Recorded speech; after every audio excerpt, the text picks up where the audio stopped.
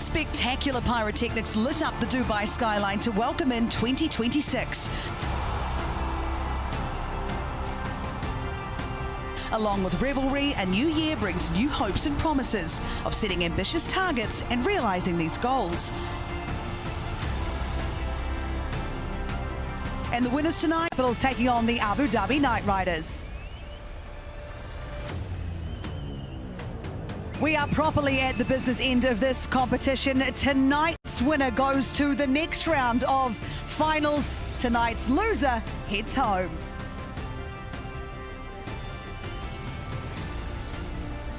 Welcome to Dubai International Stadium. Thank you so much for joining us. A very happy new year to you all. Thank you for joining us throughout this tournament. It's been a great load of fun, and it's about to get a lot more fun out here. After what was a concert with fireworks last night, we'll see some more. Here's the toss.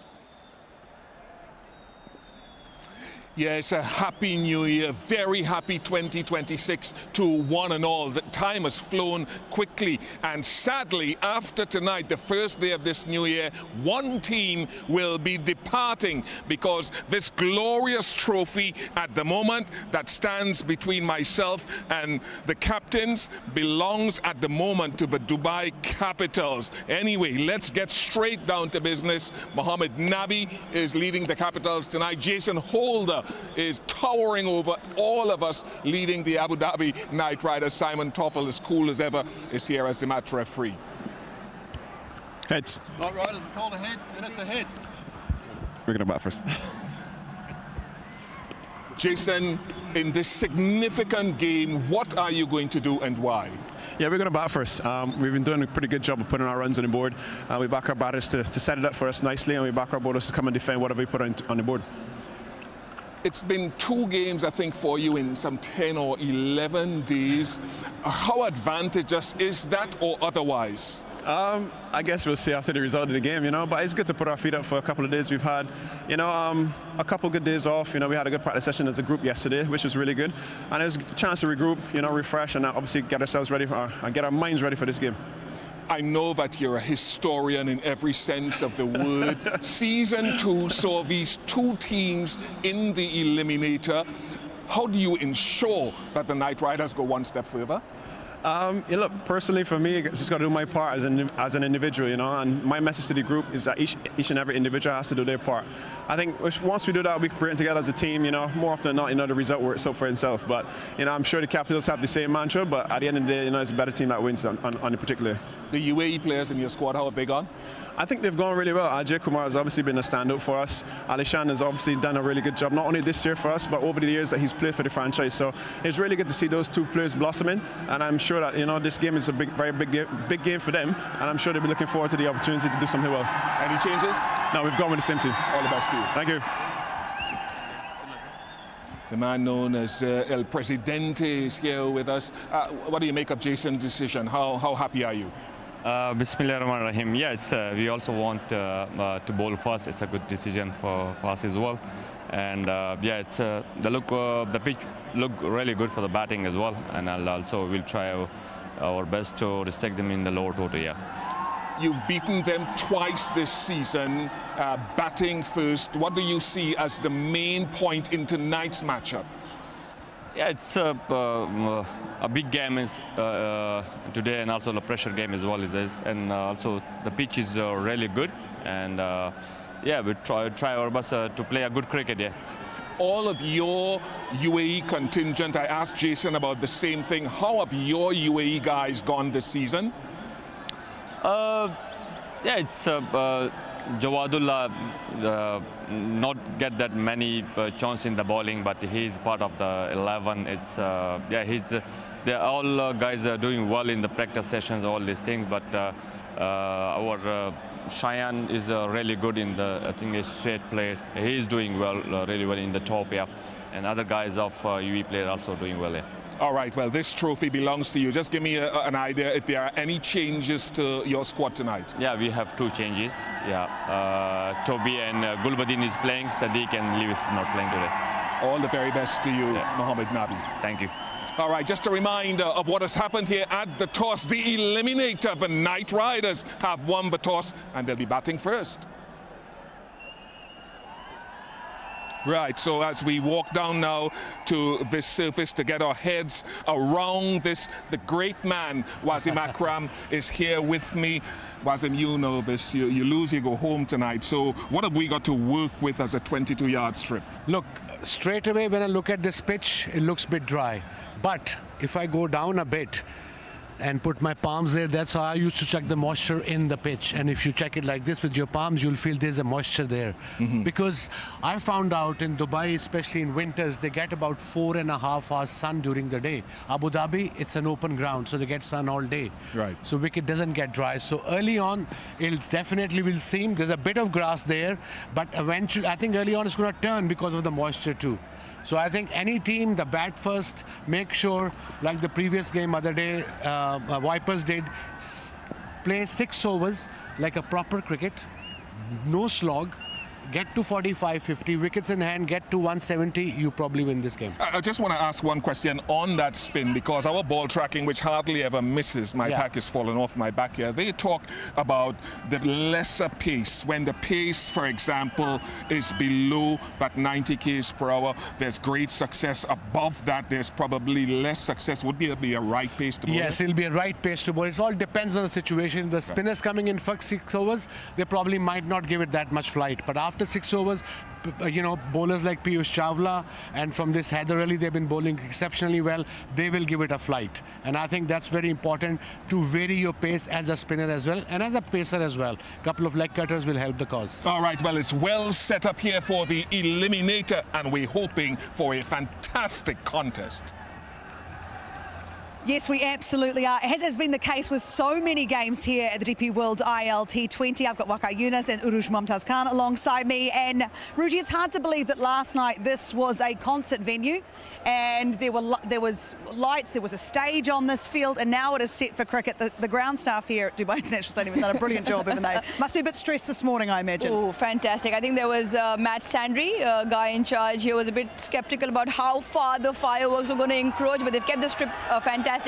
Welcome to the new year, 2026, and it starts off with an Eliminator, must-win game for both sides, so I guess the stage is set. Now, I brought in 2026 with Ruji, and we cut up the dance floor, let me tell you that. And Waqar, you declined our invitation to do that. Happy New Year to you. How much are you looking forward to this contest? Happy New Year to you too, and Happy New Year to all the viewers also. Yeah, I mean, it's a new year, and hopefully it'll bring a lot of success, happiness, and health to everyone who's watching. But it's a big game. I mean, it's a knockout stage. You lose, you go home. So everyone's going to be really on their toes and really looking forward to watch this game. And good thing is that both captains were happy. Won the toss, you know, one wanted to bat, he got his wish through, and the other one wanted to bowl. So it's all good at the moment. It is all good at the moment. So fireworks last night, potentially fireworks here again tonight in Dubai. Let's head to the hitting zone and find out all about power hitting. Well, T20 cricket in its professional era has been around for about 20 years, roughly. Power hitting has become better and better, and probably more effective in the last 5, 6, 7 years. We're going to talk about some power hitting with a man who perfected it towards the back end of his career. Dinesh Karthik alongside me. DK, thanks for your time.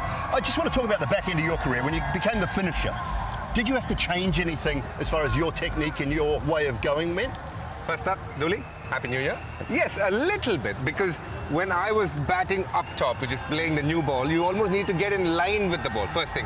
In power hitting, you need to do the opposite. You need to get slightly beside the line of the ball for your bat to come through quite nicely. That's a big change, in fact, because you're changing a lot of your footwork that is required to do well in white ball cricket. So that is the first thing. And then there is a couple of other facets to power hitting, but it's a bit of a niche subject, because power hitting is a term that's easily used in cricket. But if you do look at what power means, like a Pollard is powerful, Andre Russell is powerful. What do I mean by that? If they miss-hit a ball, it could still go for a 6. But if you look at the likes of a Nicholas Pooran, Pathum Nissanka in this tournament, now they're not as strong as a Pollard or a Russell. What do they do well? They have what's called good bat speed. They get into strong positions, and they need to hit the ball well with a good bat speed and good bat swing to clear the boundary. If they miss it one, then it's not going to go for a 6. So that is the challenges in terms of physicality. Pathum Nissanka, let's take a little look at a couple of clips from him, because he impressed me right through the start of the tournament. What is it that you love about Pathum Nissanka, and what does he do so well? First up, it's his crystal clear movement. As soon as he sees the ball delivered, he's able to get his left leg slightly out of the way. So then that brings the hand speed. Now, in power hitting, why it is a tough art to learn is because if you get your weight too forward, too much in front, you don't get elevation. If you go too far back, then you end up skewing it up there. So you need to almost find the sweet spot where you move your leg beside the line of the ball, get your bat through the ball, and as I bring my bat, you can see my back leg just twisting. That's where you get the power. It almost like, so this is where you create the power. A little bit baseballish? Baseball is a great way to start, because for any young boy and girl, if you're talking to them about power hitting, a great place to start would be to just lob a ball and try and do baseball hitting, because everything that we speak about will be achieved through that drill. And it is very baseballish. A couple of things to note. First thing, a good wide base. Then getting your feet slightly away from the line of the ball, bringing your bat swing in such a way that you have enough freedom to move it in the direction you want, and then you need to be able to have your weight in the center or slightly back, but not too far back. Completely the opposite to Pathum Nissanka is Kyron Pollard, 6'6", 130 kilos. I mean, we know where he gets his power, but why does he hit the ball so well and so far still? First thing, he's very strong, he is muscular, and he is powerful. What he does have is a nice downswing of the bat, a clean, linear, straight downswing, vertical bat swing. If you look at a lot of power hitters, like some of the shots that Pathum Nissanka play, it'll be horizontal. Pollard is a lot more straight-batted swing. But if you do see, what he will do is have a good head position where he holds his position as he hits the ball and then moves as he is launching the ball into orbit. All right, mums and dads, get a baseball or a tennis ball, probably preferably, lob it, underarm. Get them into a great position, hips getting through the ball, get your hands through the ball. Is that the key? Is that what you'll be telling all the young kids? Yes. First thing, when you get a ball lobbed at you, good wide base, and then get your hands nicely through the line of the ball, and your back foot moves as and when you hit the ball. But most importantly, you need to be able to use the ground forces, so you need to have a good stable base, get your hands through the ball, and then finish strong. Stable base, finish strong. Let's hope for plenty more big hits tonight from some of these powerful players in the tournament. Yeah, thank you, boys, very much for that. Powerful hitters. Waka, when you watch that, what do you think? As a bowler, if you're bowling to some of these big power hitters at the death, how do you bowl to them if they're doing that? Look, I hope, you know, when a batter is there at his crease, he's thinking all of that. I hope that, as a bowler. Because if you're thinking all of that, then I'm safe. Because I can bowl anywhere, because you're just confused there.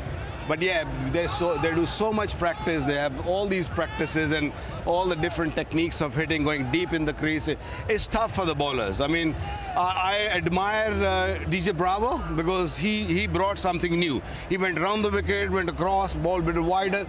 He was not thinking of getting people out by bowled only. He was just playing with them. He was just sort of, you know, understanding the game and also understanding the individuals also.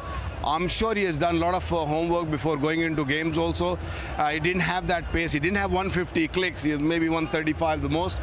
But he was the one who did extremely well. So I think you got to be smarter. You have to have those slower ones. I know sometimes we do criticize them for you know, what they do out there, but I think you know, they've all done homework and they all do a lot of thinking. Yeah, absolutely. And when you're watching that clip there, Ruji, power hitting is an art, isn't it? It is an art. 100%. I mean, Nissanka not too far bigger than I am, right? So if he can hit those, it like coming back to what Dooley and DK said as well. It's about the technique, getting that base really strong. The other thing is, obviously, the bigger guys have that brute strength. It's about the relatively, in context, the little guys who have to more focus on that technique and that basic core strength, and that obviously swing through the line of the ball. So, I mean, it's definitely an art, and it's more pleasurable to watch when the guys without the brute strength can actually manufacture those shots. Yeah, just like you did. I absolutely know. Right now, before the match begins tonight, let me remind you that you have a chance to be part of the action. Visi Smart TV presents Jawal Dikal Inam Pal contest. You show your energy, show your passion. You can participate now and win exciting prizes only with the Visi Smart TV, a smart TV that has it all. Right, we're going to take a short break here from Dubai International Stadium. We are getting ready for match 32, an eliminator final. It's the Dubai Capitals, the defending champions, taking on the Abu Dhabi Knight Riders.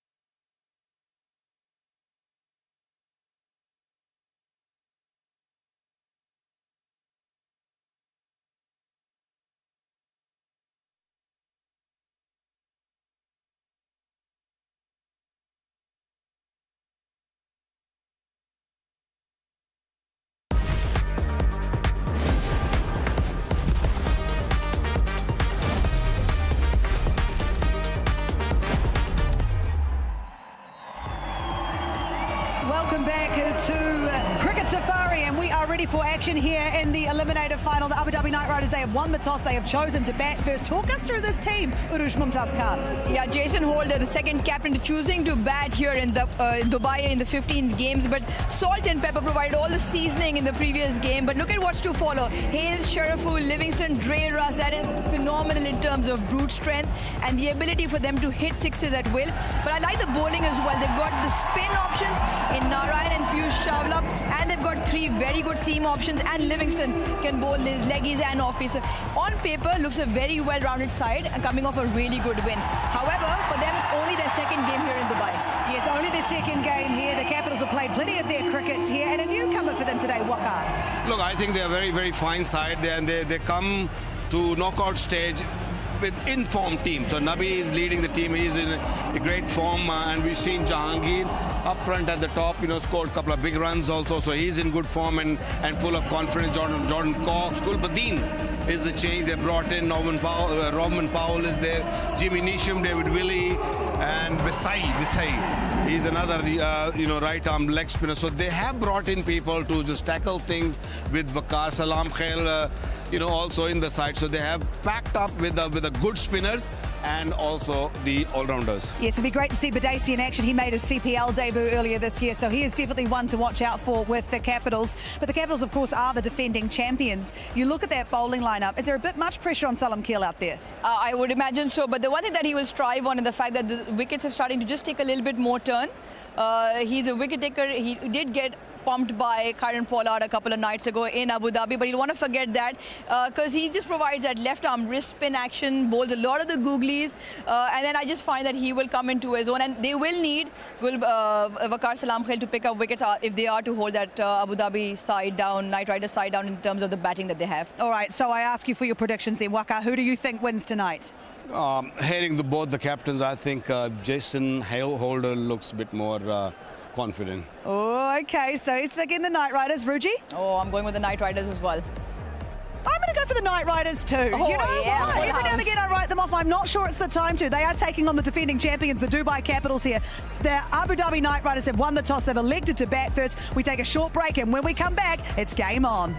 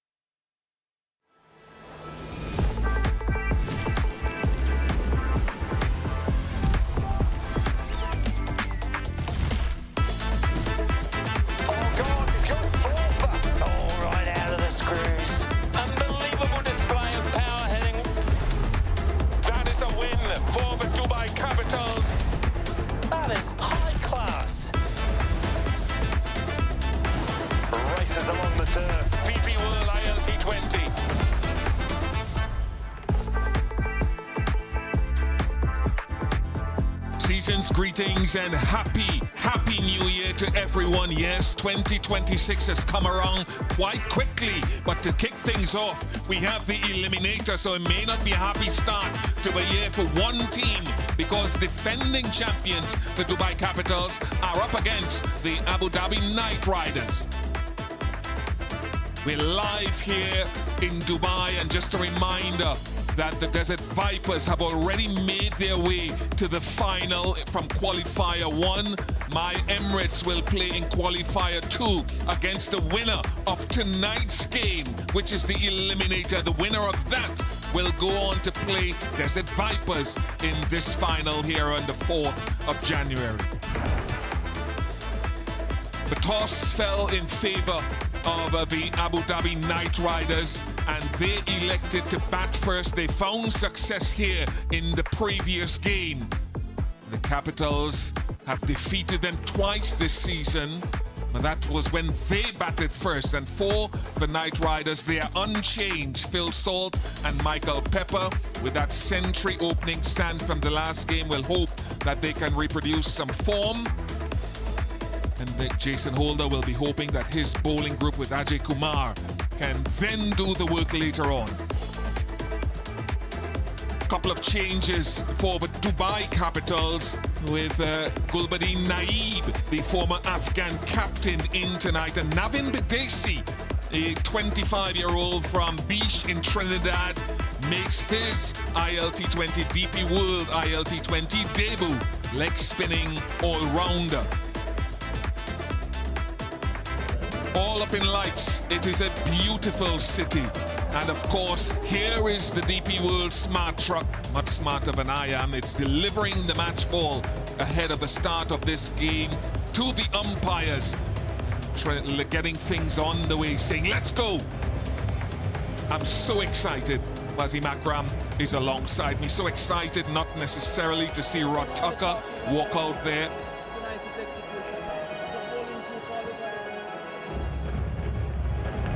Alongside Asif Iqbal and that famous Salt and Pepper opening partnership. Your thoughts on this Eliminator? Good evening, Bish. Good evening, everyone, and Happy New Year's to everyone.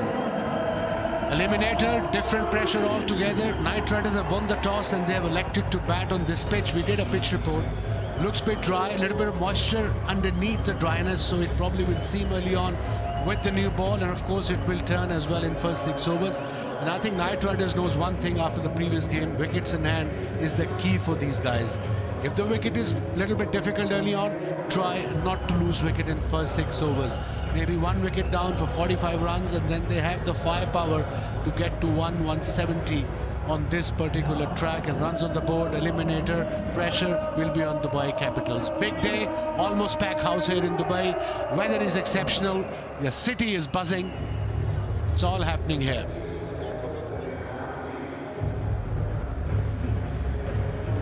Dubai Capitals have a rich history against the Abu Dhabi Knight Riders, 8-1, and Phil Salt will be hoping that his contribution, he was very good, he was watchful in that 131-run partnership in their previous game, and then he blasted towards the end. But there's so much you can do with Salt and Pepper at the top. Different kind of plans from Dubai Capitals. Pepper, look at his record. Strike rate of 161, 150. And Nabi, Mohammad Nabi, the captain, will take the new ball. An off spinner against 2 right-hander. He's got Midon back on the circle. And then, of course, mid-wicket there, no square leg. I thought the new ball probably will bowl a fast bowler, but look at his this season. Nabi's 9 wickets, averaging under 22. Economy rate is really good. Very experienced campaigner. Just wait a minute. Iqbal says we're ready. We are ready. The crowd will now get a sense with the countdown.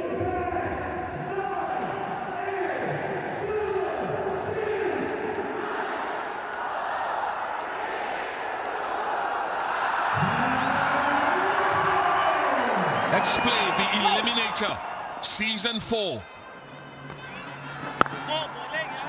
And we're looking for grip with Mohamed Nabi, who can also bowl a wonderful arm ball that goes away from the right-handed batters.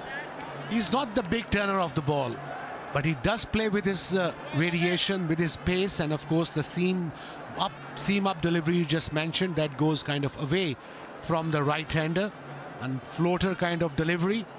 And he's got a similar field against Pepper as well. That's the one. That's a seam up delivery. It goes slightly away from the right-hander, and that's what experience is all about. Michael Pepper does like to sweep and reverse sweep and hit the ball inside out. There he goes with the sweep.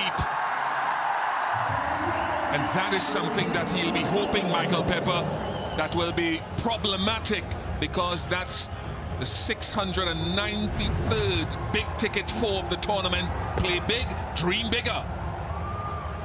Yeah, he might have to change the field because now pressure is on the bowler. It's the first over boundary on the third ball, and Bish was just mentioning the ball before. He plays that shot really well. Slow. The slow pace you were mentioning at the pitch report, under 90 miles, and it got turn as well. So that's very important early on for spinners to vary their pace, be a bit brave, especially against these two batters who've got a very positive approach against spinners.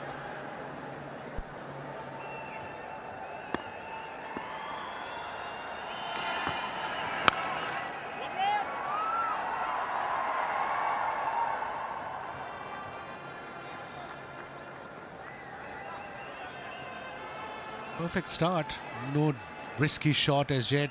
7 runs, 1 ball to go of the first over. Yes, of course he's changing the field now for Pepper. The square leg is going back on the boundary, and Medon is coming back into the circle. Oh, that pip there below 90 kilometers per hour. There's a lot of purchase to be had. And that will be extras. Very good chase, very good. Wakar Salamkeel does the helping and assisting. Jawadullah was the one who initiated the stop. When it's spinning, you also have to find what's the right line. It's the right line, and keeper has to be awake as well behind the stumps. It was a very slow delivery, 89 kilometers an hour. Brilliant effort by Jawadullah. Saved a couple of runs. So good start, steady start.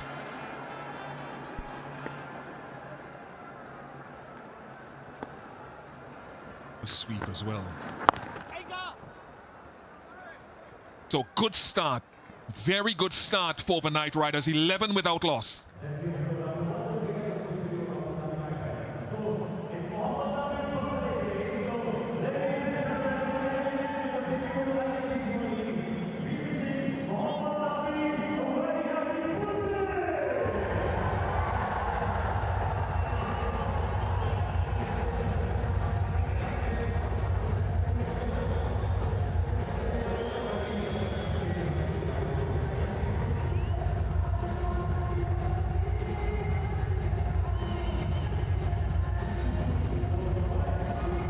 11 for none in first over. Knight Riders, they won the toss and elected to bat in this eliminator. Whoever will win, they will go and play the next game, the qualifier for the finals. Desert Vipers already there. Strong sides, an ideal start by Knight Riders. 11 for none. David Willey will take the ball now from the pavilion end. 6 wickets so far in this DP World ILT20 Season 4. Averaging 44 on the higher side. Every time he's tried to bowl that in swinger in the last couple of games, it's gone clip for 4. Does he go across? No, he goes 2 straight again. 2 overs for 32 last game. I know this is your ilk here, Wasim. Yeah, because he's not very pacey. We all know that. The first delivery was 126 kilometers an hour. He's got to play with his pace, and if he bowls his cutters once in a while, especially a couple of deliveries in this over, he might get a bit of grip. But yeah, he's got to go across with this pace. If he's not swinging, they will go toward mid-wicket, mid-on and square leg. They're all empty area. That's the one. And the ironic thing about that is there was a first slip for the first ball. After the first ball, they took the slip out and it was a wide. And you can see with the angle of his wrist, that flick at the last minute did that seam away from the right-hander, and you were absolutely right. If you need a wicket, you got to have a slip. That mid-wicket fielder can go there. There are 3 fielders inside the circle, leg side, and 4th one is on the boundary at fine leg. Salt and Pepper were brilliant in their previous game, a partnership of 131. Well seasoned with a lot of sweeps and pulls. They took their time and then they played some exceptional shots, especially Pepper played that inning inside out, every shot, and of course after that when Pepper got out, Salt took the charge. Very good players, both of them, and they're in good nick.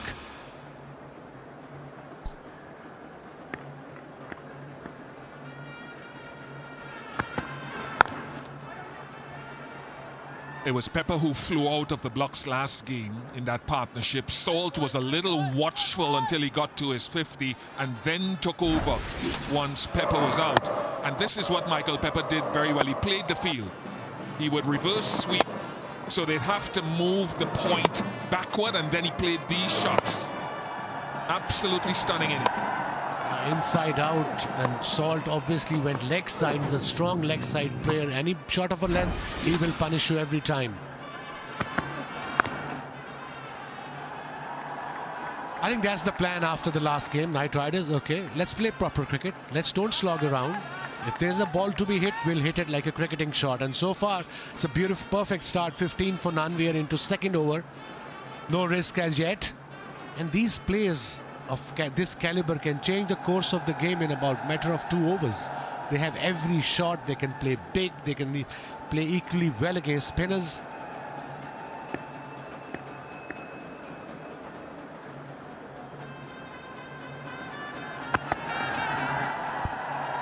The take, but wide. And of course, just a reminder, these two teams met in season 2 of the Eliminator. The Capitals prevailed. I wonder if the Knight Riders can turn the tables tonight. Knight Riders is a dangerous side. That's why all of us pick Knight Riders. They can do anything. The amount of quality plays they have, one has to click. And they get to 170, 175 on this pitch. I think it'll be a very good total. And I think that's the plan by them.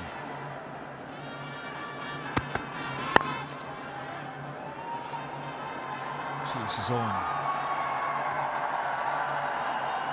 Not quite where Phil Salt intended to hit it. You can keep your eyes open, folks, or you can close your eyes. Don't let this influence you. It's very heavily weighted on one side. Will definitely mess up the scorecard if the other team wins here. The hamper you all guys are waiting for. The gift hamper.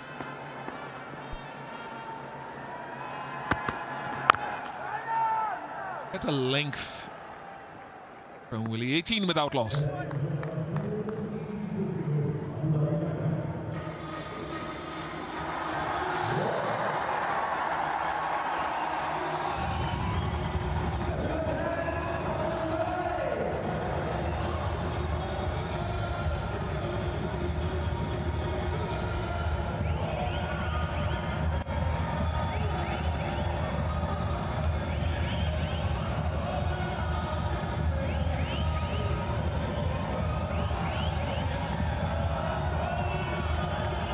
Nice crowd and atmosphere for the Eliminator.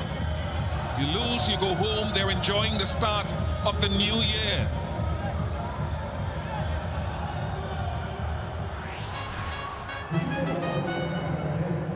Change of bowling, new bowler, Haider Ali. Having a great season. Look at this, 9 wickets, averaging under 19, economy rate under 6. This is incredible performance so far.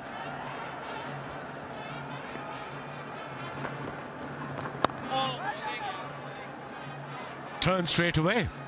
Good sign if you're batting first.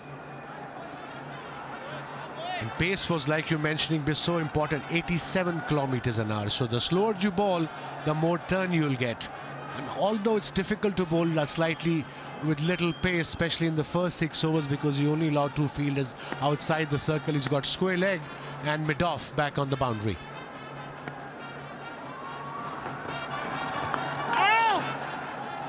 Goes with that orthodox sweep, Wasim, and as a former captain as well. I think when a guy sweeps like that, you're looking to protect it, as you mentioned, with that deep square.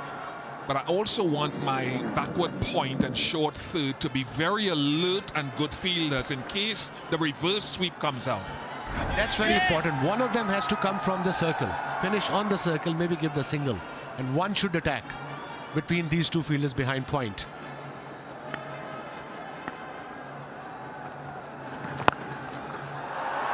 Plays the field so beautifully.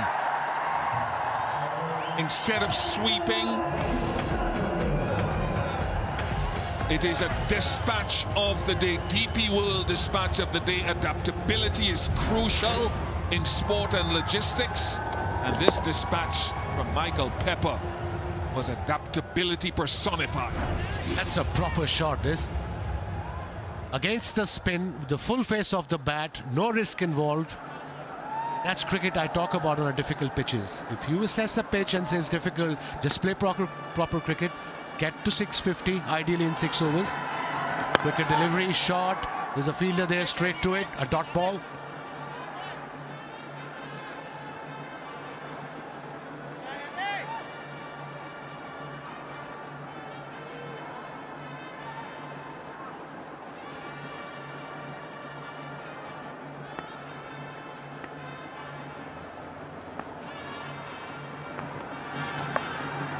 There is that reverse sweep. No one at backward point or short third can stop it. He must be so difficult to defend the field with when he's on the go. Literally next to impossible. Where will you set a field for this shot? And it was a slightly quicker delivery, 92 kilometers an hour. I'm mentioning speeds again because that's very important. If you bowl slow, he might not be able to hit that shot, but with a quicker delivery, he picked it up beautifully. A very difficult shot to play. Some pace on that one. Well above 90. 3 overs gone, 28 without loss.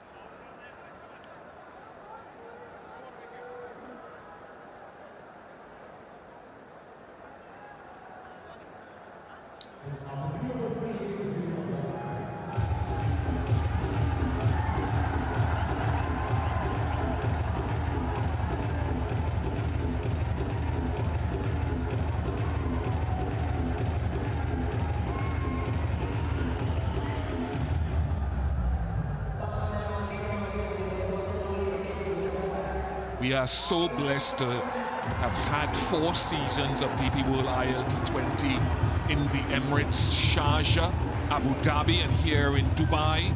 The bright lights. The Eliminator is on. Capitals looking for a breakthrough with a deep square leg and a deep point for David Willey. Short fine leg is not fine, it's a bit wider. So anything middle leg will go to the boundary.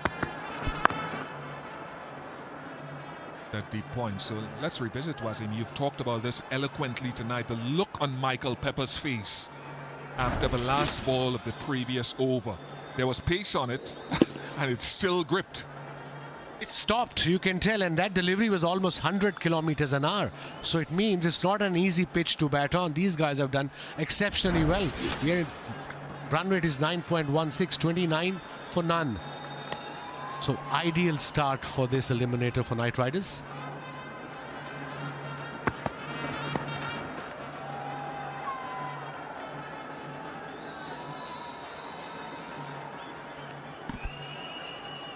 Variation, a slow delivery from David Willey. Quizzy present Jalwa Dikhao in Arm Power contest. Which stadium hosted the eliminator of DP World ILT20 Season 3? Dubai International Stadium. Option B, Sharjah Cricket Stadium. Option C, Zayed Cricket Stadium. And option D, Wankhede Stadium.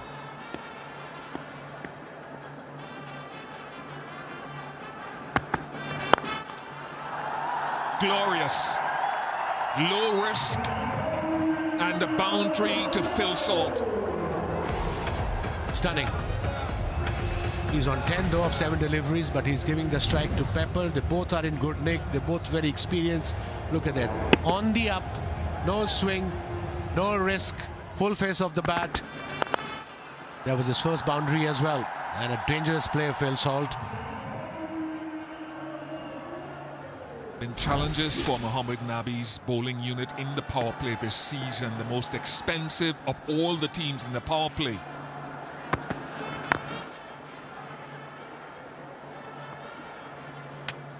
I think he'll enjoy when he gets outside and he gets Waqar Salamkheil, for example, into the proceedings.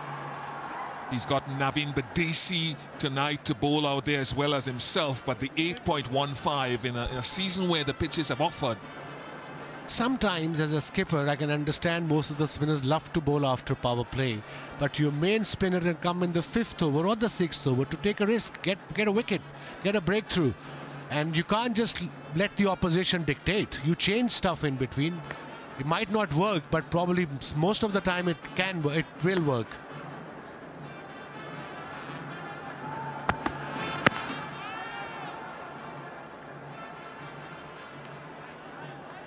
Rare dot ball. 35 for none. 1 ball to go of the 4th over. Run rate is just over 9. Ideal start for this knockout game between these two teams. Whoever win, they will qualify. And whoever loses, unfortunately, they'll say bye-bye. The weather is exceptional here in UAE. Ideal weather to be.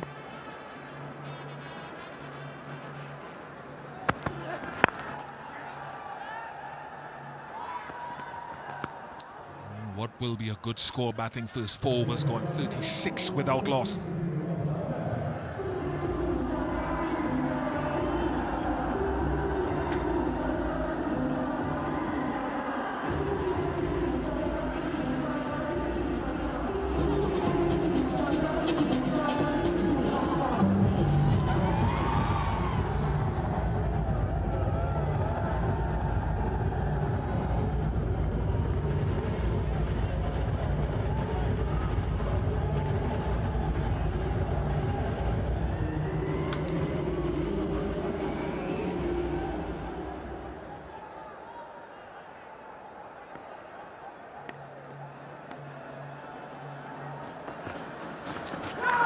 Looking for the reverse again here. I think it might have been sliding down. Hyder Ali, he's interested. But Jahangir was moving leg side. I don't think they'll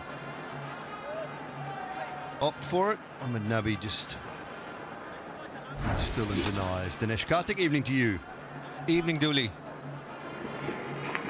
Feeling it's pitched outside leg stump, we'll get to know soon, but must admit KKR have had, ADKR have had a brilliant start here. Very clever, because it's not an easy pitch. Doesn't look like a pitch that has a lot of runs in it. So they've done really well to get where they are.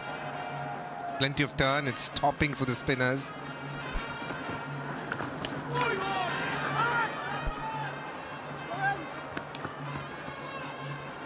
Quick leg by, they'll get another one actually. Also, if you watch Dooley, the way Phil Salt is running, he's definitely in a bit of pain.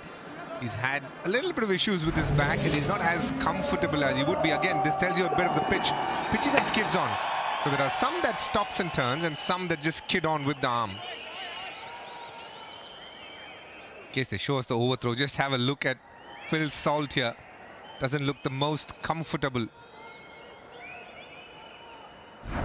Too happy, easy. Bowler wasn't overly comfortable either. The overthrow, Hyder Ali. Reverse again, can't find the gap on this occasion. Have a look at Phil Salt here. His labours in while running, not the most comfortable. When he tries to stop, it's not that easy.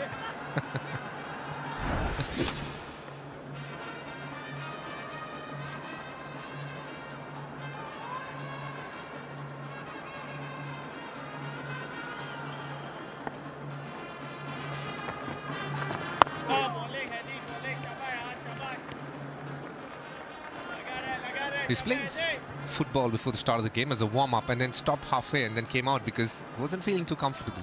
You can understand. It's showing a bit in his batting. He's generally a lot more mobile. But still, they put up a brilliant partnership last game, and this game they've started very nicely. Pretty convinced Knight Riders in a very good position in this power play so far. Even if they end up losing a wicket now, shouldn't hamper them. The power play will still belong to them. Weeps gets it fine enough for 4. Very good from Michael Pepper.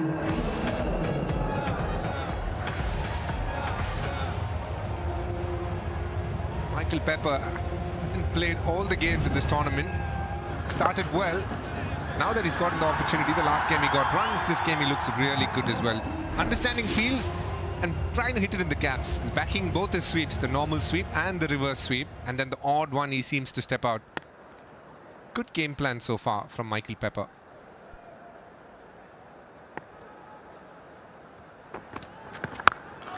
Ball toss dispatched deep into the leg side and all the way as well. Onto the stage, 5 overs gone, 48 without loss.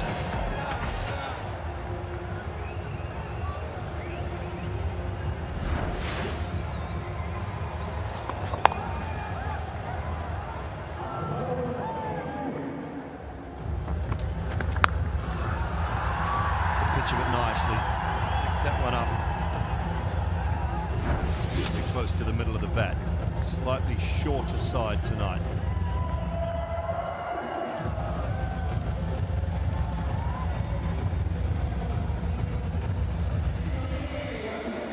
Come with Alex Hales, Sharafu, Livingston, Andre Russell, Brandon Mullen, Jason Holder more than capable with the bat. Ryan and Piyush Chawla.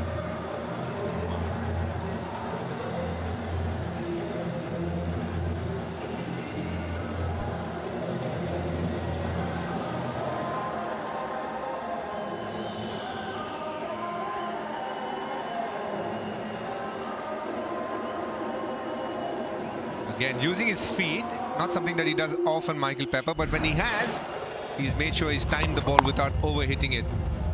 That was an easier one to put away, but he's done quite nicely here. And also, if you look at that 11 that ADKR have chosen, an interesting name for me there is Piyush Chawla. They were using him as an impact sub quite a bit. But in the game against Sharjah Warriors, they lost so many wickets, they ended up sending Unmukh Chand and ended up not having the services of Piyush Chawla. But this pitch will need definitely the spin of Piyush Chawla, and he's been wonderful in this tournament. So I think it could be Ollie Stone, or if they feel another spinner would probably get in, one of the two. But Piyush Chawla is definitely part of the starting 11.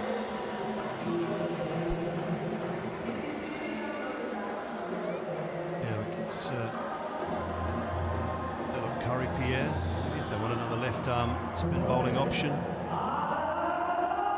They only have Ajay Kumar, Jason Holder and Andre Russell as seam bowlers if they go with the spin option. Well, there's a man in the deep out. The boundary. Badesi out there. 1x bat power play. 5 deliveries remaining in the power play. Crucial time, and I think the Dhabi Knight Riders have done it beautifully. Talked at length about it. No wicket stop down. Relatively circumspect at times, but put anything away when they've had an opportunity.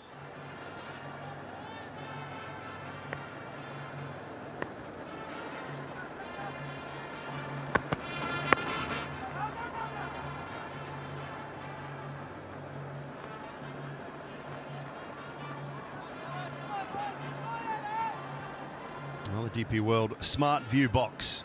There's seats in the house, apart from ours, of course, and the smartest view of the action on the field. People enjoying their night in the DP World Smart View box.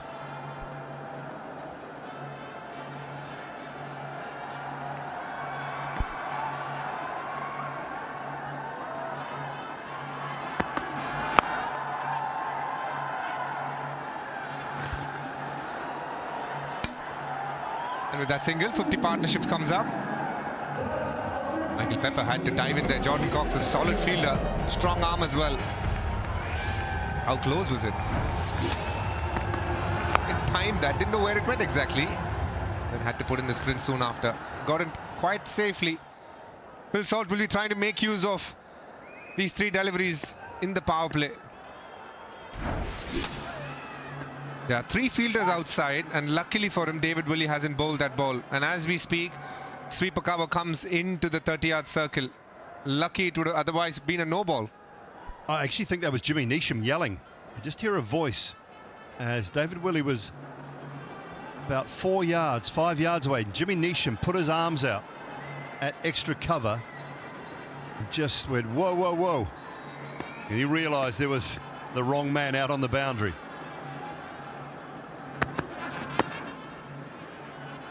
Great awareness from one of the fielders, not the captain, of course, but a vastly experienced player, Jimmy Neesham. That's good work from him. Again, every point that I look at Phil Salt, he seems to be on his hunches almost. Tells you he's not comfortable standing here, prefers to be in this position for as long as possible. There's lesser strain on the back doing it this way. Looks like a pitch where 160, 165 could be a winning total. They're definitely on course for that.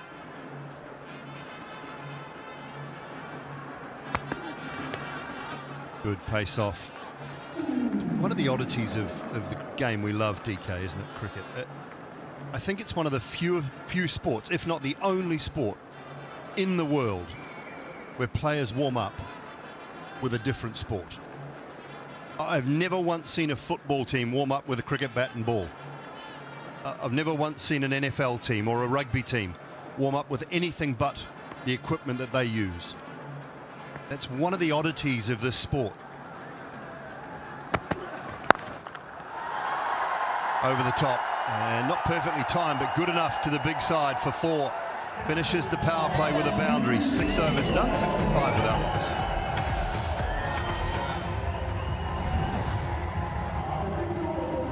Nicely done by Michael Pepper.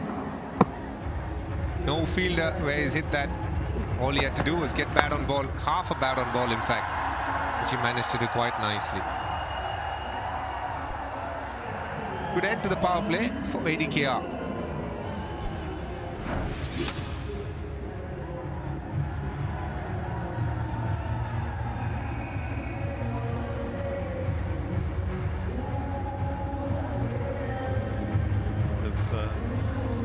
Fluid, maybe some painkillers for Phil Salt.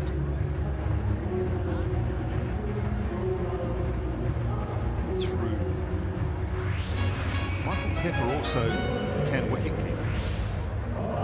So Phil Salt's just having some issues. Maybe it might be just the batting duties for him. I can tell you for sure that Phil Salt won't be fielding. When he's done with his batting, whenever that is, that'll be end of his contribution for the game. It's definitely going to be Michael Pepper, because Michael Pepper was warming up, catching some balls as a wicket keeper, which tells you that he is the one who's going to be nominated as the keeper.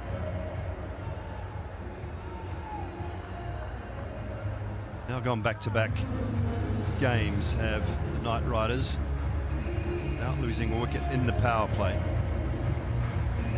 Very uncomfortable. See that. Give it away, Phil Salt, but struggling to any sort of comfort. A little bit between the wickets. Well, as if it's a bad back injury, you kind of struggle to hit the ball with any real power as well. The hands take over, the arms take over. Bit of a stern test now with Waqar Salamkheil.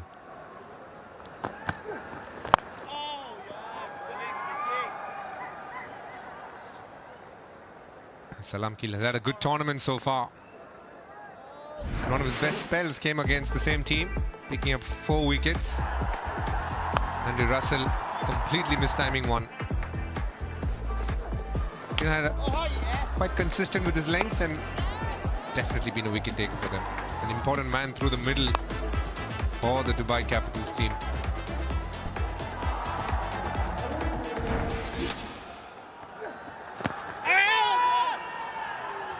Have to actually pitch it in line. LBW appeal. Right.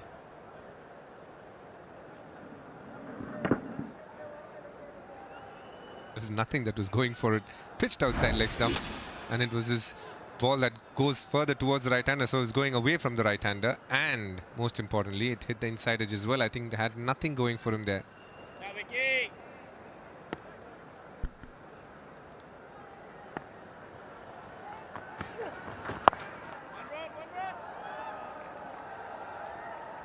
The one. The iconic DP World ILT20 belts up for grabs for the best performances of the season. White belt going to the best bowler, Arslan Ash, with 17 wickets and 307 points at the moment. Jay Kumar, who we'll see in action. Saima Tanveer up there as well.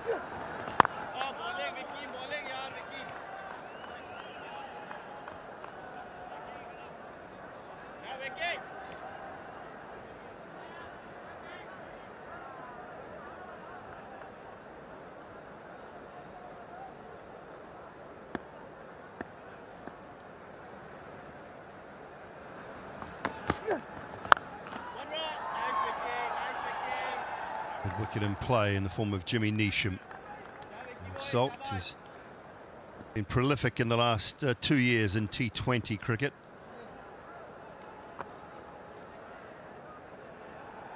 Rate of 159, approaching 160 in 101 games.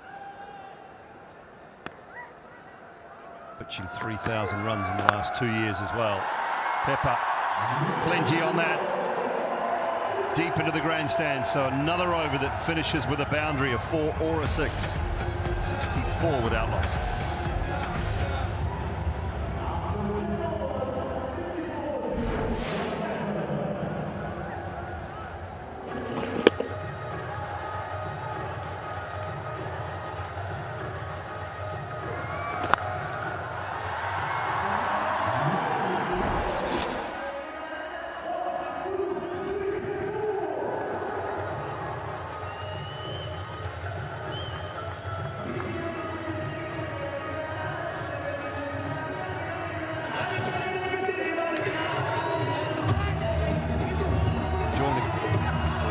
Festivities tonight.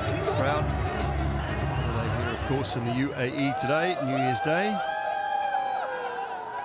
Plenty of patrons in enjoying tonight. Bowler. Bit of wrist spin from Navin Badesi. Trinidad and Tobago. In his debut.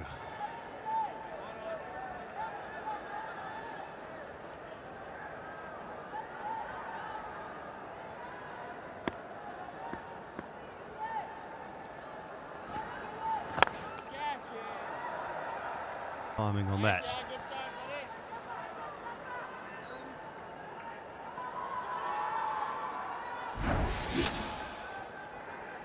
Before play today. Welcome to the Dubai Capitals for Navin Badesi.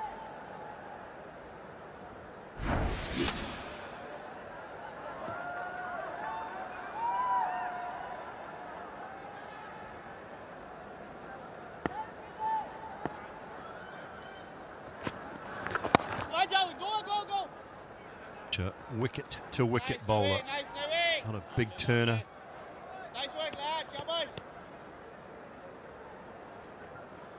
Salt might not have scored too many runs, but I think he's exactly done what ADKR would have wanted. Make sure there's a good partnership in the power play. The aggressor definitely being Michael Pepper. But Salt has just done about enough to say, or rather put them in a very strong position. It is a T20 international debut for the West Indies in Sharjah 3 months ago. And Badesi.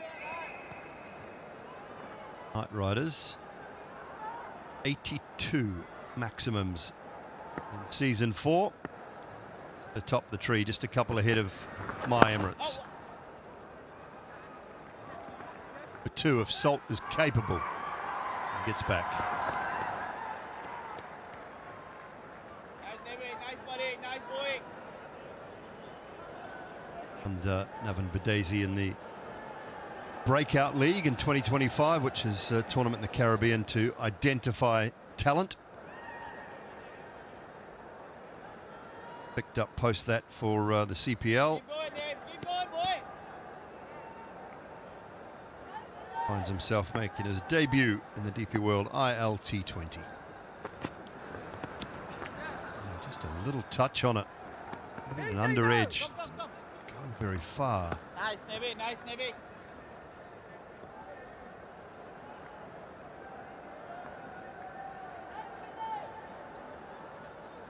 Shot, Navy boy. Shot, Navy boy.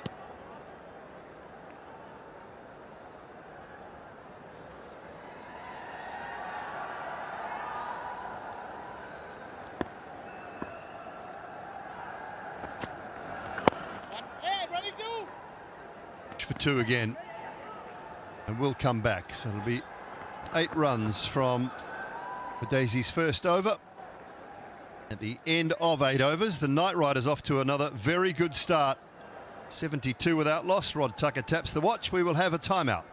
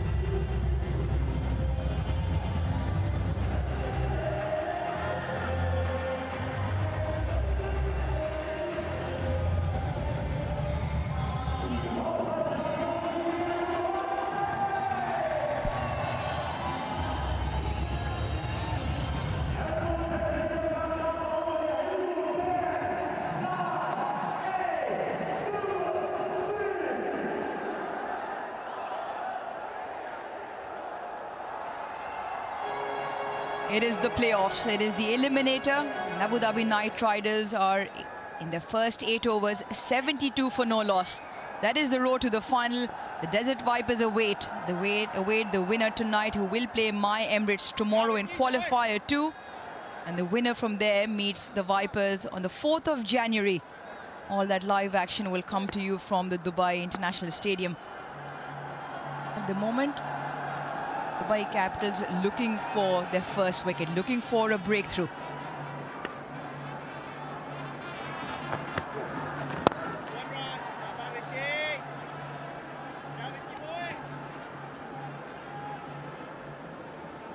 It seems very familiar what we saw in the previous match. These two put up a very good partnership. In the first 8 overs, there was 69. Bit better now, 73, 8.1 over. So the plan are working. They had a mixed sort of tournament. Winning, losing, and then winning very in small patches. Knight Riders. Consistency wasn't there, but previous match and now what we're seeing, they have changed the plans with Pepper coming up at the top with Salt and the way they're playing. Salt very similar to the previous game, 20 of 17, just nudging it around, and Pepper the more aggressor.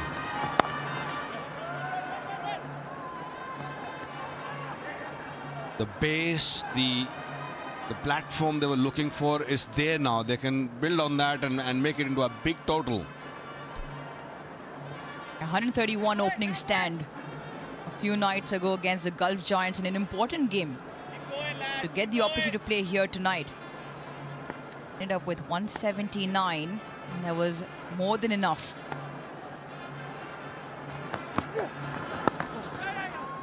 Tucks it round the corner. That will be Michael Pepper's half-century. Correction? Still have to wait. Just felt maybe if he had got a little bit of batter, waiting the umpire's call.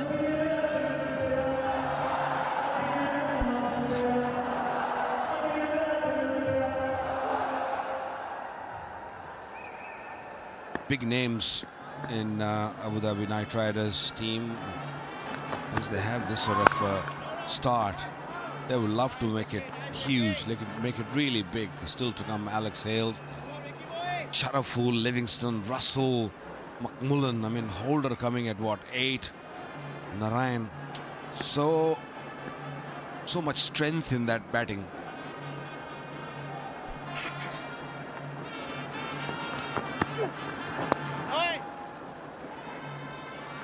Good over here from Waqar Salam Khail as Salt hobbles down the other end. 9 overs in, the Knight Riders 78 for no loss.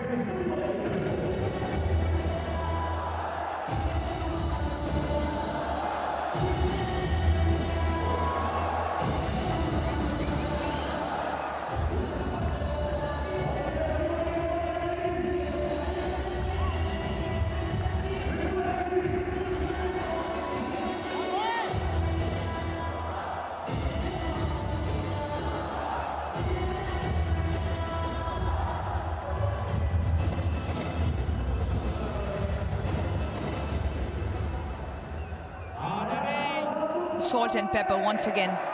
78-run opening stand.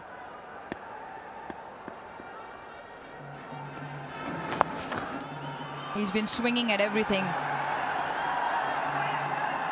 because he's comfortable at the crease, struggling to run in between the wickets. So last couple of overs, he's just looking to belt the ball here. Salt looks uncomfortable as well. And he doesn't want to leave the crease. He wants to be out there.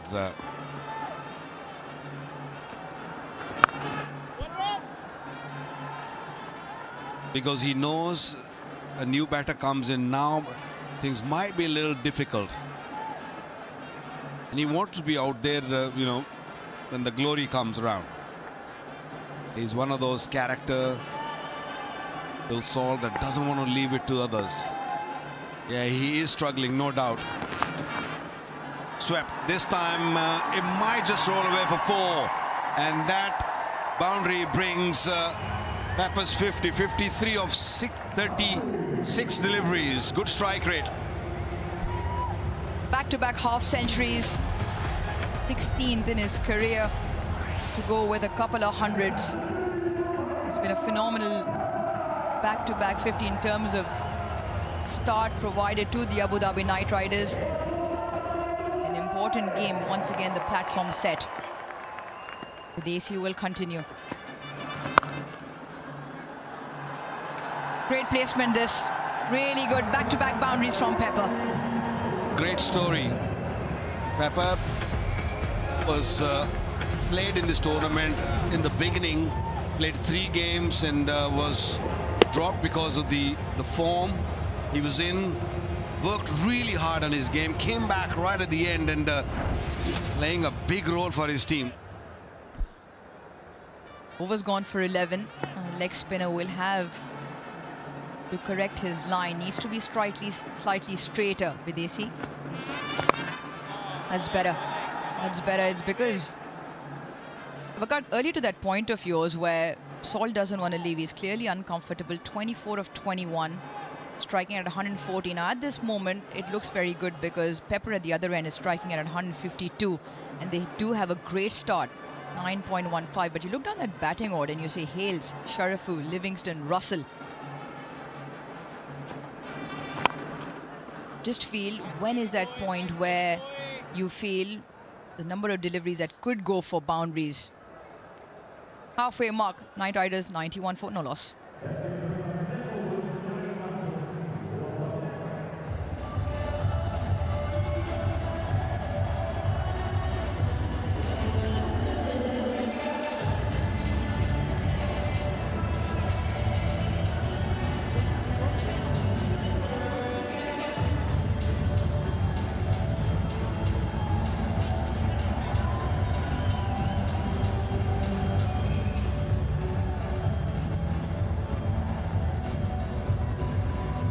Another big over for the Abu Dhabi Knight Riders. 13 of Videsi's second.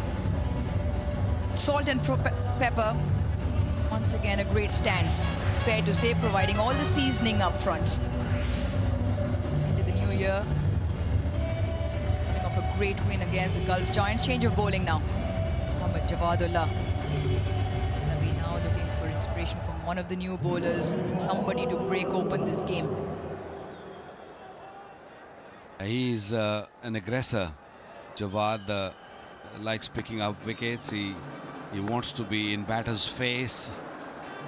Really comes and runs in hard and looks to pick out wickets, and almost got wicket of Salt and a misfield. That's not going to help the White Capitals. Gulbadin on that occasion comes back to my point which we were talking about in the previous over, Vakar. Salt has only hit one boundary tonight. He is struggling with a back spasm, so it's limiting his ability to swing, establish that base to hit the big ball. His only boundary was 16 deliveries ago. That's my point on when you've got that depth and you've got that firepower. Again, Hales, Sharafu, Livingston, Russell, Holder. How far do you leave it? Swings it away. Once again to the, oh goodness, Jimmy Neesham will want to look away. It was the boundary that was hard to come by from Salt, and it comes off courtesy some not so impressive footwork. Yeah, at least 3 to 4 runs being given away in the last 2 deliveries. That's really poor of Neesham there in the deep. They already got a really good partnership. You want to just squeeze them and not give them easy runs, and also look to pick up wickets. They are on a thin ice at the moment, the Capitals, and they have to break this partnership. And Aruj, what you're saying, I got your point. You know, Salt, yes, if he's struggling, I guess this is the time. Just keep swinging and look for big boundaries. If you keep hitting, fair enough, but hitting the fielders is not going to help, because at this stage you can actually kick Capitals out of the game with all these wickets in hand. Again, not really finding the bat.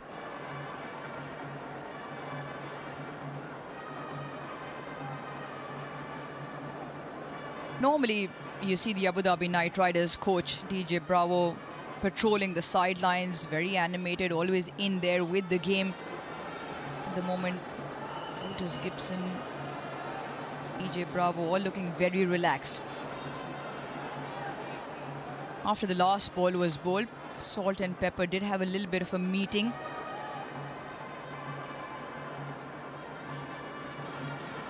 Translation of that, we will find out. He's been trying to swing and swing for a long time, and swing he does. 100 stand once again, back to back for the Knight Riders, and the Salt hits his first maximum of the day. He was itching. He was not happy with his timing on the ball.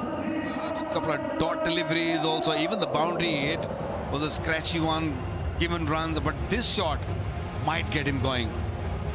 Straight away, he's big smile on his face and tells us that that's what I was searching for. 12 off the over so far, and more issues, more problems. Nail biting.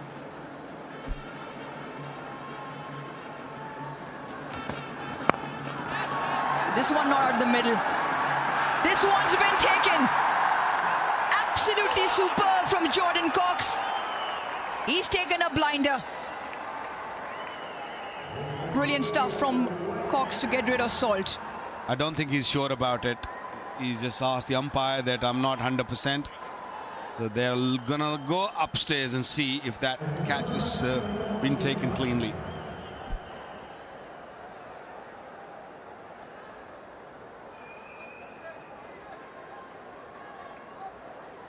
Okay, we've got an umpire review for a fair catch. Just looking at the screen now. Just roll this forward, roll this forward, roll this forward, keep it rolling forward slowly, slowly, slowly, slowly. Okay, we got another view there at all? It looks like the ball, another view if I can. Okay, just roll it just here. Okay, the finger, just keep going, go back again, please. Just back to the start. Roll it forward, roll it forward. Okay, the ball there, just go back again. Just freeze it there. The ball's on the ground. The ball's on the ground and repeats on the ground. So we've got the decision of the big screen.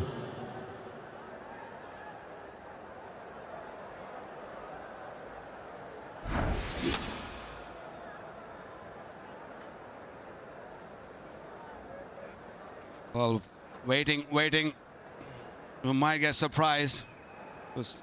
Not out is the call. In my view, I thought it was carried. I thought the fingers were underneath the ball. But the third umpire think differently.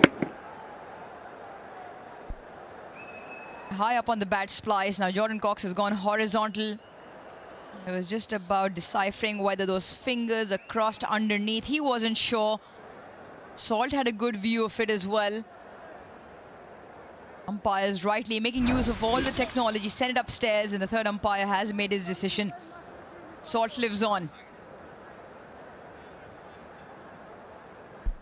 Right then, the over's gone for 13. Once again, another big over for the Knight Riders. The Capitals still searching. Field set square on the offside. Great delivery to close the over out from Javadullah. Not after it's gone for 13. 11 done, 104 for no loss.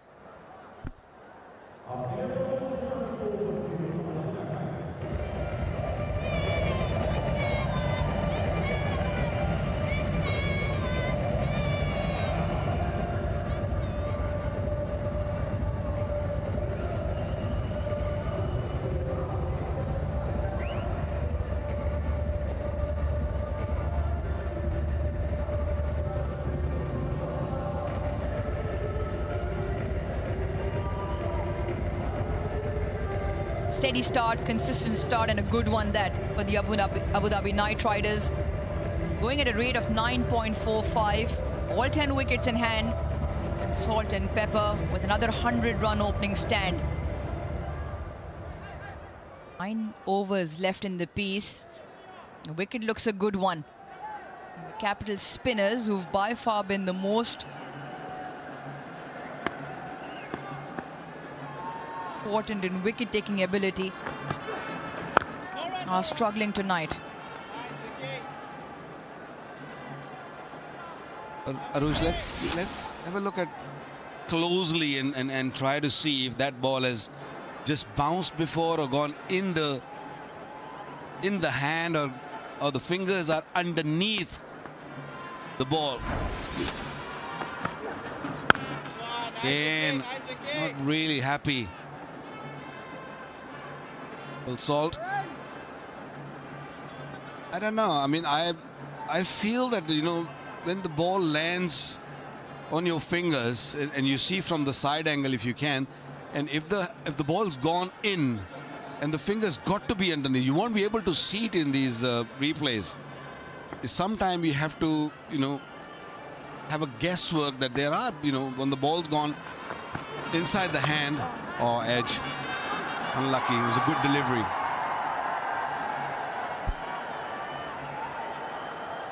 Gulbuddin in pursuit. Umpires might want to have a look. It is a genuine edge. The one that goes the wrong way. Waqar Salam Khail bowls a lot of his deliveries, the one that go way to the left, right-hander, the wrong ones of the left arm wrist spinner.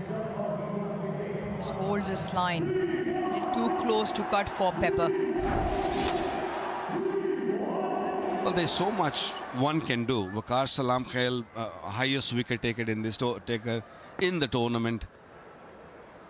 He was looking for a situation, and situation was given to him was a hard one, where there's no one out, no loss, and he had to really not only take a bit of risk of picking up wicket, but also make sure to be conservative, not give any extra runs. Yeah, on that point, Waqar, they've used 4 spinners tonight. Videsi is the 4th, and like you said, Waqar Salam Khail, the highest wicket taker spinners this season for the Capitals, and this is their home ground. They've played a lot of their games here. 35 wickets, hunting far ahead of everyone else. The trio of Waqar Salam Khail, Nabi and Haider Ali. And add to that, Videsi today, the leg spinner, young leg spinner from West Indies. So far tonight, unable to find answers. I think once Waqar Salam Khail comes into ball and there are few wickets down, he becomes a different beast. But when he has to come and pick up a wicket for you, also being very careful with the runs, then it becomes easy. And it is easy for the Knight Riders right now. 110 for no loss after 12.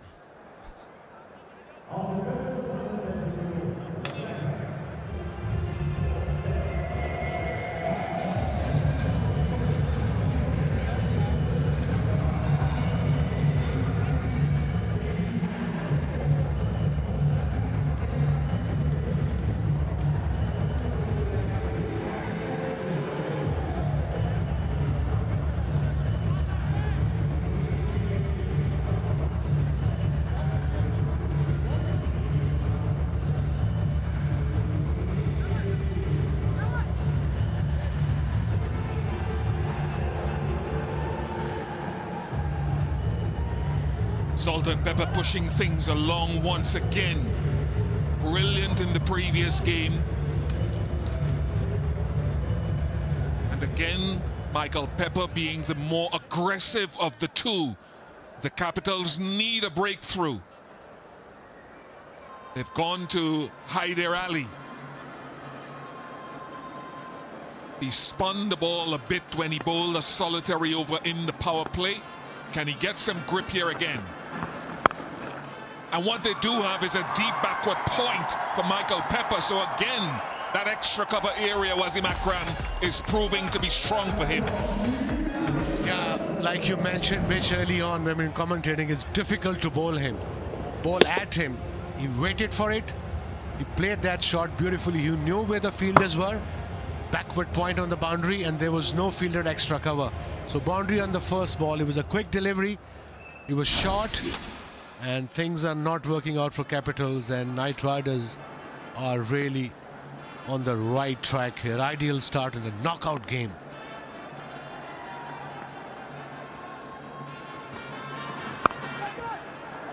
Brilliant again. Good stop out there from Navin Bidesi. And it's worth reminding or informing our viewers, why do they have the deep backward point for Michael Pepper? It's because he can reverse sweep the ball. So they're protecting that reverse sweep, as Andy Flower pointed out in our last game, which leaves extra cover open. Yeah, and he has changed his game. Pepper, he's not playing that shot. He's trying to go extra cover. He's got 6 runs from the 2 deliveries. Inside out now. Waqar just shouted out from there. It just bounced 7 yards before the fielder. And what he was trying to do there, what he was trying to do was to try to inside out that last shot to deep extra cover. He did it well last game, but he got it too straight. It didn't turn enough. Probably they're bowling a bit quicker. And the idea was to go over extra cover because there's no fielder. Now change of field for Salt. Point fielder gone to extra cover on the boundary. Bit of turn again. He's struggling there. Phil Salt. At this back spasm, and obviously you can see clearly he is in pain.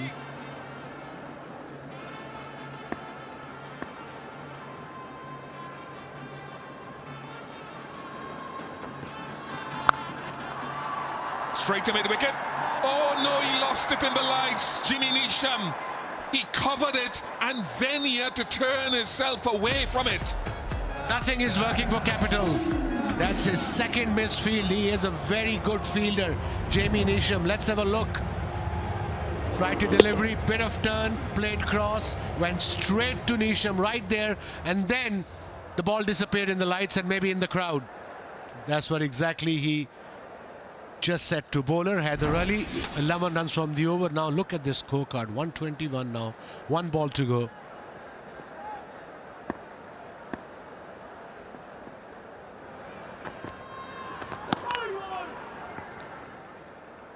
Can't get the rub of the green.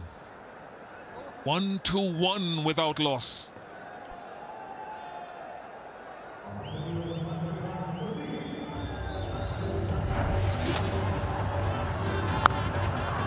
But that's the catch again. Yes, he was straight at him and it suddenly disappeared. Probably crowd was behind. There was some gaps in between and he missed it completely. Costly miss.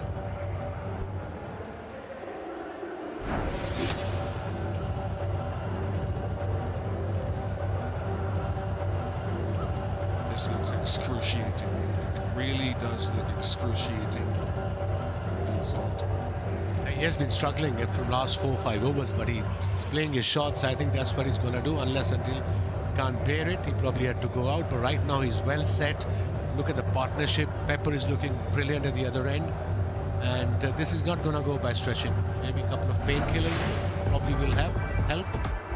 Painkillers also don't start their effect straight away, and Pepper 70 of just 46 delivery. He looked really good, in control, made some exceptional shots with 7 4s and 3 massive 6s.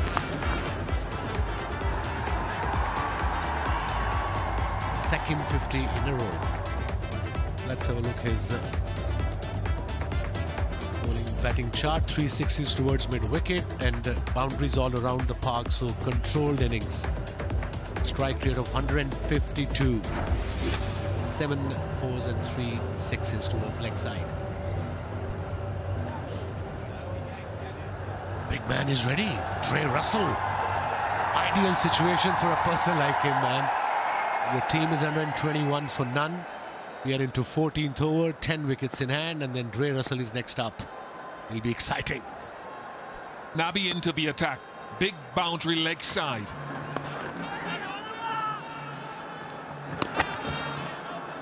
Probably needed a direct hit to run out Phil Salt, who it's not the smoothest engine at the moment going down the other end. Yeah, he's struggling, no doubt, but he's giving it a go for his team.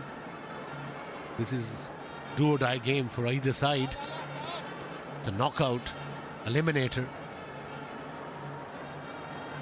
Good crowd here to watch this game of cricket. I was thinking, with all your resources, all 10 wickets in hand, can you go hard earlier?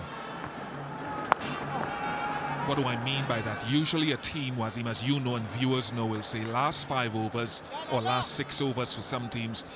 That's your depth. So you start looking to up the tempo. You could probably try to start now.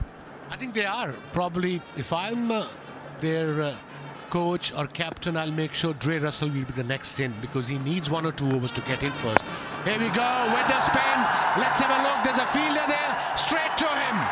First wicket for Capitals, and that too for Nabi. Scott Curry, and that's the advantage, as I mentioned at the start of the over, of bowling for Nabi with a big boundary leg side. It's about 5 or 6 meters bigger than the opposite side. And that's exactly perhaps the amount of room as it's pushed across Salt that's remaining behind Curry. Just look at that. Good for him that he had the extra meters. Smart from Nabi. Salt's painful journey comes to an end. Still hobbling. 1-2-2-3.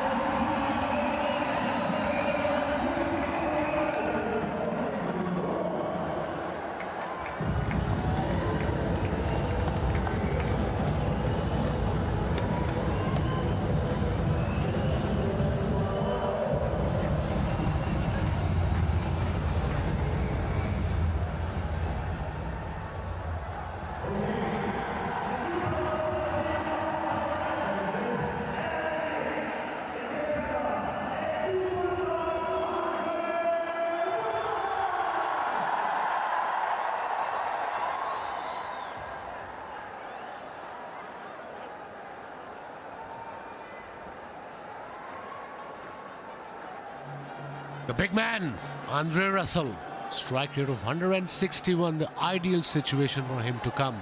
And that too against off spinner. You should know he's not going to turn. If anything, he'll go cross and slightly quicker like he bowled the previous delivery to Salt.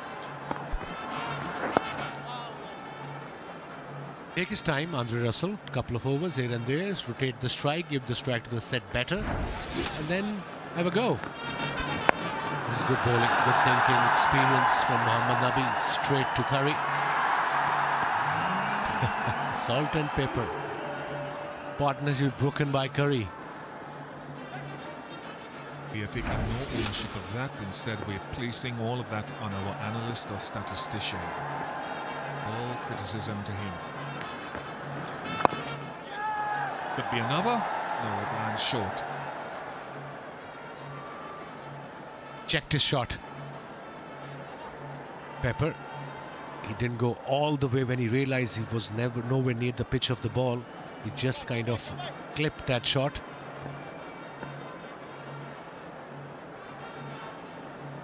Salman Hanif in the middle, tournament director, and Zohaib.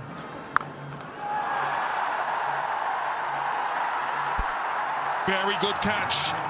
David Willey takes it, so the entrance of Andre Russell is short-lived. Nabi again, and again that big side of the ground. 2 wickets back to back by Capitals. Are they back in the game? The time will tell. But the danger man, Andre Russell. Oh, they're checking upstairs for the catch. We got an umpire review for fair catch. It's a fair delivery. Just roll it through, please. Okay, fingers are under the ball there. Fingers are under the ball. Just roll it here. Thank you. Just roll it forward. Roll it back. Roll it back, please. Roll it. Okay, roll it forward. Roll it forward. Roll it forward. Roll it. The fingers are not under the ball here. Just keep going forward. Keep going forward. Okay. We've got one hand off the ball here and the other one is on it. So we've just got ball on the ground. I've got a decision for the big screen.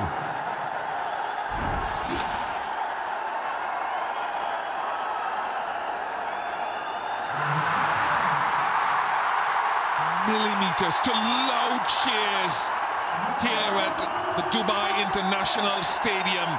1-2-4 for one. Willie's not happy.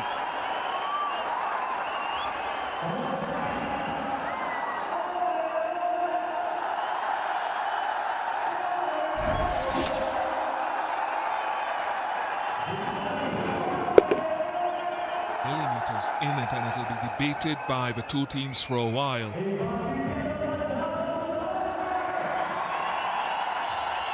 David Willey's not happy. He thinks that he's caught it cleanly. Could he have caught it a little bit higher? Too late now. He's not happy with Rod Tucker, etc.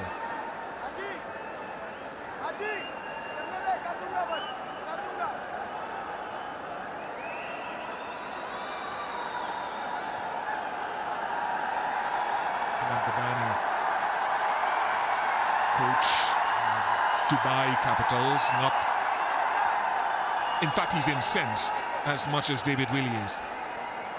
I don't blame them. It was a close call. And it was a big decision and big wicket of Andre Russell. And we all know how dangerous this player is, especially in these situations. 6 overs to go now. They have 9 wickets in hand. Brilliant over from Nabi. Just conceded 3 runs and a wicket.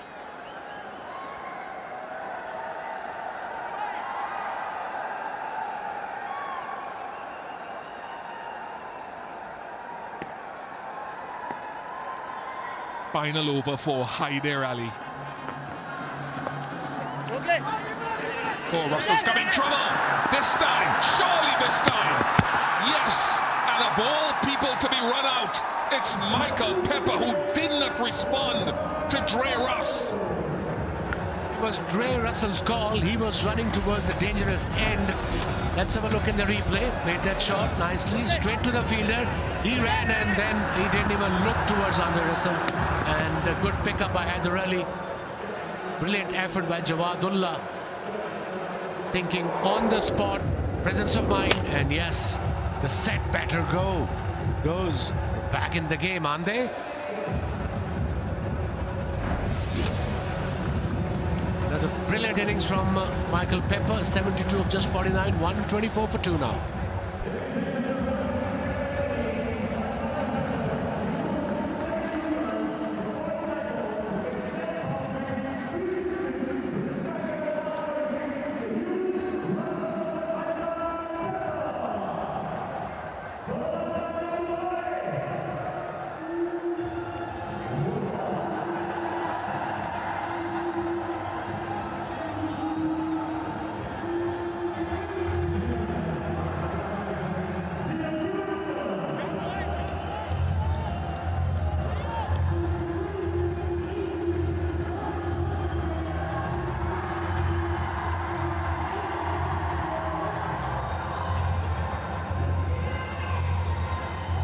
Livingston comes to the crease.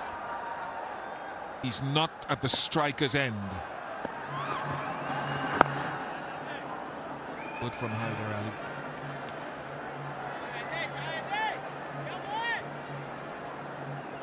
Good delivery, a bit of turn early on. 2 new batters on the crease, although they both are very dangerous, but Capitals should just have this confidence. They've got 2 wickets, couple of wickets can change the course of the game here. Right, a delivery for gone! A Yorker! What a delivery from Haider Ali! Got rid of the danger man, Andre Russell. And one of the happiest men on the field will be David Willey. He'll be looking in Rod Tucker's direction, saying justice if there ever is any. Very good from Haider Ali. There's Willey coming in.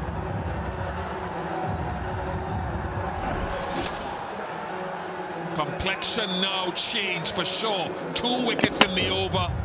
Bang on the Yorker length. Good to see the UAE players making impacts in this DP World ILT20. No impact for Russell. 1, 2, 4 for 3.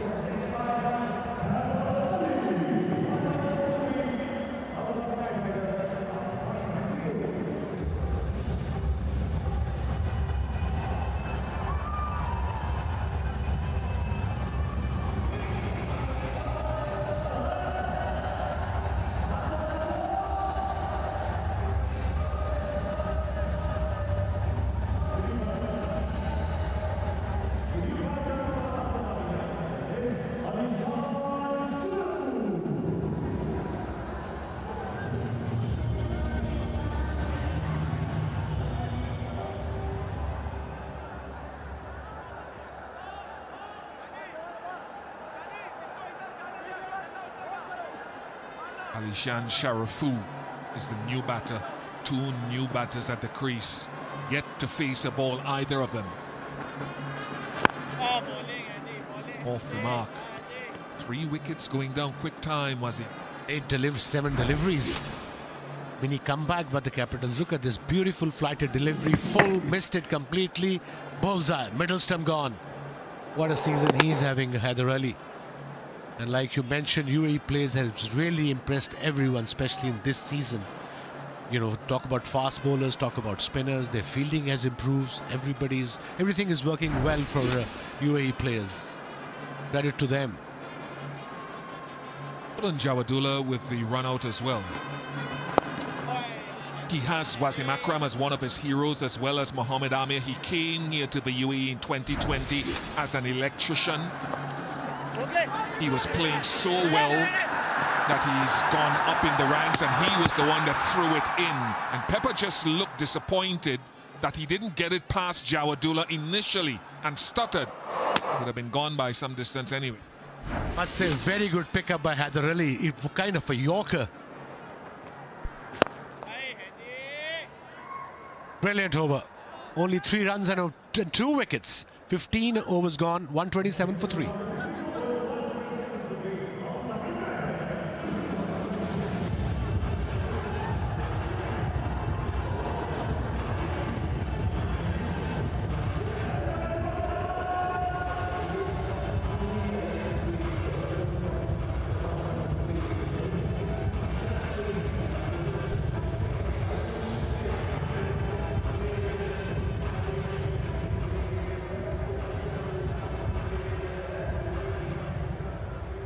Blue belt points table. Haider Ali is at number 5, and look at Norman Wasim, top of the ladder again. Tanveer and Ajay Kumar. Of course, Alishan Sharfu is right there, and Haider Ali has played for my club. I played for Ludhiana Gymkhana in Lahore. He plays for that club as well, and he walked on. Got out maybe. May be to go up the umpire. Sharfu seems very confident. Yes, they've gone up.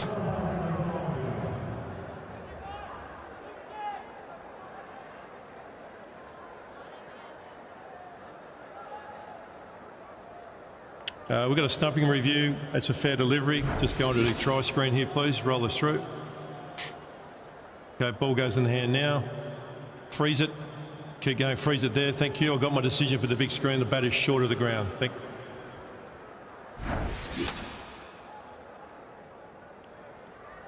It is gone, so wicket number 401 in T20s for El Presidente Mohamed Nabi. And Jahangir didn't look confident initially. Yeah, it did not. It was too early to play that shot against such an experienced spinner who's really brought his team back into this game big time. Look, 5 overs to go. After this, 4 overs to go. They lost 4 wickets, and Alishan Sharfu departs for 2 now. 127 for 4. Game on. Strategic timing.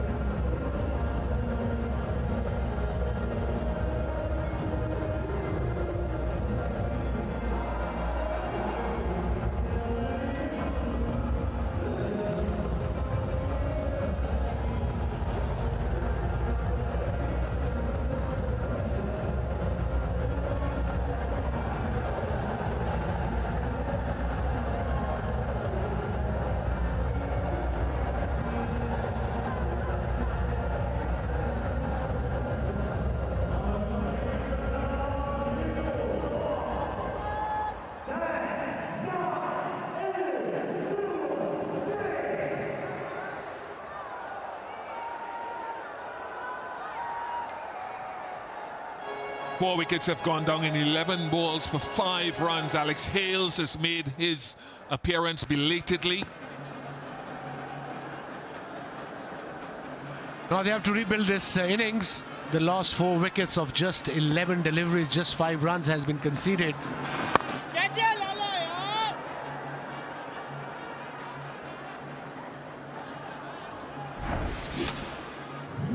This is Alishan Shafu, just came out too early. And Nabi had so much experience. He just saw him charging towards him, just fixed his length and he missed it completely.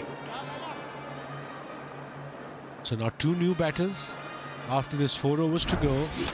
Well done to Dubai Capitals. Then they're back in this game. Absolutely.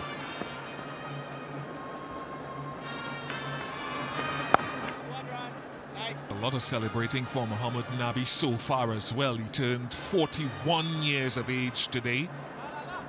Of course, we know very much that his son has played under 19 cricket for Afghanistan. He's now playing in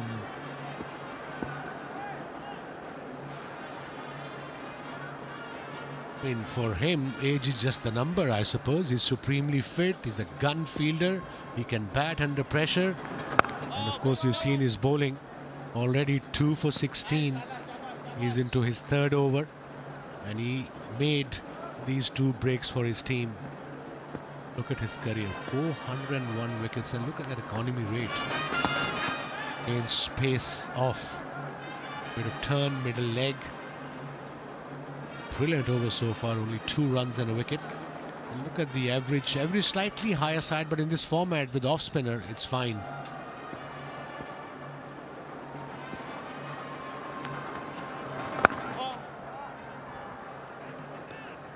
It's really good comeback from the Dubai Capitals, 130 for 4.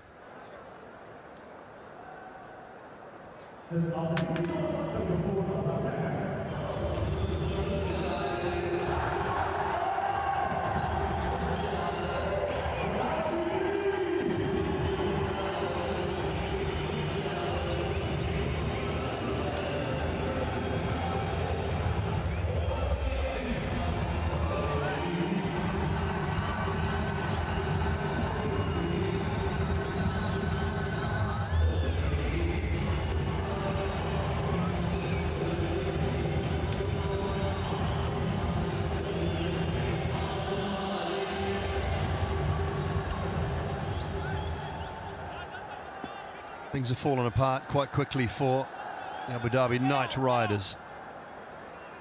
4 overs to try and make amends. Somewhere near that 165, 170. Well and truly on the cards. That's high, very high. Long on, circling. Gathers himself underneath it very comfortably. Rodman Powell. Safe. Another one. Goes down for the Knight Riders. What's going on? They're losing wickets left, right, centre. After 5 overs, 26 for 5, and nobody's willing to stay out there and spend some time and nudge it around for a few runs. You definitely need 160, 165 at least, but Capitals, they're bouncing back nicely. Great comeback. Knight Riders 130 for 5 now, and Alex Hales gone for 2.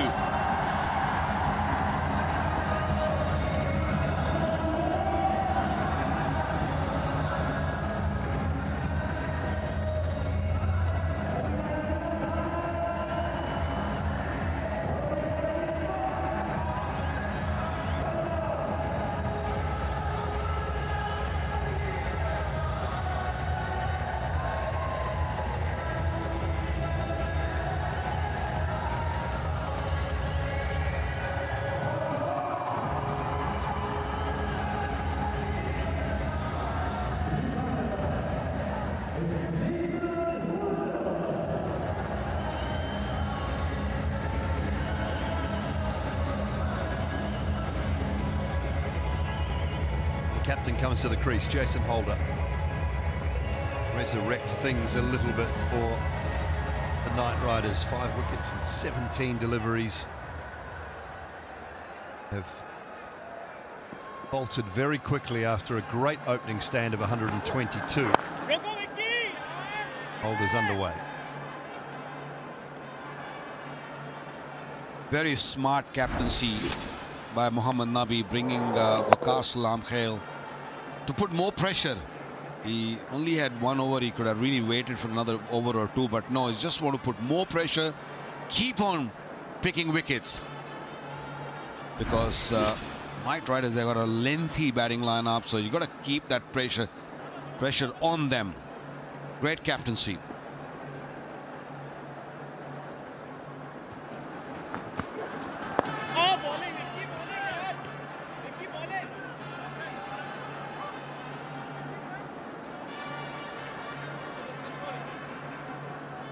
These two players have got immense power. It's the DP World Smart Truck Buggy Cam.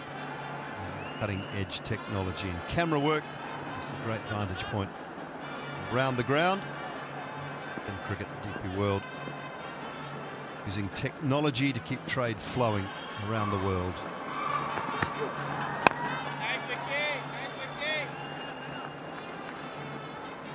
Matter of getting through now. Last couple of deliveries for Salam Kheel. He's been good again tonight. 1 wicket. Be economical. He bowled at a very tough period in the middle when the two openers, Phil Salt and Pepper, they were both in the middle.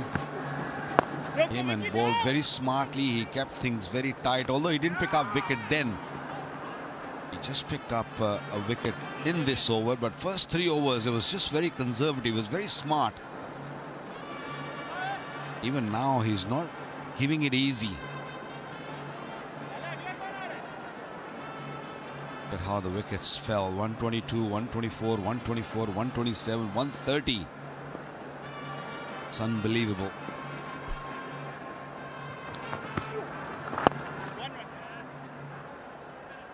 The end of Salam Kheel's bowling spell for the evening. 4 overs, 1 for 25 with 3 to go. It's 135 for 5.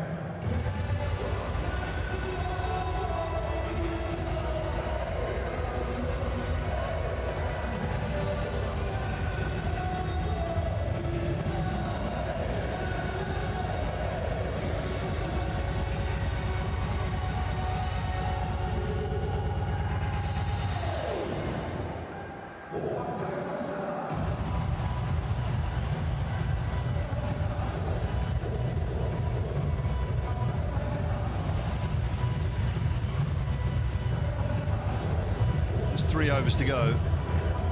First innings of the Eliminator.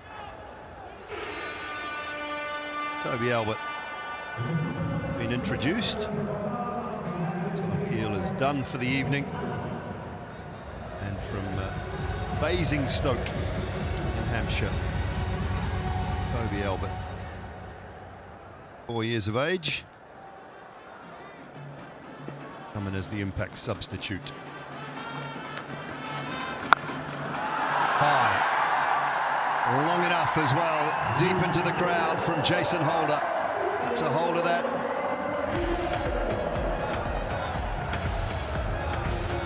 Yeah, it's been a while. I've seen a boundary, 26 deliveries. Besides, that was a beautiful hit. Long levers, big reach.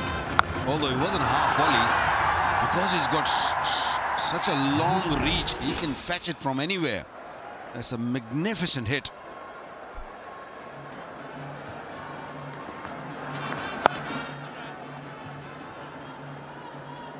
The long side, but both these players, I think Livingston and Holder, will fancy Mohammad Nabi in his last over.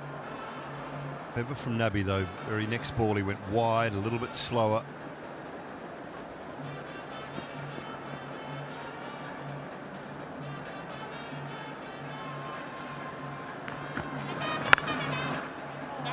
Nice. Stop from Nisham. I think that's hit the knee quite hard, burst through the hands. That was really hit hard. And it was too straight. Even Nisham couldn't get out of the way. That straight. very lucky to get away with it because he hit it so beautifully. Livingston is a good hitter, big hitter. Is bringing Mohammad Nabi is bringing another man from onside to offside. So I guess the idea will just bowl short outside the off stump. If he picks you, fair enough. Just give him a cut shot. No, his ball slower. It was a bluff. How good is that? And beautifully taken. One more gone. Knight Riders struggling. David Willey with the catch. No doubt at all about that one. A couple of moments tonight where they thought they had wickets and wasn't to be. This is really clever bowling. Just 81 kilometres per hour. So slow. Livingston could not resist. Charged in, got set, reverse cup above the head. Happy with another 3 for the skipper. Pulling things back beautifully here, the Capitals. Livingston, another one. He's gone now for 4 on 42 for 6.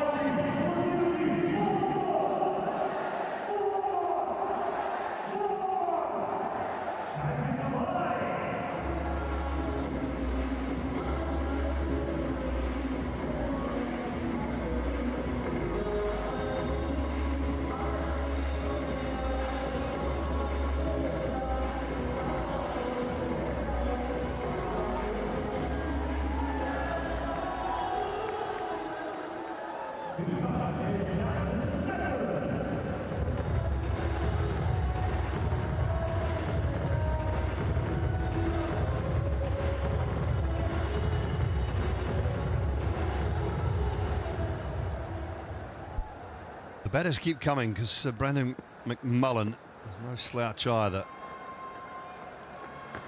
Beautifully. Oh, wow. It's turned, hit the top of the pad, maybe just a little bit high, but Nabi has asked the question. You will hear from our third umpire.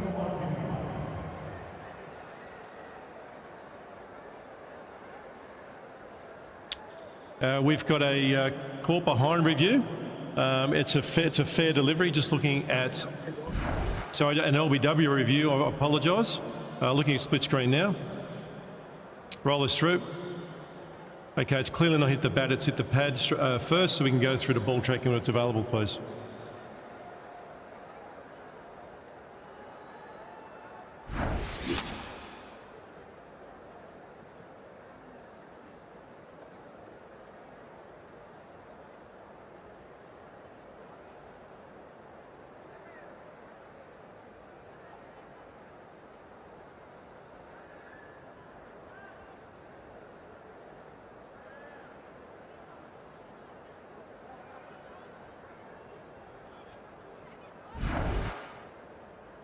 Ball tracking coming up now.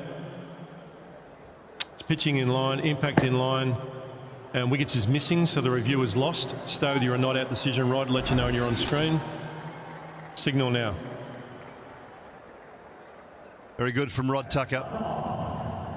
The bat very clearly, but Rod Tucker's initial thought was height, and he was spot on.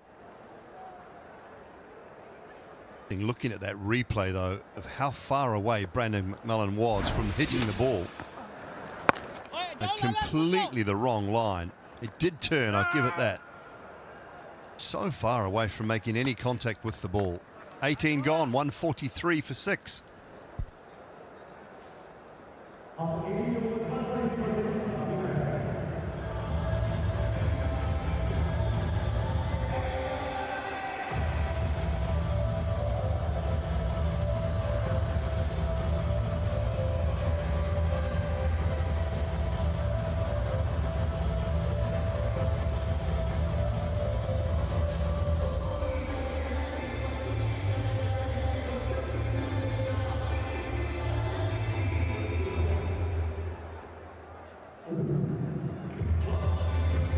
Done a brilliant job. Mohammad Nabi, skipper, so helped turn things around completely. Finished his spell for the evening. There's Nabi, 3 for 25 from his 4. Bowled 14 overs of spin out of the 18 so far. Mohammad Jawadullah. His second and his last, with just 2 to go.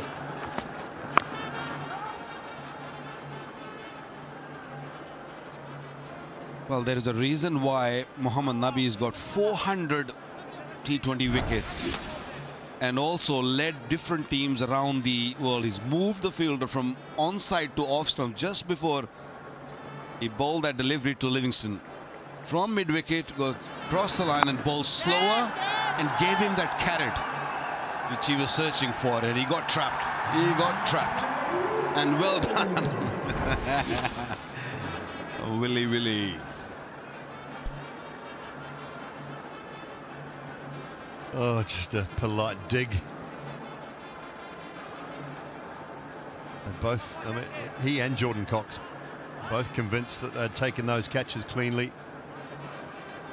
Both denied.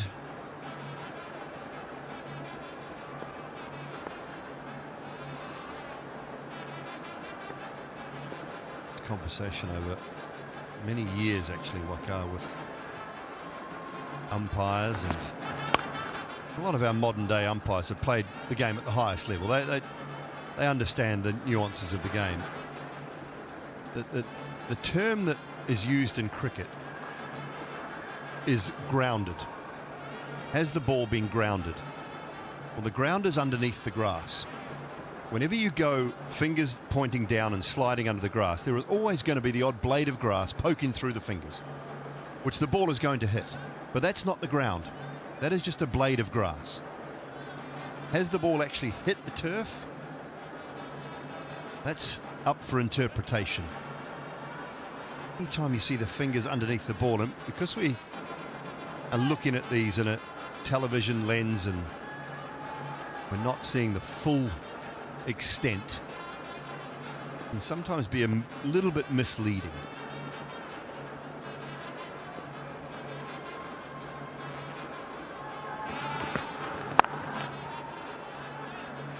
And I think it will be always misleading, because once the ball goes in the deep and there's a little bit of doubt, you know, the fielder will say, yes, I've taken it cleanly. This is clear cut catch for me. But the third umpire thinks differently. That is why Willie was just just doing that you want to have a look. But you know, if there is a little bit of doubt in it, and if you will go to the replays few times, you'll confuse yourself. That's what my feeling is.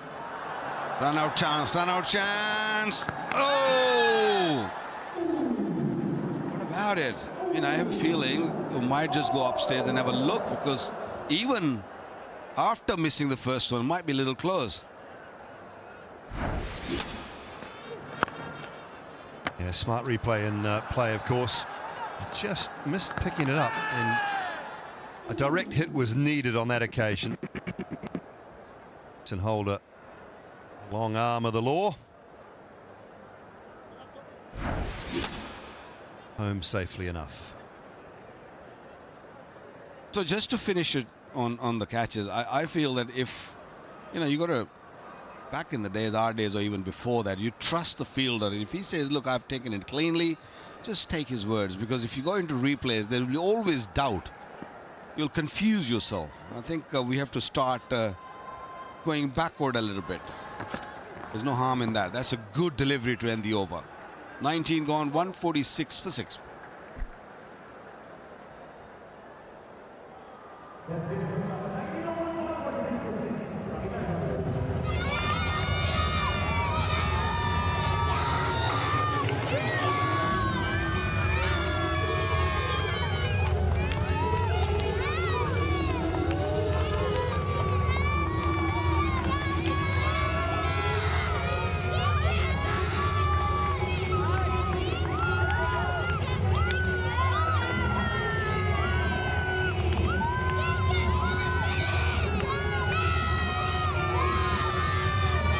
Was the first man out. He scored 122, and that was 13.3 overs. 5.5 overs. 24 runs in 6 wickets. Now only 1 to go. a great comeback from the situation they were. 122, that's when they picked up their first wicket, the Capitals. Oh, close. Good footwork, but not good enough. Look at these last numbers. Don't look at the first one. 16 to 20th. Only 20 runs. Good footwork. Oh, it was very, very close to that off stump. I think it would have been gone. Yes. Holder was nowhere in the picture. Sure what his football team is, David Willey, but it was not far away.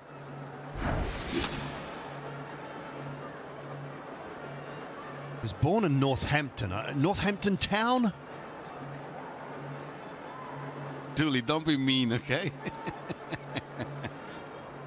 Sure, Northampton Town are in the Division 1 or 2, are they?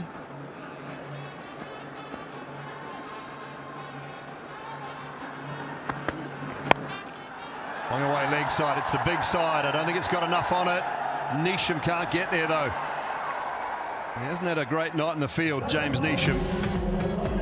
Not sure whether he could have got to that one and saved the 4 or not. Another slow delivery and timed it quite nicely. Slow, he just cut the pace on it, and that's why the ball went a little finer. Initially, Holder wanted to go in front of the square, but because of the lack of the pace, it was a difficult one. It was right in the middle of the two fielders. Again, just nudging it for one and just walking for one. He turned it down in the end, Waka. Turned it down.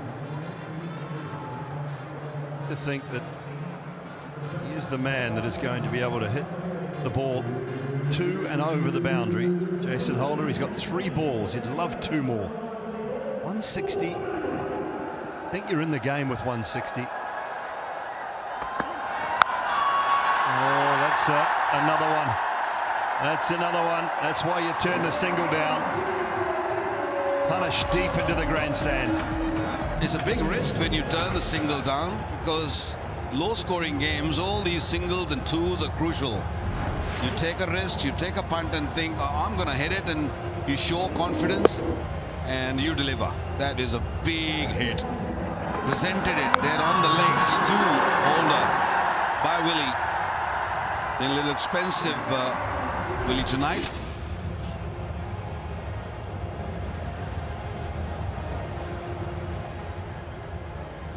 More conversation, more ideas being shared just purely because from here on every run is going to matter.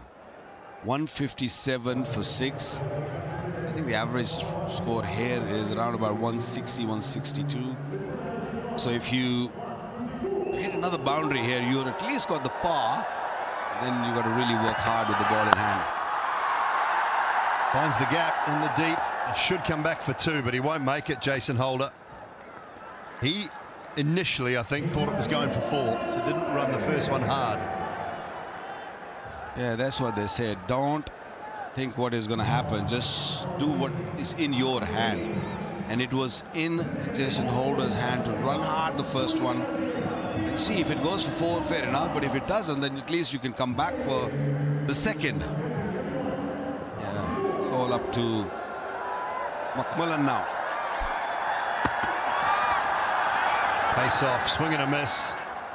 You run out at the bowler's end, it will be. So it will remain 158 for the Knight Riders. And the Dubai Capitals can certainly go into their dressing room thinking that they have done a magnificent job at the back end of the innings. From 122 for none in the 14th over to 158 for 7 after 20.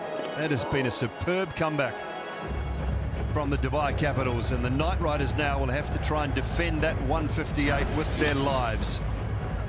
Eliminator, of course, loser departs. The winner stays on.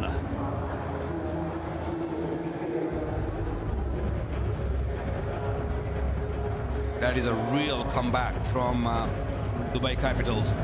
They were down and out when the two openers were batting 122 without any wicket down. And suddenly you lose one, you lose many.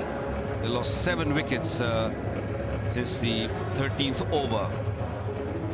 12 of the last over took them to 158, which I think is respectable. It's not a winning total by any mean, but the coach will be very excited, very happy. They took the momentum with them. Yeah, those high fives, really means that they are back in the game. They're happy with the progress they made in the last 7-8 overs. What a great comeback. Game on. Don't leave the screens.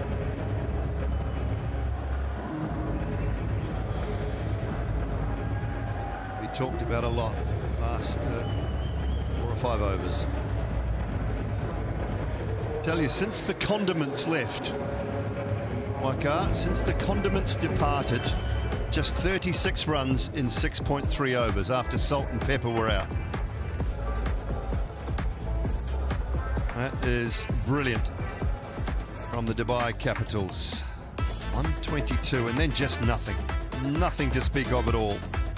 Post that, Liam Livingstone sat at the other end and watched 4 wickets fall.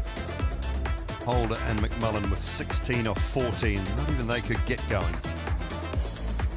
Mohammad Nabi trusted himself and his spinners up front. Nabi bowled 4 overs, 3 for 25, and he bowled the 19th over, don't forget. So magnificent spell by him. Willie, little expensive. Hadar once again picking up 1 for 34. Salam Khail 1 for 25, and beautifully bowled. Beautiful comeback by the Capitals. That is what is in front of the Dubai Capitals, not the traffic. 159 required off 20 overs, a tick under 8 per over. Take a short break and be back with the highlights of the first innings and then the run chase.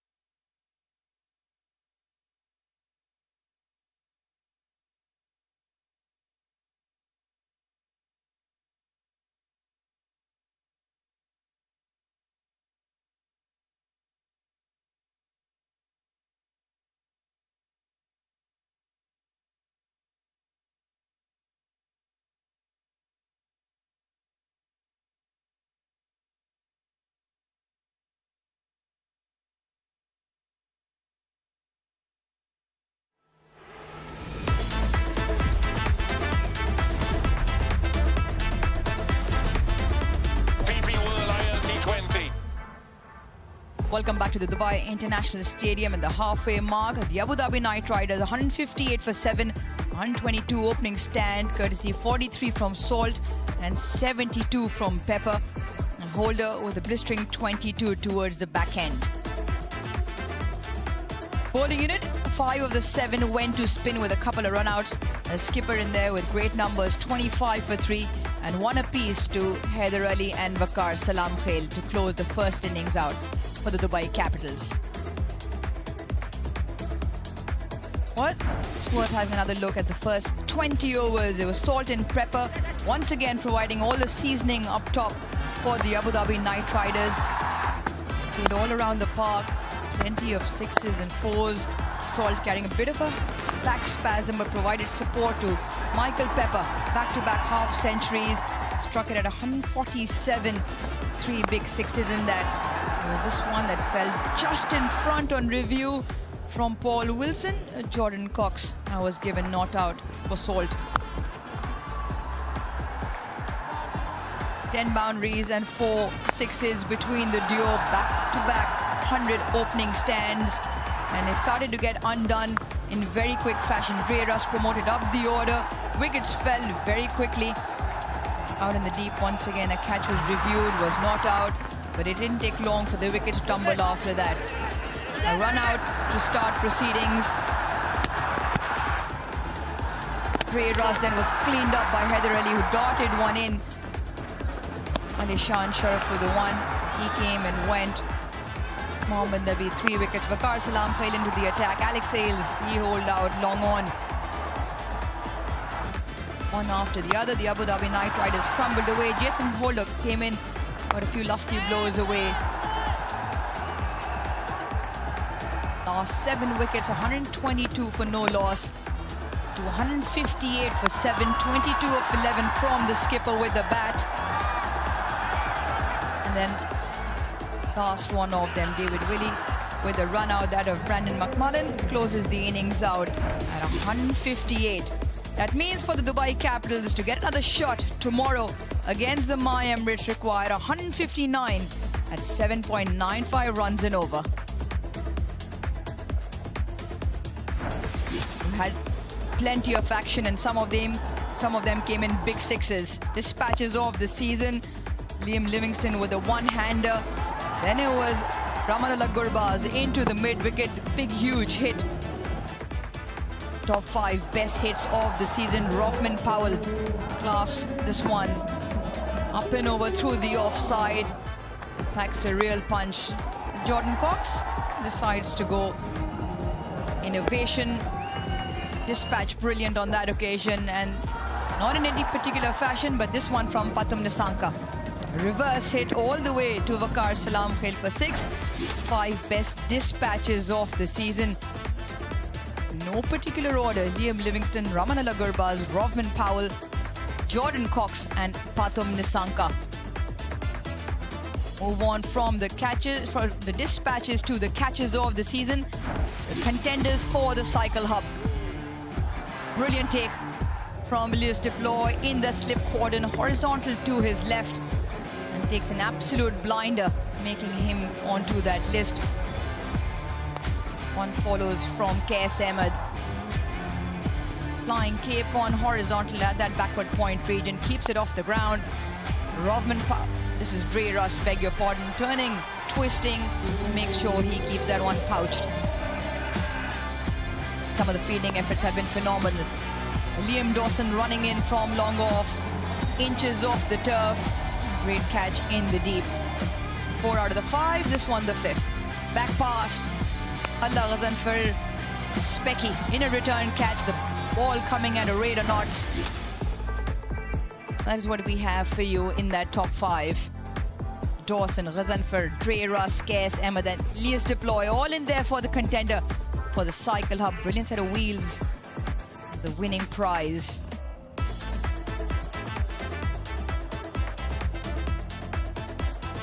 Well, there it is, the road to the final. Qualifier 1 already done. The Desert Vipers await the winners tonight from Dubai Capitals and Abu Dhabi Knight Riders will face off the My Emirates in Sharjah tomorrow in that Qualifier 2. And the winner tomorrow has a go at the Desert Vipers in that final on the 4th of January. Live action will be coming to you from the Dubai International Stadium for the DP World ILT20 Season 4. It was once again the Capitals and their spin. This time the skipper. 3 important wickets when the opposition was going great guns. 3 for 25 in his spell tonight. Changed and varied his pace quite brilliantly. Looked to target the stumps. A couple of catches in the deep and the Alishan Sharifu stump. 4 overs, 25 for 3. Work cut out here for the Capitals. Coaching staff, captain, they should have all had their word and the discussions all set and ready. The opening pair walks out into the middle for the Capitals. While on the other side, the Abu Dhabi Knight Riders in a huddle. In a huddle, DJ Bravo marshalling the troops from a coaching point of view. Jason Holder, words of wisdom from him. The moment Michael Pepper leading this chat. There comes in Jason Holder. Conversation. 2 important points that matter tonight. 2 important points to get another goal against the My Emirates tomorrow. The chase here, the game set quite nicely. The Capitals require 159 at just under 8 runs and over. A couple of spinners that will definitely have a part to play. Piyush Chawla and Sunil Narayan for the Abu Dhabi Knight Riders.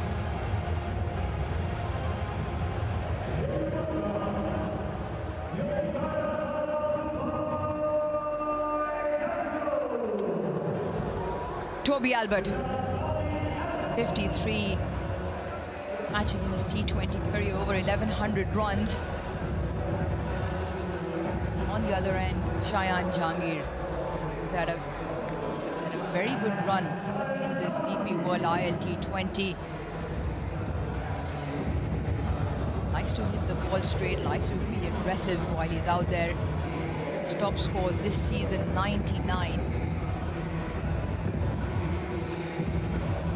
He's from the United States.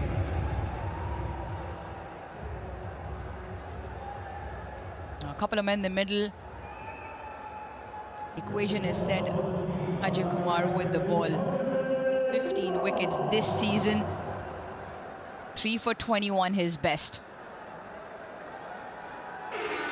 Confirmation from Asif Iqbal for the sub.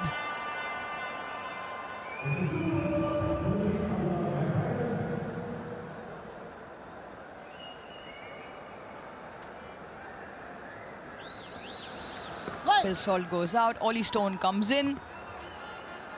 The chase is on. Great shape back in.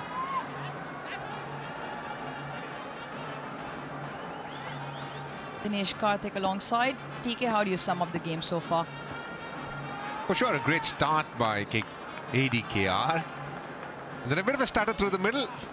But must admit, I still feel this is a challenging total. Got to understand the pitch has been good to the spinners, and they have some solid spinners in form as well. Sunil Narayan, Piyush Chawla, Livingston can definitely bowl. They have enough and more to work with.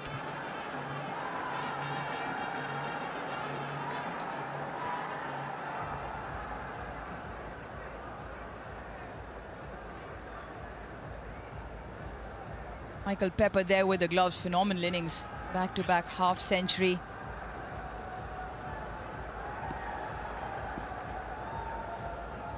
Big massive mark on that ball. The umpire's having to change it to the very first delivery.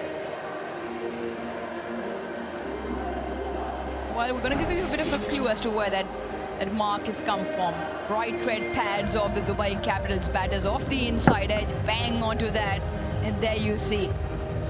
Paint not dry enough yet.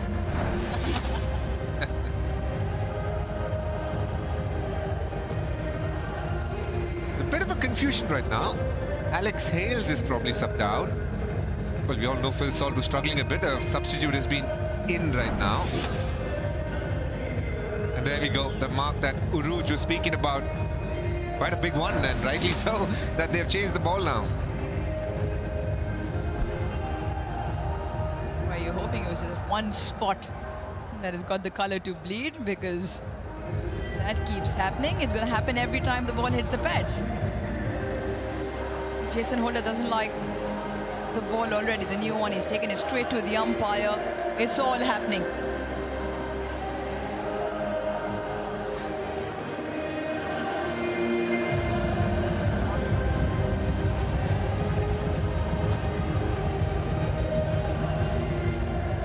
Of confusion. Jason Holder doesn't like the replacement ball that the umpire has just taken out of the box. The first one has this big massive red mark of the pads of Toby Albert. There's been a lot happening, Rouge. A couple of catches that were close gone in the batting team's favor in the first innings. Clearly Dubai Capitals weren't happy with that. Now first ball, the ball is hit to the pad, a red mark appears, they change the ball, and then ADKR says, no, I'm not happy with this ball, there's something wrong there. So another change of ball. Sometimes when there's a small X mark there, it would mean that it's a reject ball. That could be the reason, or probably a bit of a split through the seam as well. And that's what they're looking for, I think, to see if the ball is in proper condition. I think the conversation comes up the fact that it was only the one ball that was bowled. And obviously the bowler gets, in this case, Jason Holder, obviously opening the attack, would have had a choice as to what feels nice. Toss a few balls in the end, you pick one out. The first delivery, it's got a big red mark on it. Maybe the bowling side and the captain should get another go, because it's no fault of theirs really, is it? Now the umpire's chosen one, given it to Jason Holder. He doesn't like it. The umpires have gone through the process again. What happens if he doesn't like this one? I get your point in principle, but I just feel the rules state that every time a ball is changed, irrespective of whatever the reason that they're changing the ball, the umpires have the discretion to choose what the ball is. Even though it needn't be the fault of the bowling team, it never is actually, whenever the ball goes out of shape. In this case, obviously, there was paint on the ball, they had to change it. Anyway.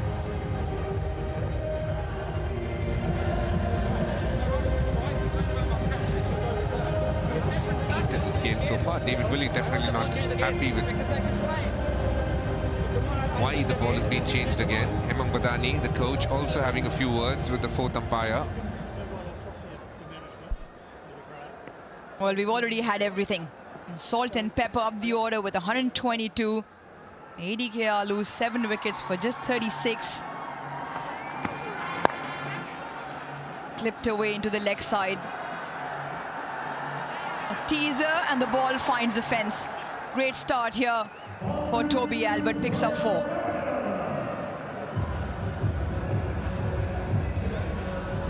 Yeah, big ticket 4, 704. Play big and dream bigger.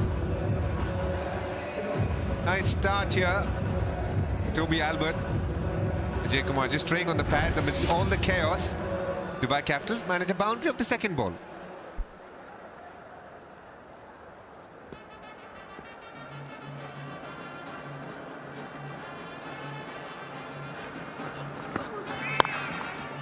Slashed away. Just up and over on that offside. You just felt the way you looked at the power play of the Abu Dhabi Knight Riders. Just felt like the hard new ball and the power play felt like the best time to bat. Absolutely, you're right there, Uruj. I think it is the best time to bat. Yes, there's a bit of swing, but also the fact that just 2 fielders outside the circle and a hard new ball allows you to play a few more shots. As the ball gets softer, it starts getting slightly slower and turns a bit as well on this pitch. Great lines, really good. Nice carry through the keeper as well. And this is what you get with a hard new ball, a bit of extra bounce that Ajay should be trying to use as well as he can. He's bowled quite nicely in this tournament. See the extra bounce from length there. Toby Albert getting any bat on that.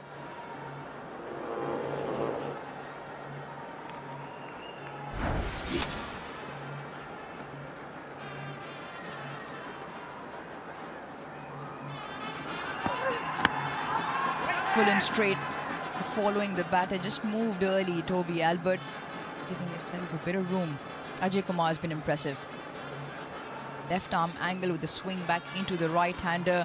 Has that ability to hit off stump and maintain a channel. Been a really good tournament, really good find for UAE.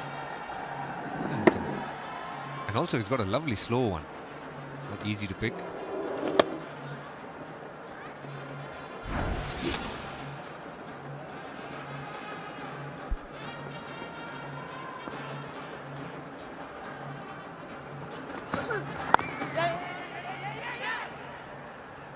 Will get through to 1.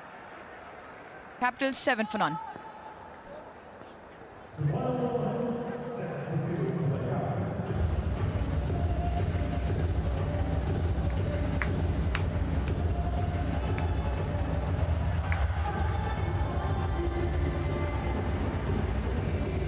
Last time the two teams met, Cheyenne Jahangir top scored 99, which remained up until a couple of nights ago when Andreas Ross got 100. Capitals posted 196. Knight Riders were just short by 9. Russell hit the ball 53. So once again the spin. Bakar, Salam Khail and Nabi, 4 wickets between them, just held the Knight Riders back. Look at that, and the numbers head to head, 8-1 in the favour of the Capitals overall.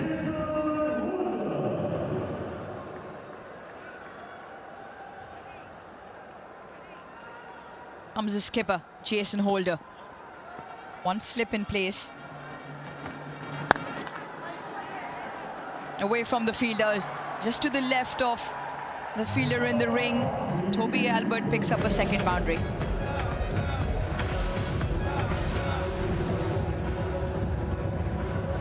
Holder. A touch shot there. Starts off with a spell. The shorter leg delivery and his height, even though it gets extra bounce, just sat up quite nicely for Toby Albert to pull. You can see he likes the short ball here.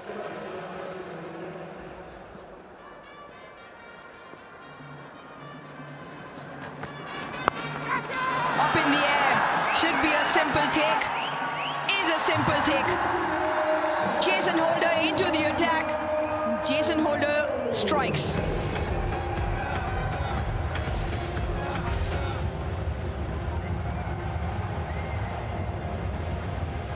Not accounting for the swing here, Toby Albert played the ball like it was on leg stump, but sadly it was on the off stump, just going away from him.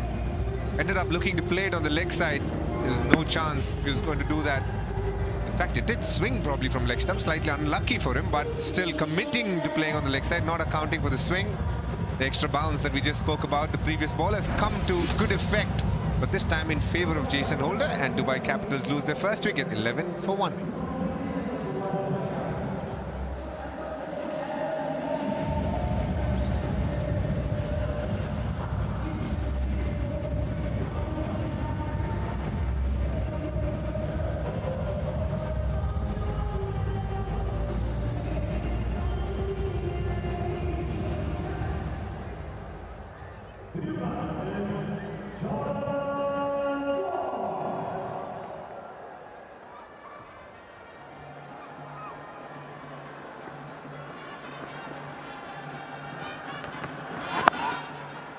Jordan Cox out in there in the middle, tucks it away to the leg side, pick up a couple of runs.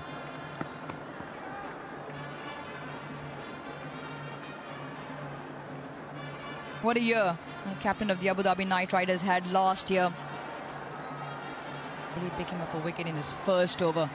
Jordan Cox, 5 strike rate this year. He's played some really good hands for the Capitals.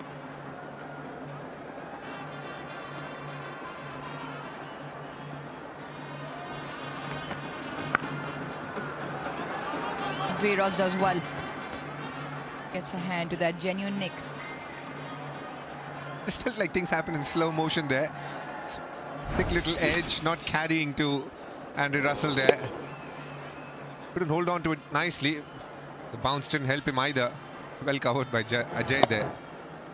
For me, Uruj, personally, I just feel Jordan Cox is a very important wicket for ADKR. He's been in good rhythm. He understands situations quite nicely. And a key player in the Capitals lineup, along with Rovman Powell. Well, you thought you'd seen everything. You thought you'd seen absolutely everything tonight.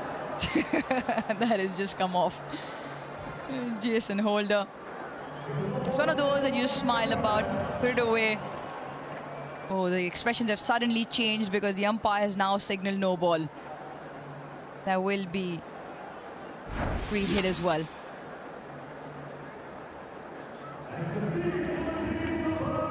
ADK are not happy this time. It was Dubai Capitals a couple of balls ago. This time it's ADK because they feel, why is it a no ball? But just purely because it went past the batter and also outside the strip completely.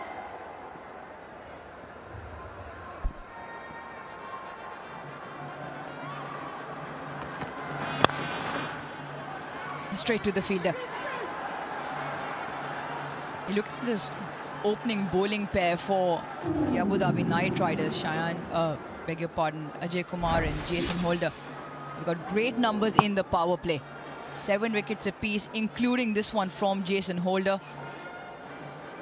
And they don't go for many either. That has been really good. Ajay Kumar only goes 7.2. Jason Holder only the 6 runs and over in the power play. You can pick up wickets in either end in the power play.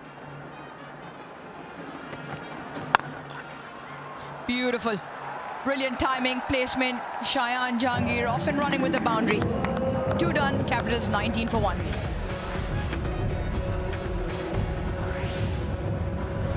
Lovely shot this. The shot of a batter who's in good form. Nowhere close to being overpitched on the up. You have to say, when you're in form, you find the gaps, and that he did.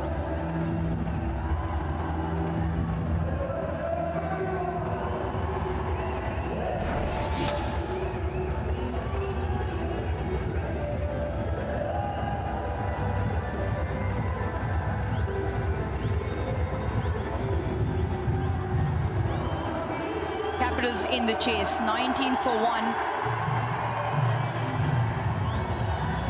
Target now only requires another 140. Change of the opening pair for the Capitals. It was Toby Albert. He's already been dismissed by Jason Holder. Jordan Cox, highest run scorer for the Capitals this season. Good matchup this. The ball coming back into Cox.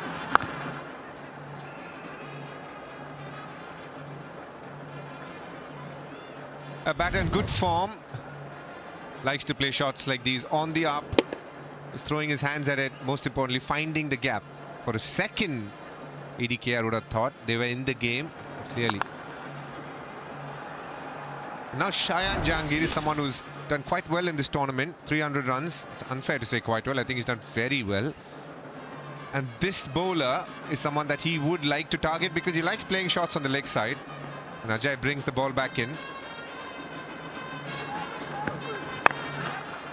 Into the leg side, on cue from DK and by Shayan Jahangir. It's back-to-back boundaries. Very similar to the start that ADKR had. It's getting a taste of their own medicine. Shayan, and a couple of lovely shots the last couple of deliveries that he's faced. One in the covers, this one over mid-wicket. And what Ajay Kumar is good at is the fact that he can get the ball going away as well. And I think he needs to operate a lot more of that. But they made a change in the field now. Long on goes out, understanding that Shayan likes to hit a lot more on the leg side. But will he still try to take the ball away?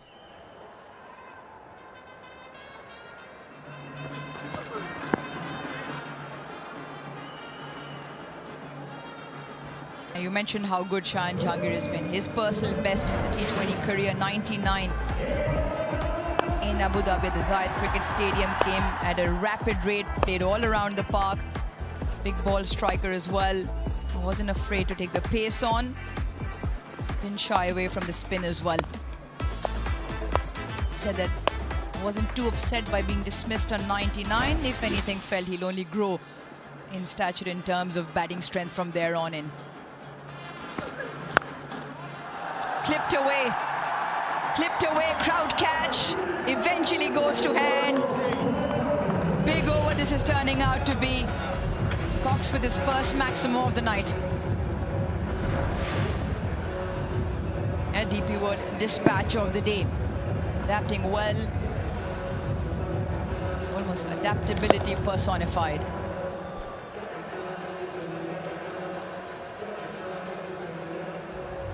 Ajay Kumar under pressure now. Boundary and now a 6. Needs to get out of this over with a little less damage. There we go, that's much better. Starting from the 5th stump rather than going into the stumps. He's looking for the LBW there. He's hoping that Cox would play a round one, but ended up being a full toss, which he easily put away. The man who scored 300 plus runs isn't going to miss out on that. And then he goes slightly more outside off stump. And there's a bit of discussion here, looking for the caught behind. Jason Holder saying, I don't know. Russell and Pepper feel that they have, and they go for the DRS. Wow.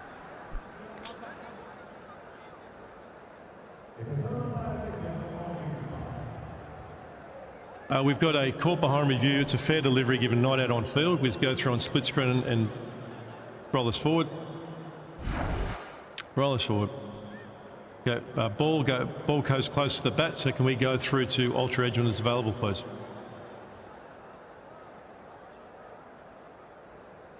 Roll us through. Okay, we've got a ball on bat and we've got a spike as the ball passes the bat. So I'll have to go back to you, Asif, to change your decision to out. I'll let you know you're on screen. Well. Michael Pepper convincing Jason Holder, and he's got this spot on. What a big wicket in the context of the game. A faint tickle through to the keeper. This opens the face of the bat. Someone heard something and heard it right. You said Pepper, Uruj. I don't think it was Pepper. I think it was Andy Russell or probably Piyush Chawla shot that man. Definitely not Pepper, because he had no reaction whatsoever when he caught it. But at the end, ADKR are very happy because they've done 2 things right. Bowl the right ball and then go for the DRS. Jordan Cox, an important player, goes for 10. 31 for 2.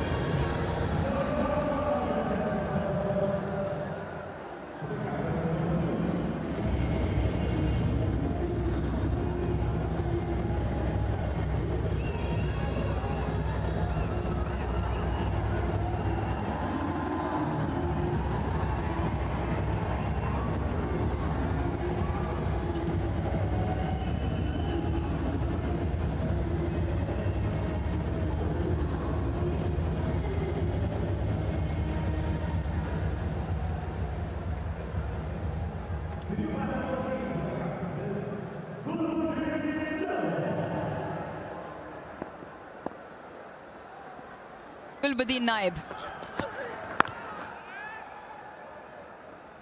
Great start here from the Abu Dhabi Knight Riders. They've got the opposition 32 for 2 at the end of 3 overs.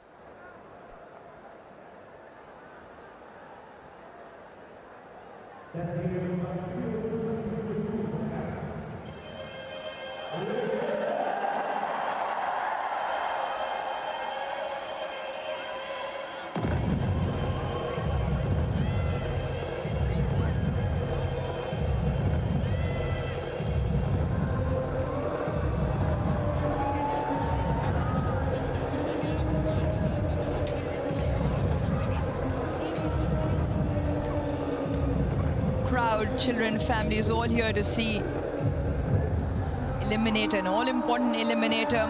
The Capitals find themselves in a spot of ball. They're 32 for 2. Gulbuddin Naib, only his 4th appearance in the tournament. 2,549 runs, good healthy strike rate as well. Great for them with both bat and ball last season. Well within the power play. And Sunil Narayan with the slip in place.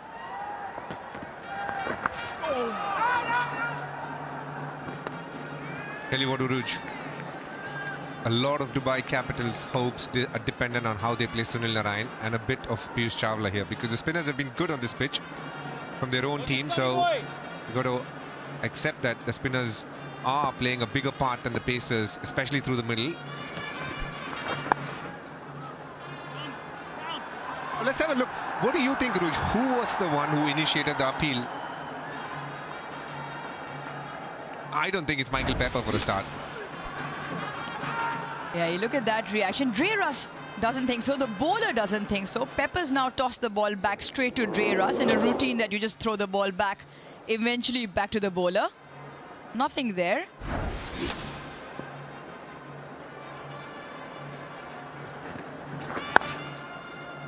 Well, at the moment, your guess is as good as mine.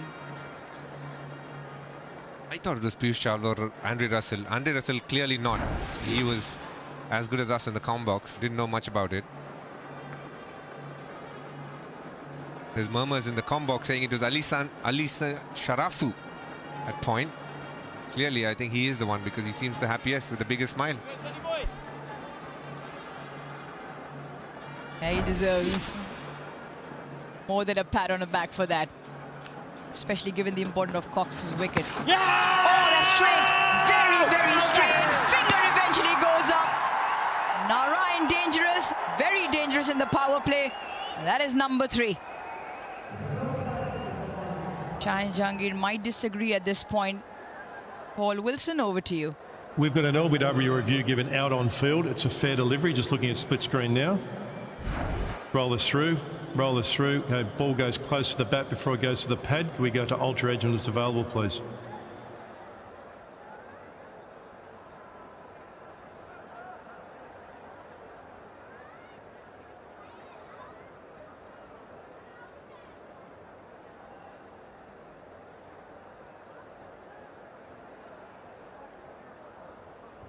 Ultra Edge coming up now. Look on the left-hand side. Okay, that's gone past the bat with no spike, so we've got no bat involved. We can go through to ball tracking when available, please. Coming up now. Pitching outside off. Impact is in line. Wickets is hitting. So the review is lost. Stay with your out-decision rod. I'll let you know you're on screen. Signal now. Got it right in the first instance, did Rod Tucker. So did Sunil Narayan. Another great wicket.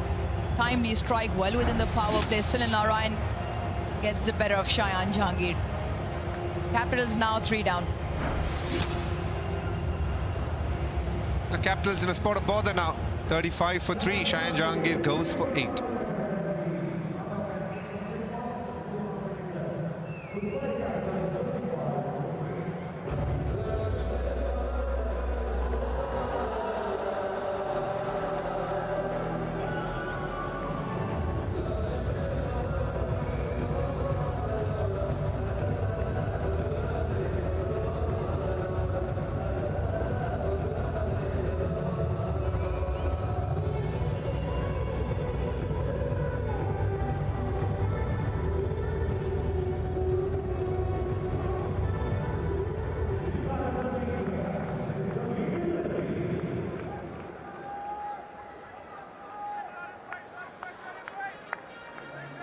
Naveen Bidesi in his debut in the DP World ILT20 Season 4 for the Capitals is welcomed to the crease by 4 Knight Riders around him. It's a huge psychological move when you have a slip gully and a short leg, because the batter immediately doesn't think, how do I hit the boundaries? He's thinking, I shouldn't get out to defense. And I think that is such a good decision by Jason Oholder here, trying to attack him because he is putting pressure, but also changing his thought process. Almost taken. Not enough time. Piyush Chawla chases. Slow outfield. Will get there. Coming back for the third. Gulbuddin Naib makes it quite comfortably. Eventful over. 6 coming off it with a wicket. 38 for 3.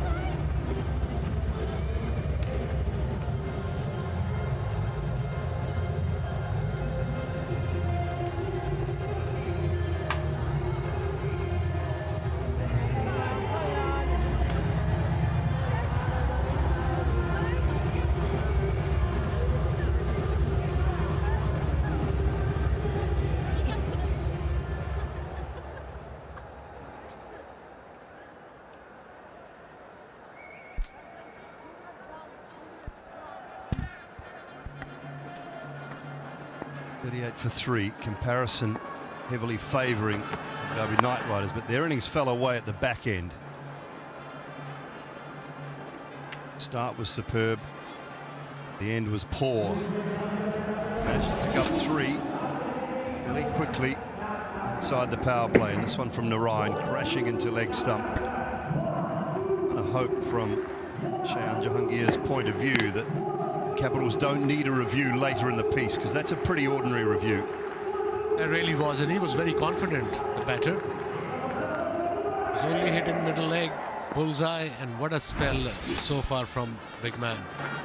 Beautiful delivery wide of the crease, high arm action, just going across. They're back in the game here, Knight Riders. Well, suddenly the belief started coming in. You know, picking up early wickets, although they were down and out in the last part of the first inning, sort of 6 overs. They were all over the place. Now they're just gathering themselves. They got fielders in position to pick up more wickets. They already picked up 3. Me or every ball going to Piyush Chawla wherever he goes. That's not his day so far. Hopefully in bowling. One expat power play. And it's been the Abu Dhabi Knight Riders who have started it the better of the two sides. To defend 158.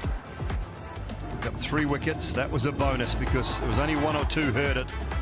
Certainly wasn't the keeper, maybe the bowler. Narayan picking up the 3rd. So Toby Albert, Shayan Jahangir and Jordan Cox all back in the dugout at the moment.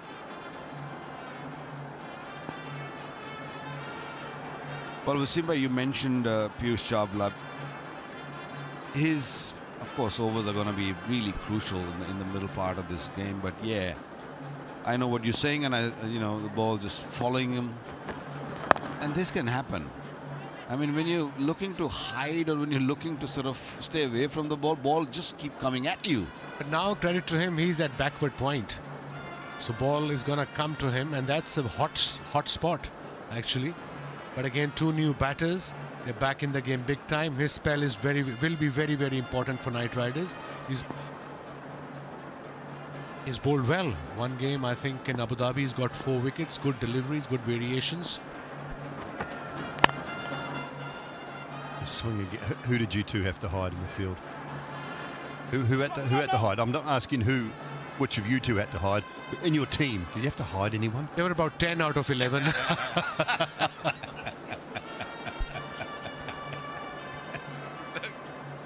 Fielding practice wasn't a popular option.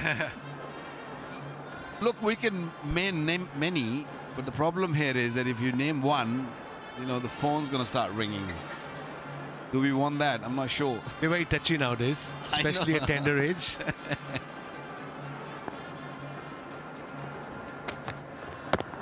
A lovely shape again from Holder.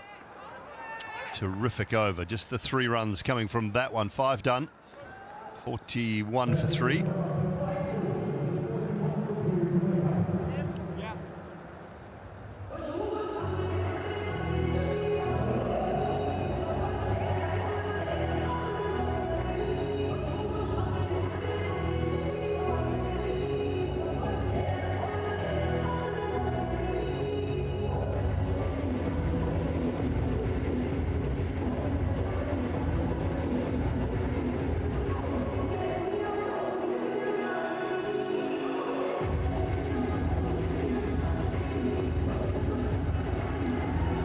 I've done 41 for 3 at the stage. The Knight Riders 48 without loss. So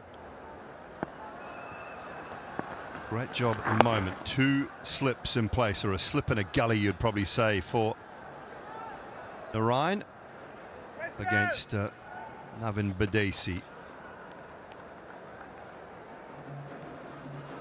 Vizzy presents Jalwa Dikau in Ampao contest. It was the player of the match in the Eliminator of Season 3. Tim Seifert, Tim Southey, Nicholas Puran, Jason Roy. Get your answers in. T's and C's do apply. Some great prizes to be won as well. Get it away again. I just want to ask a question to Wasimba here. You know, when I look at their batting lineup, the Capitals, they have Mohammad Nabi, they've got Powell, they've got Nisham, they've got Willie, and they have sent Badesi, who is playing his first match of this tournament. It's a little kid putting him under serious pressure. Would you do that? I think you absolutely right here. You need an experienced player, maybe Nabi against the off spinners, maybe Powell. Powell is a finisher, probably they don't want him to bat so early in the innings, so there gotta be a plan behind it. He's got 2 slips in place, Sunil Narayan. That's what you were talking about, Vicky. That's what you are talking about. Quick delivery, did the trick, another wicket to the great man. What about the swing on this?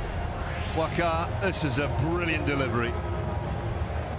Yeah, experience. I mean, somebody young at this level and against Sunil Narayan, and they knew Sunil Narayan will be bowling, or he was bowling when he walked in. And this was literally throwing in a deep end. And this is a beautiful delivery. It's a little flick on the ball at the last second, front of the hand, and ball just kept coming in and hitting the middle stump.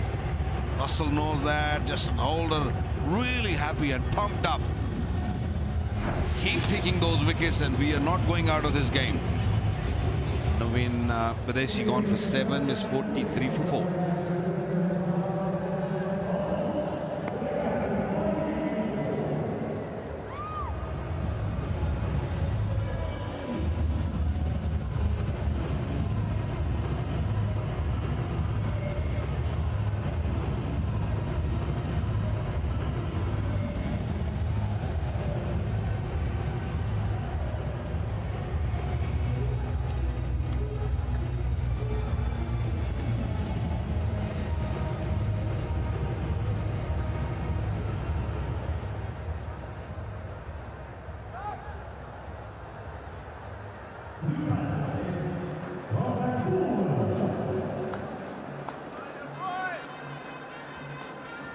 Rovman Powell, new man at the crease, under some pressure. He's been a key figure in this Capitals outfit, up against a man he knows so well. Surrounded, 3 around the bat, plus the keeper. This is good from Narayan. Using every trick in his book, Sunil Narayan, 2 for 8. And he's got leg slip, he's got short leg, he's got slip in place, and bowling to Rovman Powell, who's a very good player, but this is a very different situation. Oh, that one's gone the other way. Brilliant from Narayan, a wicket, 2 runs, 43 for 4.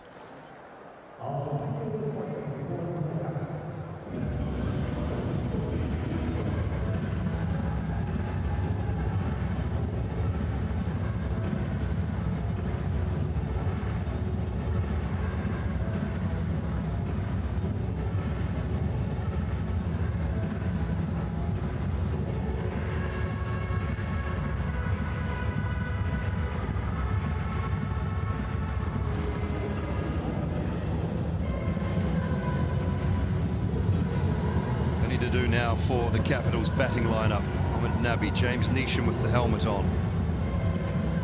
Willie to come. Since that opening partnership between Phil Salt and Michael Pepper of 122, 11 wickets have fallen for 79 runs. Now Piyush Chawla. Oh dear.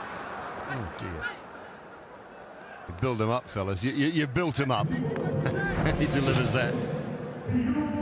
There's the previous wicket, though. Lovely, that flick knuckle ball. Call it what you like from Narayan. It's just come out of the front of the hand. He flicks it out and it just top spin on it, and then it swings. The magic delivery. It's not a seam-up delivery. It's kind of a back of a hand with seam-up. Difficult to bowl. Look at that turn.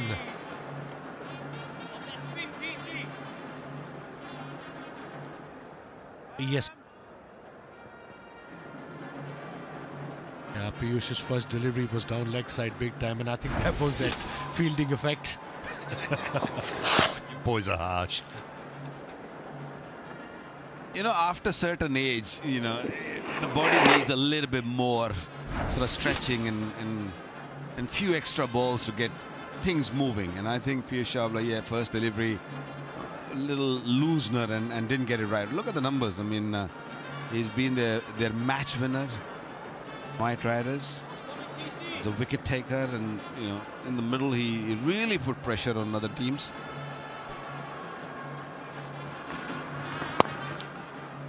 Short, Powell gets it away.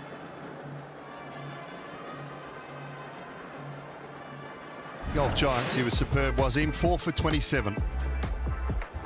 He bowled beautiful deliveries. There was a soft dismissal, and then of course the main man Moeen Ali, top edge, googly. That was again playing across the line, but the top edge Mirzai, and of course back to it, and then a good delivery, back of a hand, straight a one. And let's have a look at the last wicket he's got out of his 4 wickets, and that was a proper googly, beautifully bowled.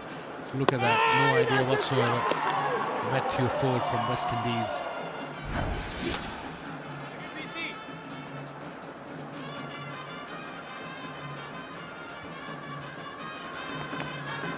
Outside the line, just outside the line. Bit of a dilemma, I think, maybe for Jason Holder, for that man there now. Sunil Narine, 2 overs, 2 brilliant overs, 2 for 8. Rovman Powell, his numbers, 20 innings. Powell's got only 90 runs. He's got him out 6 times. Strike rate of just 87 up against Powell. Does he keep him on? Does he go another one now? I think he's got to. You got to get his wicket now. And you got to take that risk right now before he gets set, because once he get going, then it doesn't matter who bowls. Then he becomes very, very lethal, very dangerous. So this Narayan, I feel that he's going to bowl another one here. He's still got Piyush Chawla in the bank, so play with it. Yeah, good over, very, very good over from Piyush Chawla. 5 off it, 48.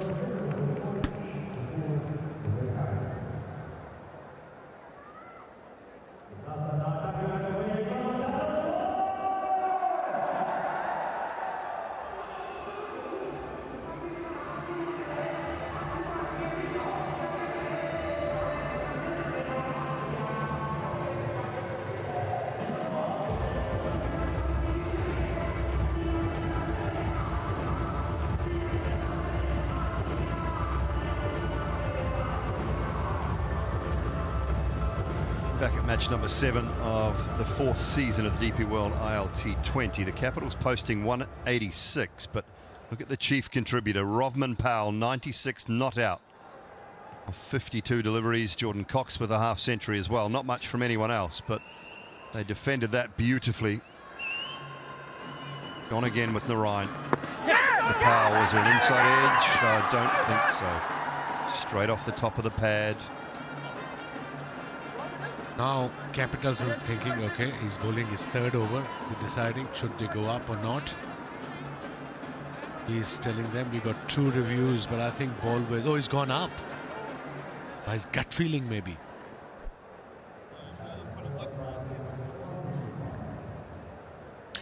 We've got a review for Cork given 9 out on field. It's a fair delivery, just looking at split screen now. Left hand side there's a large gap. To keep rolling, just rolling this through please. It hasn't hit the bat at this instance. Just roll it back up on the way out, please.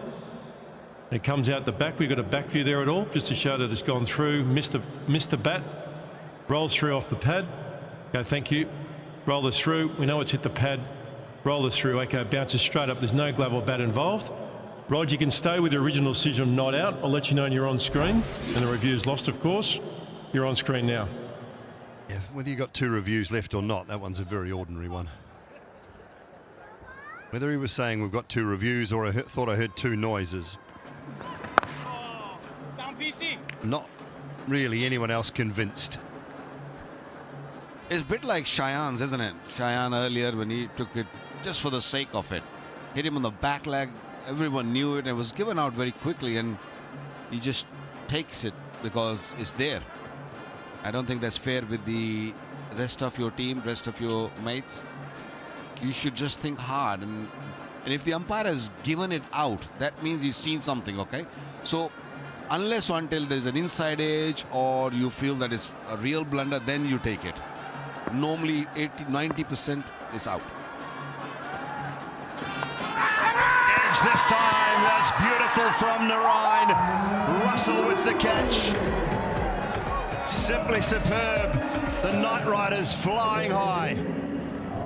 Well, Russell is getting used to being in the slip. This is not the first time we've seen him taking a brilliant catch. This was a lot easier though. It was straight at him. The earlier one we saw in the previous game, one of the games, he just grabbed it with one hand. It was a good dive in. This one, looking to come forward, was very late on it, and this was a outstanding catch because it came out of the gloves of the wicketkeeper at a very little time to react. Reacted beautifully. Sunil Narayan once again amongst the wicket. Third wicket. Only 9 runs is given. Gulbuddin Naib gone for 7. 49 for 5.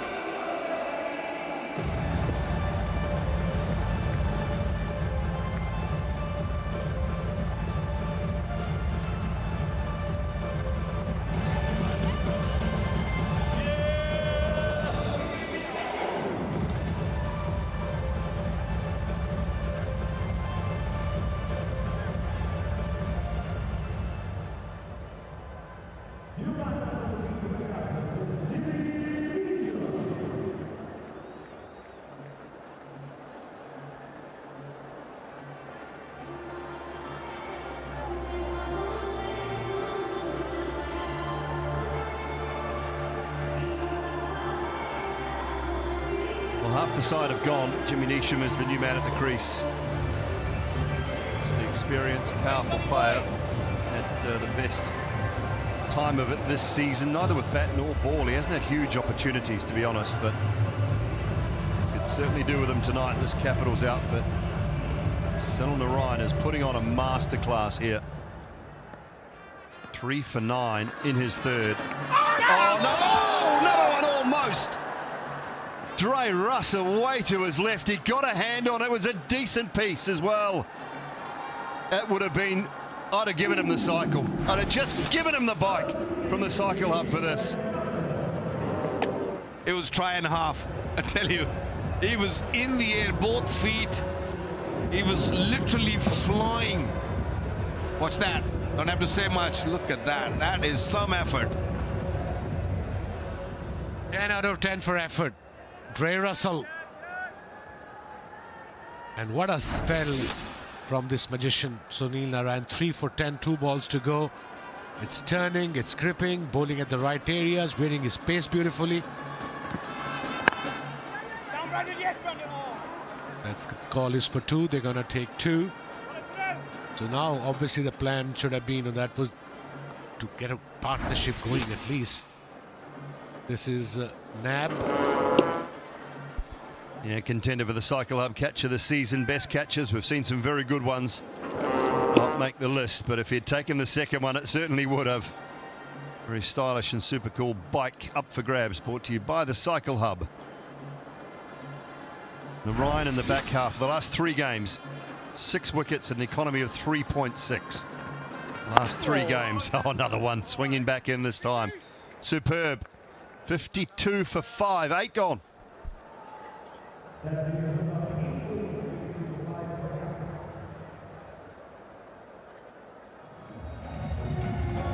we're just talking about 3 wickets, 7.43 in the first 8 matches. He's come to the fore as the Knight Riders have made their way to the playoffs. In this stage, Narayan has been brilliant.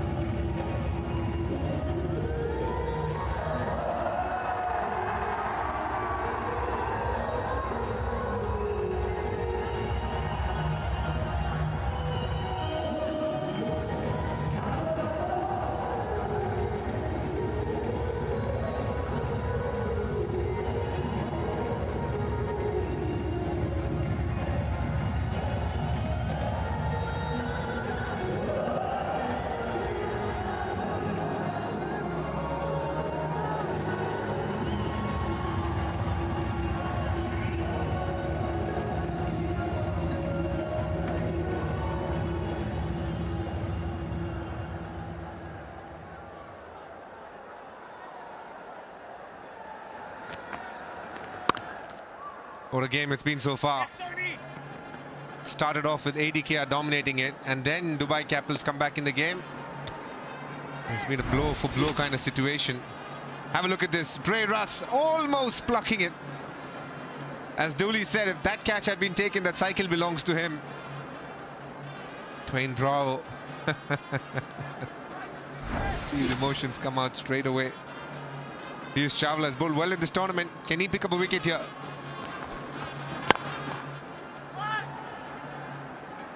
Right now, all Rovman Powell is trying to do is stitch together a partnership.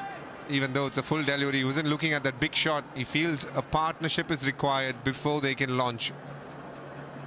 Still a gettable score, but the wickets in hand is what's going to hinder them.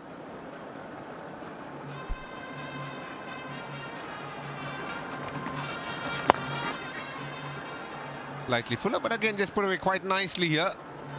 Speaking about partnerships, and that's what James Neesham has in his mind as well. There we go, the DP World Smart Truck Buggy Cam. Using the latest cutting edge camera to give us unique vantage point in today's action. As in cricket, DP World uses technology to keep us pretty much flowing through anything that we want.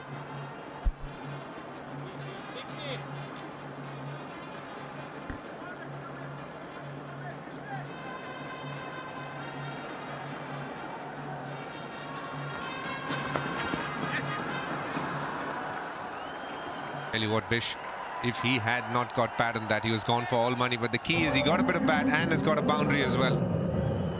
After a bit of time,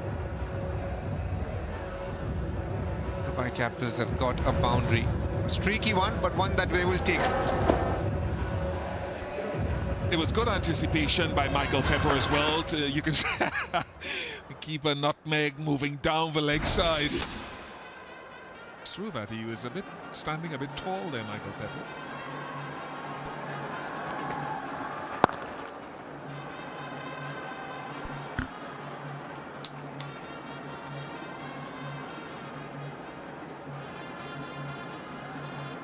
'99 from 67. Aruj is here with us as well. How are you seeing it?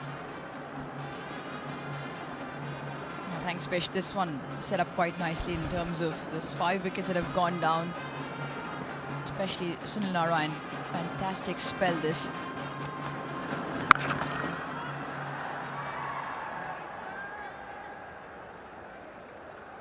Nine overs completed. 61 for 5. Time is it? Yeah, it is that time. Strategic timeout.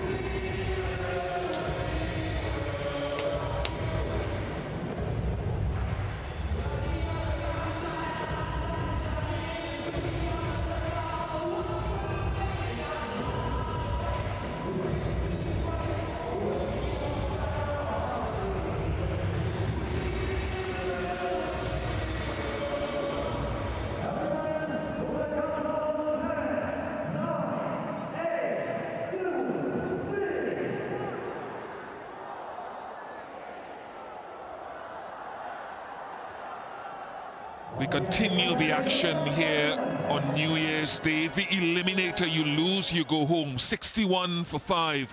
The Dubai Capitals in pursuit of 159. Liam Livingston into the attack. Will be a fascinating phase because largely looks to bowl leg spin to the right-handers and off spin to the left. Found a little bit of grip there with the off spinner straight away, gentlemen. And Uruj, how do we see this move? Just looking at the way the Capital spinners bowl, already Piyush and Sunil Narayan just taking the pace off the ball. Like you said, Livingston has that ability to take the ball away. With the right-hander and left-hander, this provides that depth. With Capitals 5 down, one more wicket here changes the game dramatically.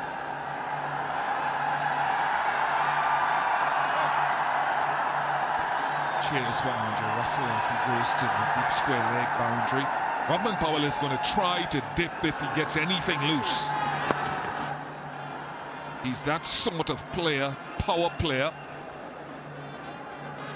Very interesting what Livingston is doing here. He's bowling off-ease to a left-hander, which is understandable, but also to the right-hander. Probably the slightly bigger side he wants to work with.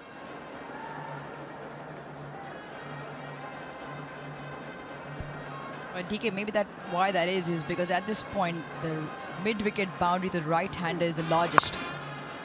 75-meter hit down the track and mid-wicket, where the ball has just been collected to the right-hander.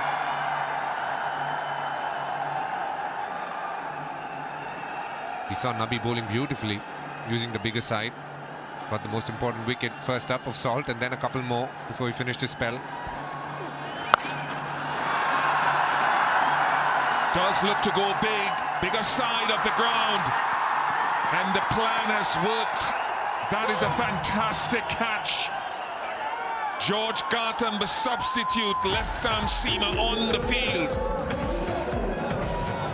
That's a very good captaincy. Don't know whose idea it was, but it has worked out like a dream here. Livingston bowling off-ease to the right-hander. Doesn't do that too much, but this time Rodman Powell looking for that big hit, trying to bring some sort of boundary hitting advantage for the Dubai Capitals team. Parrish is trying to do that. What a catch this from George Garton, one of the better fielders going around. Stayed in the air for a long time, and with that you would think Dubai Capitals sink a bit further. Rodman Powell the last to go. 12 he gets. Dubai Capitals 64.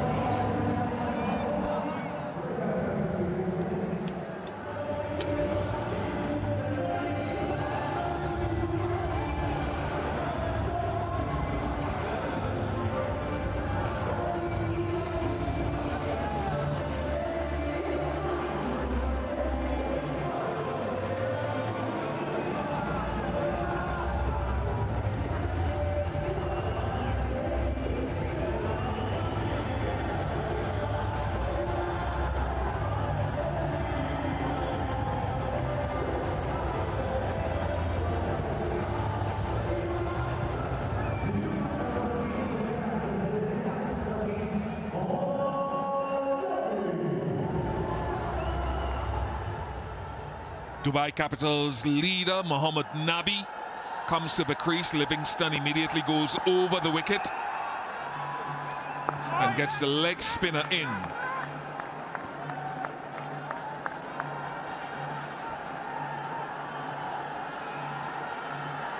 Next one turns, Libby.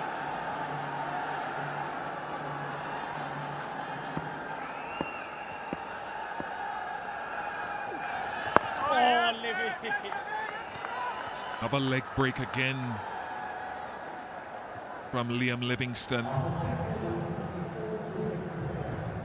64 for 6.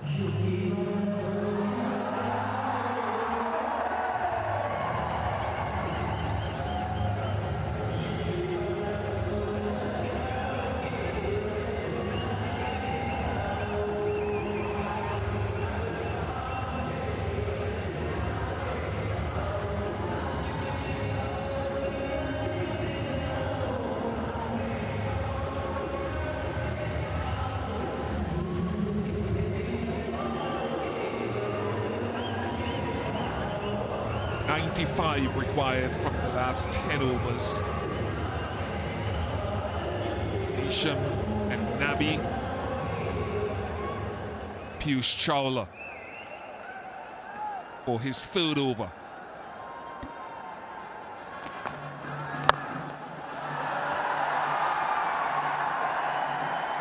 Just enough muscle on it from Jimmy Neesham. That's what they need. It's the one that turns back in, so with the spin here.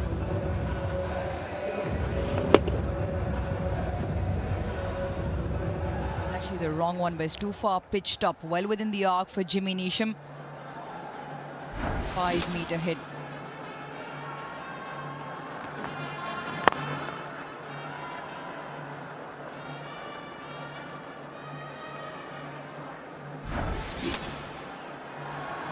The entire over very slowly in terms of the pace, and took on the biggest boundary on the park, did Rothman Powell. Great catch, really well judged towards the end, and a really big wicket as well. Rothman Powell can really take the game away.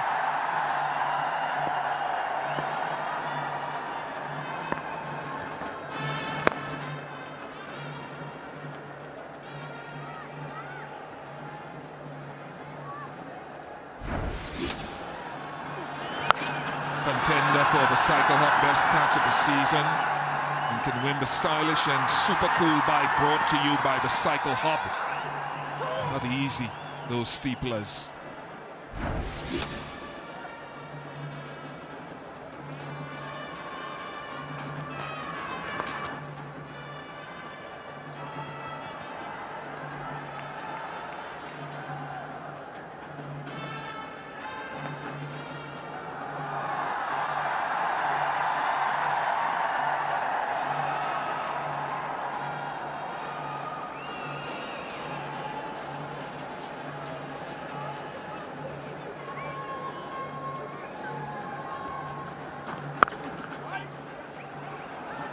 Good shot. Take him. Oops. Wonder what a better throw, a more on-target throw would have meant on that occasion. Ollie Stone in the deep. Bit wide of Piyush Chawla as well. And Navi just makes it home. A good over this, 12 off it.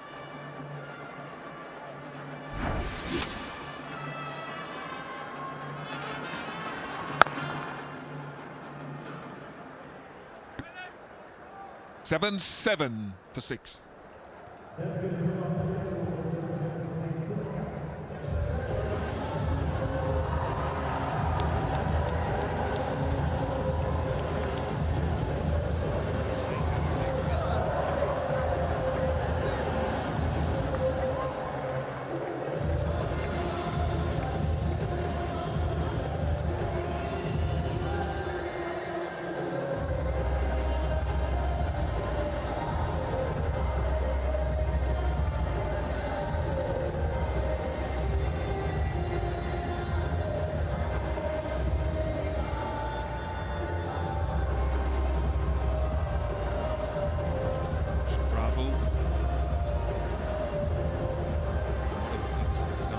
So far in the games that I've watched is that they've kept attacking a lot of times with a slip fielder in for protracted periods of the game. None here at the moment, short of long on.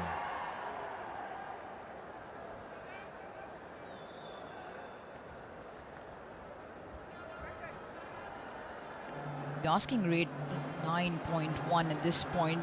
Capital's going around 7 runs and over. The last recognized pair.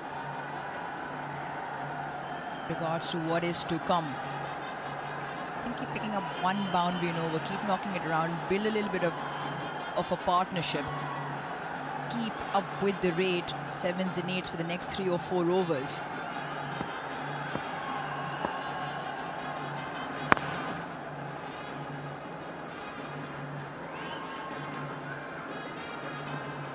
Very interesting to see that Livingston, when he's bowling off spin, basically finger spin, he's finding turn, but when he goes wrist spin, he isn't finding as much turn or purchase from this pitch. Tells you that. A lot of slow pitches. It's better to be a finger spinner. He connected this well. Straight to long on. Livingston picks up a second wicket. Arslan Sharafu taking a nice catch there. Jimmy Neesham looking for that boundary. Perishing on the boundary line. The quick succession in terms of falls of the wicket continues very quickly now. This is going from bad to worse for the Capitals. The off-spinner bowled a touch quicker this time round. Jimmy Neesham doesn't get the elevation nor the distance. Arslan Sharafu obliges at the boundary. Good take from him in the deep. Livingston celebrates. He has two. He's turning around in great numbers tonight. Jimmy Neesham last to walk off of 19. Capitals 79 for 7.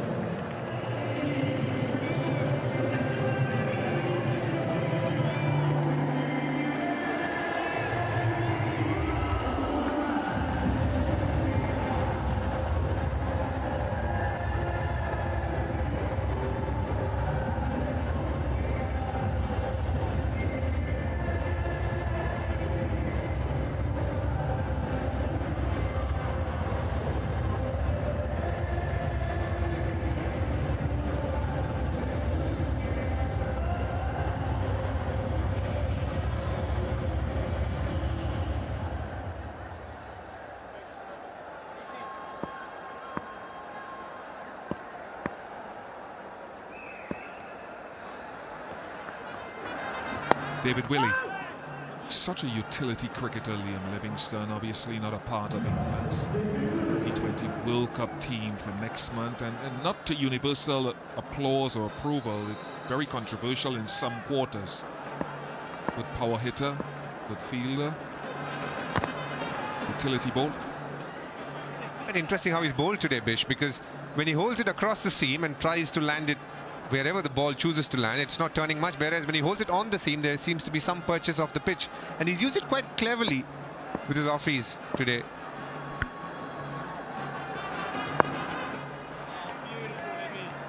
Impactful. The Eliminator continues. 79 for 7.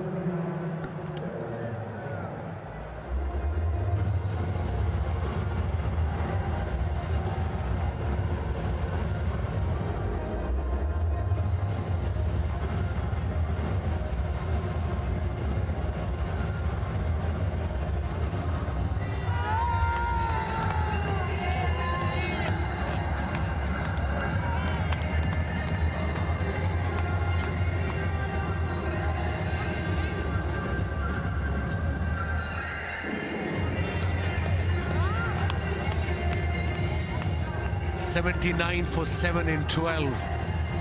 Knight Riders are on top here. Required run rate is 10. They need 3 wickets to win that game. And the new batter, David Willey. He can bat, yes. But he's batting at number 9 today. Dhabi, the skipper, is still there. Great performance by Knight Riders.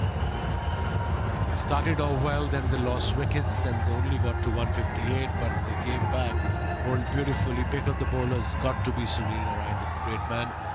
3 overs, 3 for 12.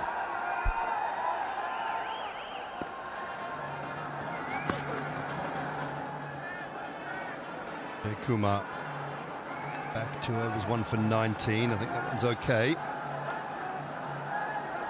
Holding an over of Narine back at the moment. Livingston's bowled well.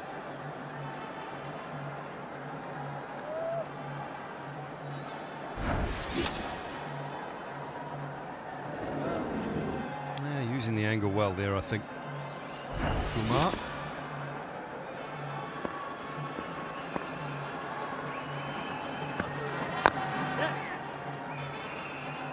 He's got 3 fielders on the boundary offside. Point, extra cover, and mid-off. This is James Neesham. Played that shot in middle it. Straight to the fielder. Good catch. Sharafu. Look at the excitement there. The coach, the skipper. He's done A great job, Jason Holder, rallying his troops. Spot on through the latter half of the season, in particular with his captaincy.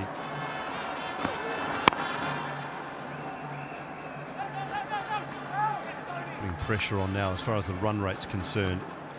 As you said, these two are more than capable, Nabi and Willie. Not a lot to come after this, but they need something. And when you need to get a partnership going and you've got to still go at 10.5 and over, it's not easy. It's added pressure for sure. But I think for Knight Riders, he'll be thinking 1 wicket, just 1 wicket. Don't take it easy. These guys are game changers, both of them.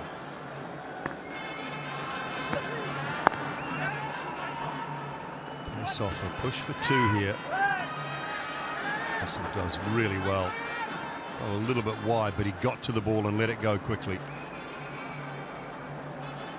Plan against Nabi is to bowl him outside off stump. He's a strong onside player towards mid-wicket and square leg, especially on the short balls. So the bowling, pitching it up, everything outside off stump. Hence the 3-fielder on the boundary on offside.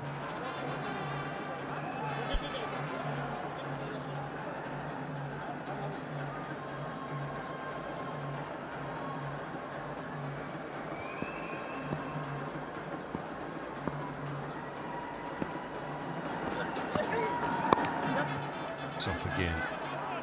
This time 2 is an option. Not to that man, not to Piyush Chawla.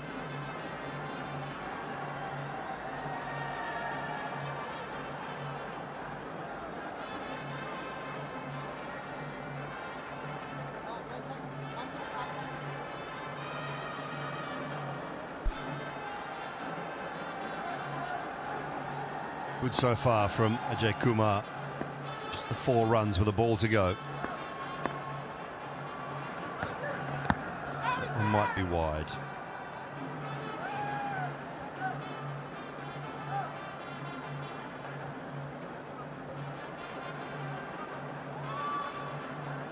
The reason they're bowling outside off stump to Nabi, because if you look at his stance, he stands inside the crease. Yeah, let's have a look from here. But now he's he uses the crease beautifully. Sometimes he goes inside the crease. Now he's standing outside the crease. Good bowling, really good bowling. Good over from Ajay. Only conceded 5 runs, 84 for 7.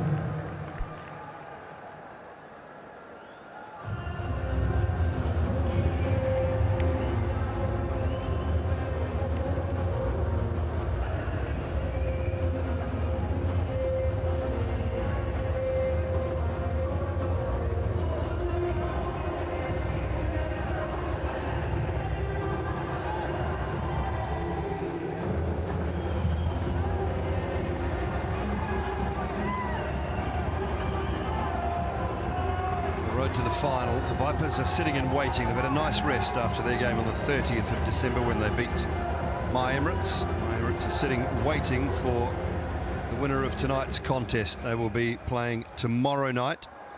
One's in Sharjah. Second qualifier. Oh, is it turning enough? It's hit the pad. It is turning enough according to Rod Tucker. Not sure. I think David Willey will review this, and he does. Over to Paul Wilson.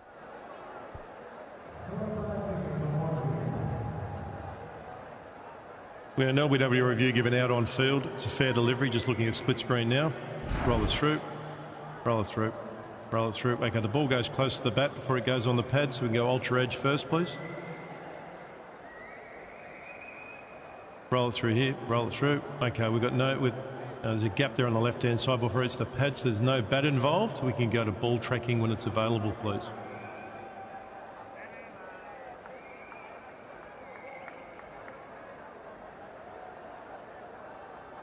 Ball tracking coming up now. Pitching in line, impact in line, and wickets is hitting, so the review is lost. Stay with your out decision, Rod. I'll let you know you're on screen. What a spell from Livingston. Now. That was his 3rd wicket, a wicket delivery. He was looking for turn. That didn't happen, Willie. Unfortunately, got to go back into the dugout. And they are in deep, deep trouble now, Capitals. Knight Riders are on top. Willie departs for 284 for 8 Capitals.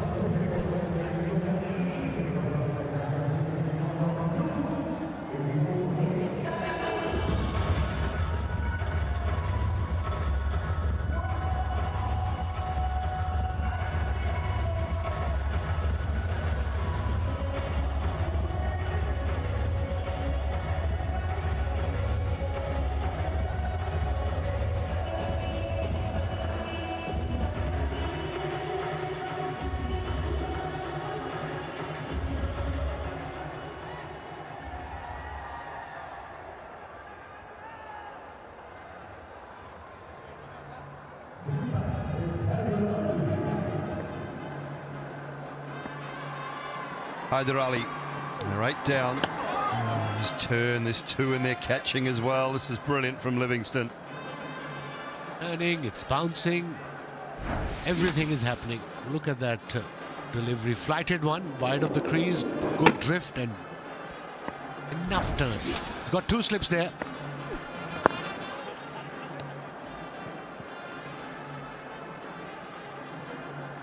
Well, heavily reliant now on Mohamed Nabi. He's got to start to go. Strike at the moment. So when he does, I think he's going to have to start playing some shots, whereas the rate required's up, approaching 12 now. This is why Haider Ali is there. That's really good bowling. Look at that. Missed everything. Was just hitting leg stump. Good decision by the umpire too. And look at the excitement there by the skipper. Yeah, now is the time for skipper from Capitals to get some boundaries. Otherwise, it'll be too late. Only 2 wickets in hand. Take a risk.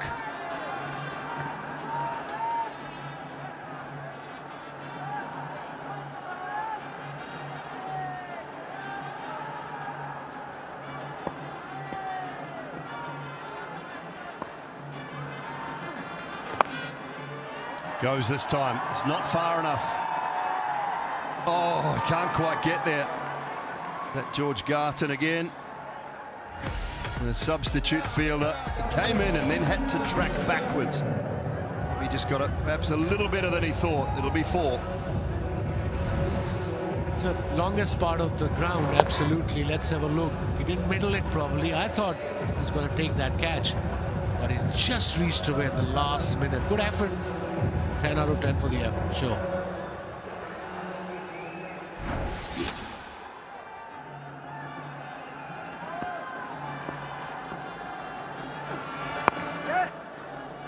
Take 1 and keep strike. Well, the skipper.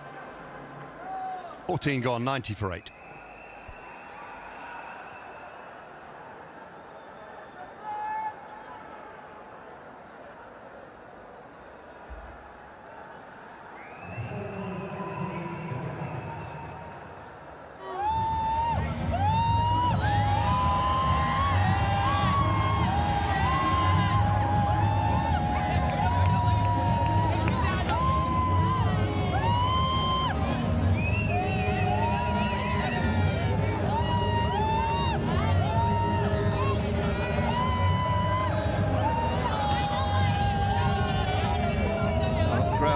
Disappeared for the most part. A few hardy souls have stayed on. It's relatively one-sided affair at the moment. Really is. Jason Holder is back now in the fold on his 3rd over, 115 in his 2. Wide run rate is just 11.5. He's having 3rd man inside the circle, little finer, secondish slip, because he's got point back against Nabi. He'll be outside off stump. Yeah, that's the plan against him. It's such good bowling. Using the angle. It's not a wide. I mean, Nabi can talk to the umpire all he likes, but there's no way that's a wide. It's just good bowling from Jason Holder. The angle where the keeper takes it sometimes makes it look worse than it is, but he's taken a little step outside. brilliant. Brilliant bowling. Jason Holder again. And he's got no square leg, no fine leg on the boundary. Hence, he's bowling everything outside off stump. Did umpire give it 1 for the over? Sure. It was just the length ball going on. Let's have a look at that delivery again. Here we go. What do you think, Dooley? There was 1 for the over.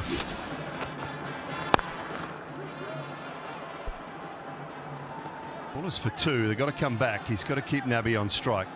He does well. Well, that call is made by Rod Tucker at square leg, isn't it? He has to give him the nod.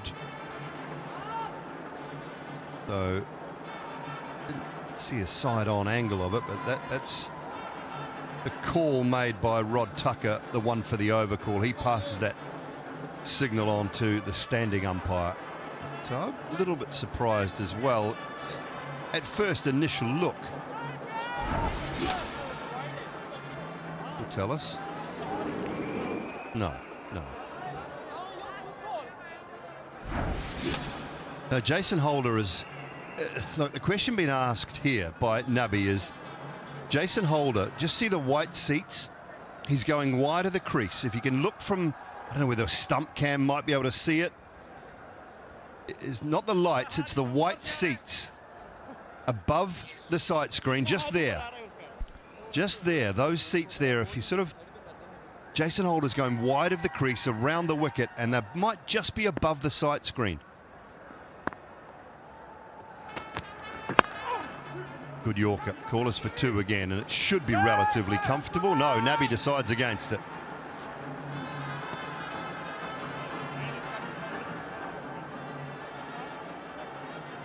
Oh, Jace Holder. Run rate is creeping up now. It's almost 12.5.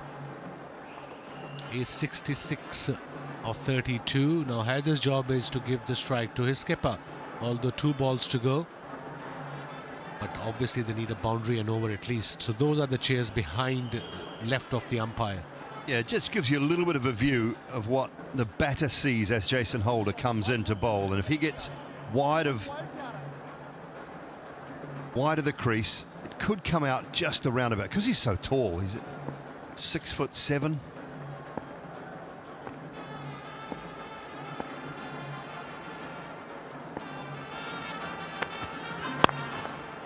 Brilliant. So good.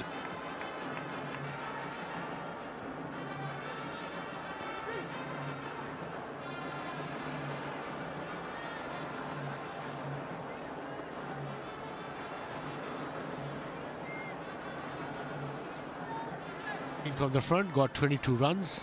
When he came out to bat, Knight Rider was struggling, and with his 22 they reached to a decent total. Mohamed Nabi wants to keep the strike. He says, if anybody's going to do this, it's going to be me. 5 to go, 93 for 8.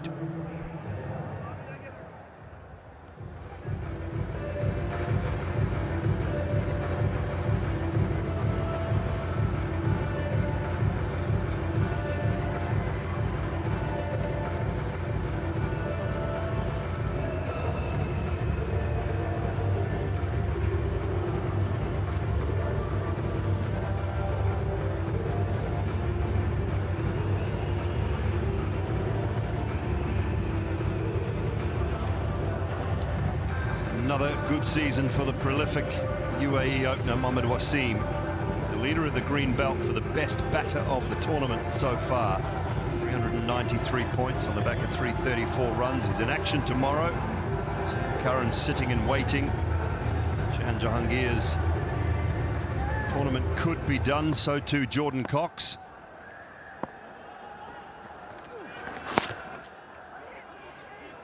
Push for 2 here.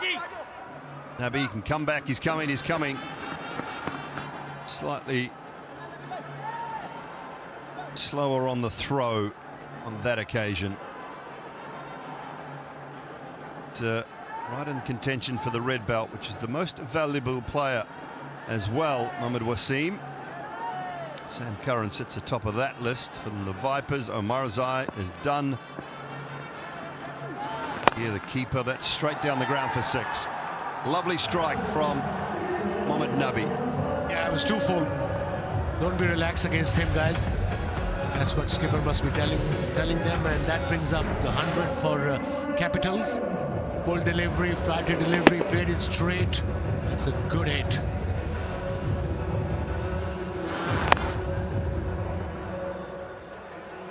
So strong, and Livingston knows it straight away as soon as he gets a little bit too full. Problem with the ball again? No, we're okay. Carry on, lads. Back over the wicket, probably some wrist spin on this occasion. He tries the leg spinner a little bit quicker as well. Plan B, taking the ball away from the right-hander, especially against Nabi. He will definitely look for the short ball, hence he's bowling little fuller, Livingston.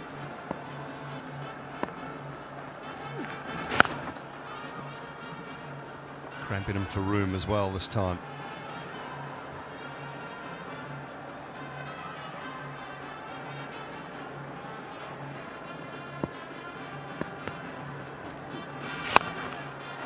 One's gone high and long enough again. 6 more for Nabi.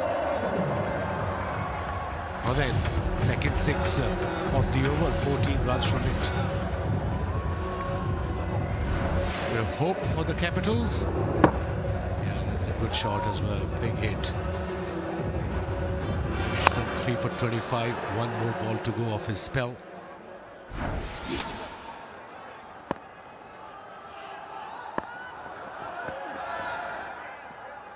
On to that one.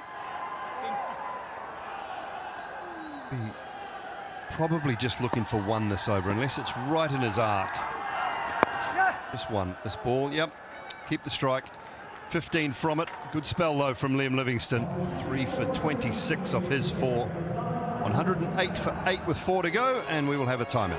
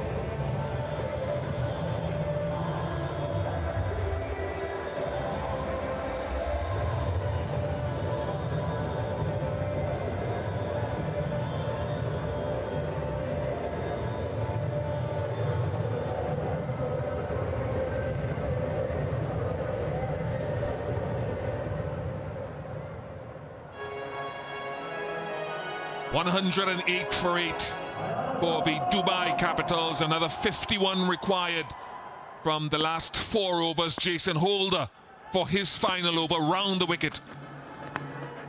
Gone edge, strikes again. He's been a superb leader, a superb bowler this season.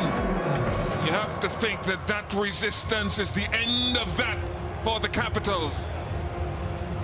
Well, that strategic timeout didn't work for the Capitals, worked for the Knight Riders straight away coming back into the attack, pitching it wide outside the off stump, little fuller. Few times he's bowled short, get the use of that height and get extra bounce, extra kick. Picking up his second wicket, Jason Holder, really excited, and why not? Deserves that. 108 for 9, Nabi gone for 27.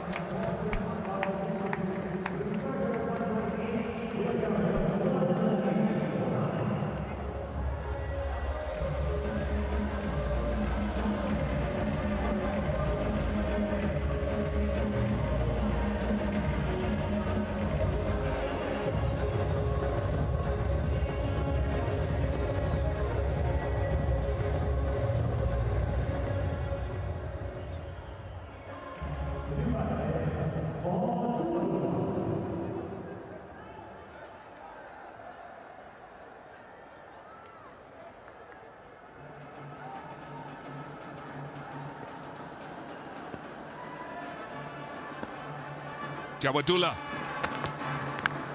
Another one, 2 and 2. Yes, the finger delayed going up, and that is the end of that. What a story. What a great story for the Knight Riders, led by Jason Holder. For the first time in the history of DP World ILT20, they've gone past the Eliminator. Jason Holder has been absolutely superb.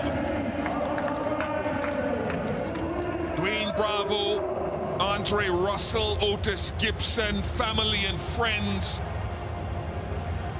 They've stopped a 5-match winning streak by the Capitals. Nabi bemused, the Knight Riders winning by 50 runs, and they head to an all-West Indian affair in Qualifier 2. Well, the defending champions are out of the tournament in walks. Abu Dhabi Knight Riders never been in this position before. All thanks to Jason Holder and his team. Sunil Ryan was wonderful, outstanding. 3 for 12 in his 3 over. 4th overs was not even required. That's how well they played. Their opening stand was wonderful. Excellent captaincy, especially keeping his fielders around the bat, putting pressure on the batters, not allowing them easy runs. I thought he was outstanding, Jason Holder. Knight Riders winning by big margin. Well, he's on hat-trick. Will probably go into the second game, first ball, see if he takes the wicket, but has been an outstanding spell. Jason Holder, 3 for 18. 2 wickets, first 2 deliveries after the drink break. First one outside the off stump, both outside the off stump of both batters. Just dragging them on the front foot, a little tickle outside edge, and Jason Holder was flying. A big man is very happy. Came from behind, and great story. DJ Bravo, he'd be very pleased with the performance of his team. And a good following. Abu Dhabi Knight Riders, they've proved them wrong. They had a little hiccup when they were batting. Good opening partnership, first half 122, and then they kept on losing wickets. Runs were not enough, but the good captaincy, good leadership allowed them to push Capitals out of this tournament and win this very important game. Almost a Bollywood story with Knight Riders owned by the great Shah Rukh Khan.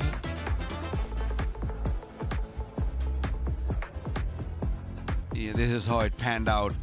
Early wickets were required, and Holden, Naran, Ajay, they just really gave them good start. Nobody really could get going. Powell was there for a bit, scored only 12, 19 for Nisham, Nabi 27, nothing worked for them.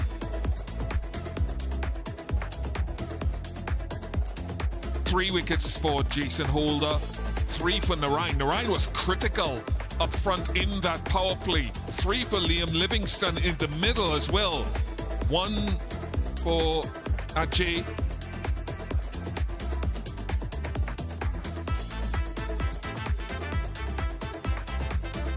So in season 4, the Eliminator, the Knight Riders prevail. Salt and Pepper with another 100-run opening stand set up a total that was expected to be more than the 158 for 7. In the end, they were limited, and then the Capitals folding for 108.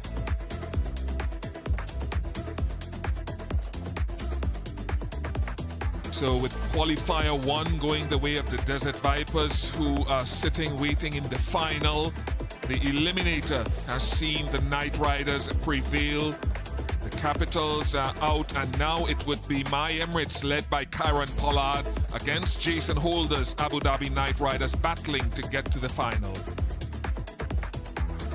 We'll take a short break. When we come back, we have the presentation.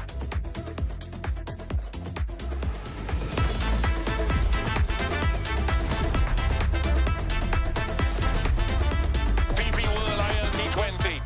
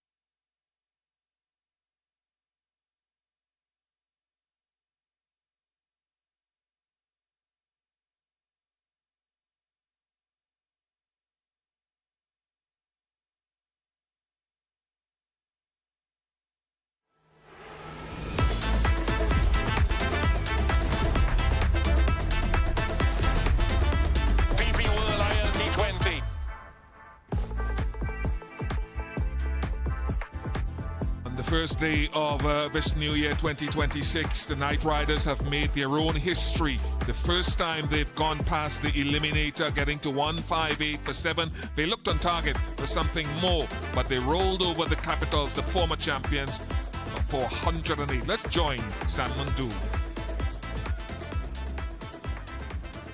Ladies and gentlemen, welcome to the post-match presentation. The Abu Dhabi Knight Riders move on in the tournament at the end of the road for the Dubai Capitals after tonight's match. I'd like to say a huge thank you to all the sponsors of the DP World International League T20. They are DP World, 1xBet, Big Ticket, TCL, the Cycle Hub, Exchange On and Crypto Cash. DP World ILT20 would also like to say a huge thank you to all the government organisations, stadium authorities and all those involved in the smooth conduct of tonight's event. First award for today's presentation is the DP World Dispatch of the Day.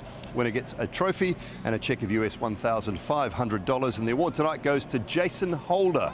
His big six off Mohammed Nabi. Got those long levers working and dispatch that one away over deep mid-wicket. Mr. Saud Al-Awadi, Director of Sales for JAFSA, will be presenting the award tonight to Jason Holder. If I could now ask Mohammed Nabi, the captain of the Dubai Capitals, over to have a few words. Nabi, thanks so much for your time. Not to be tonight, where did it go wrong? Yeah, I think it's quite tough to say that. Yeah, we pull it back when we are bowling. Yeah, in one stage it looked like it will be 200 score. Yeah, but as a bowling group we bowled really well. But as a batting group we didn't do well. Depend on the situation, we throw wickets back to back. That's why we struggle, yeah.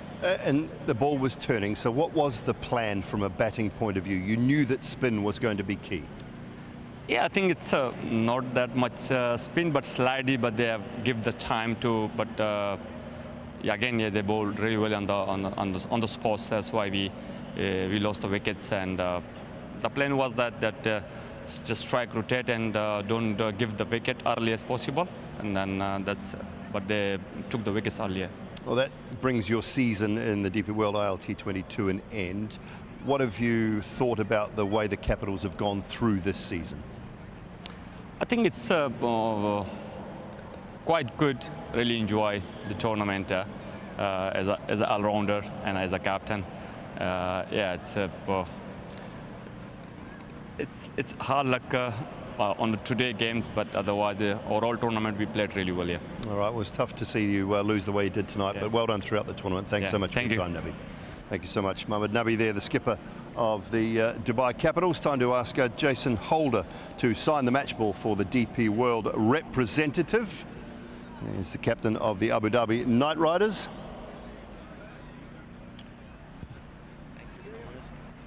Thank you very much, Jason. I'll get you to pop over and have a few words.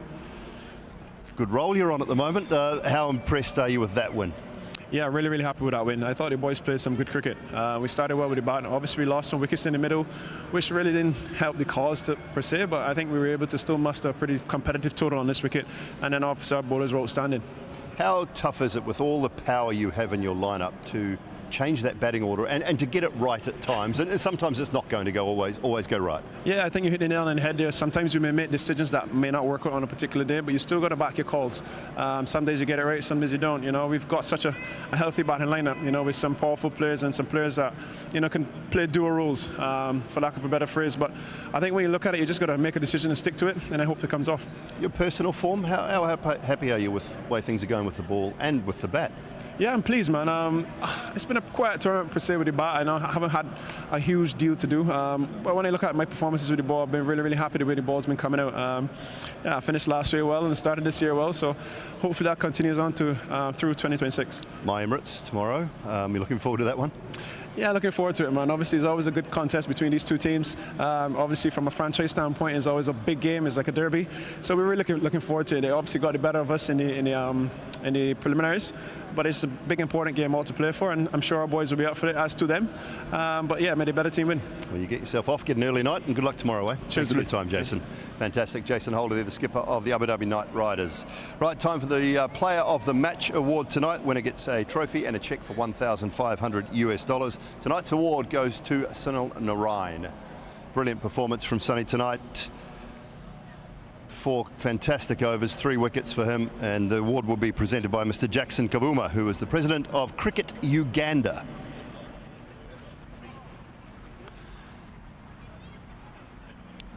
Pass the cheque and the trophy away. Sunil, come on over. Terrific tonight, but the last 3 games, what's changed? Has anything changed from the first 7 games? I think I'm trying to bowl a little more attacking. I know sometimes you try to go attacking and get runs, but I think it's needed at the moment, trying to get wickets. If you don't get wickets, I think it's tough for the middle overs to go where guys are set and you're not getting new batsmen in. Conditions-wise, have they changed later in the tournament? Has it assisted a little bit more spin? Yeah, I think the latter half, especially in Dubai, is spinning a bit, so you have more options as a spinner and you could go a little bit closer. But I think in saying that the atmosphere and the team vibes are there. So I think when you win cricket games, it helps. So hopefully we could continue winning. Just want to direct your attention to the big screen over that way, because I've seen you a lot over many, many years. You were very animated tonight with this wicket. Just talk me through it and your sort of thoughts around how animated you are, how much this means. I think it means a lot. We haven't reached the semi-final in 3 years. We have always struggled, and the 4th year we are here. So it's something that we have been trying to do, and actually being there. I think it's something that I think it's emotional a bit, because we have played good cricket in the past, but haven't really win sufficient games. And I think when you plan out certain things and they come to plan, I think reactions sometimes happen. And I guess it's a franchise that means a lot to you on a world stage. Yeah, I represent them in every tournament there, and I think they're a proud franchise. I think they're a franchise that we want to keep up and high in, and the only way you can do that is by continuously qualifying and trying to win championships. So I think hopefully we could continue doing that, a game tomorrow, and I think momentum is all we need. Great to watch you tonight. Brilliantly bowled. Yes, Thank you very much. Sunil Narain, player of the match, and the Abu Dhabi Knight Riders move on. My Emirates tomorrow.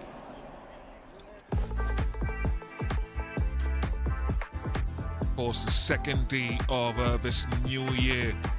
At 6 p.m. we'll be on the air from the Sharjah Cricket Stadium, where Kyron Pollard, a big man against another big man, Jason Holder, My Emirates against the Abu Dhabi Knight Riders in qualifier number 2 in Sharjah. Should be a great prospect. Hope you've enjoyed tonight. Look forward to your company next time.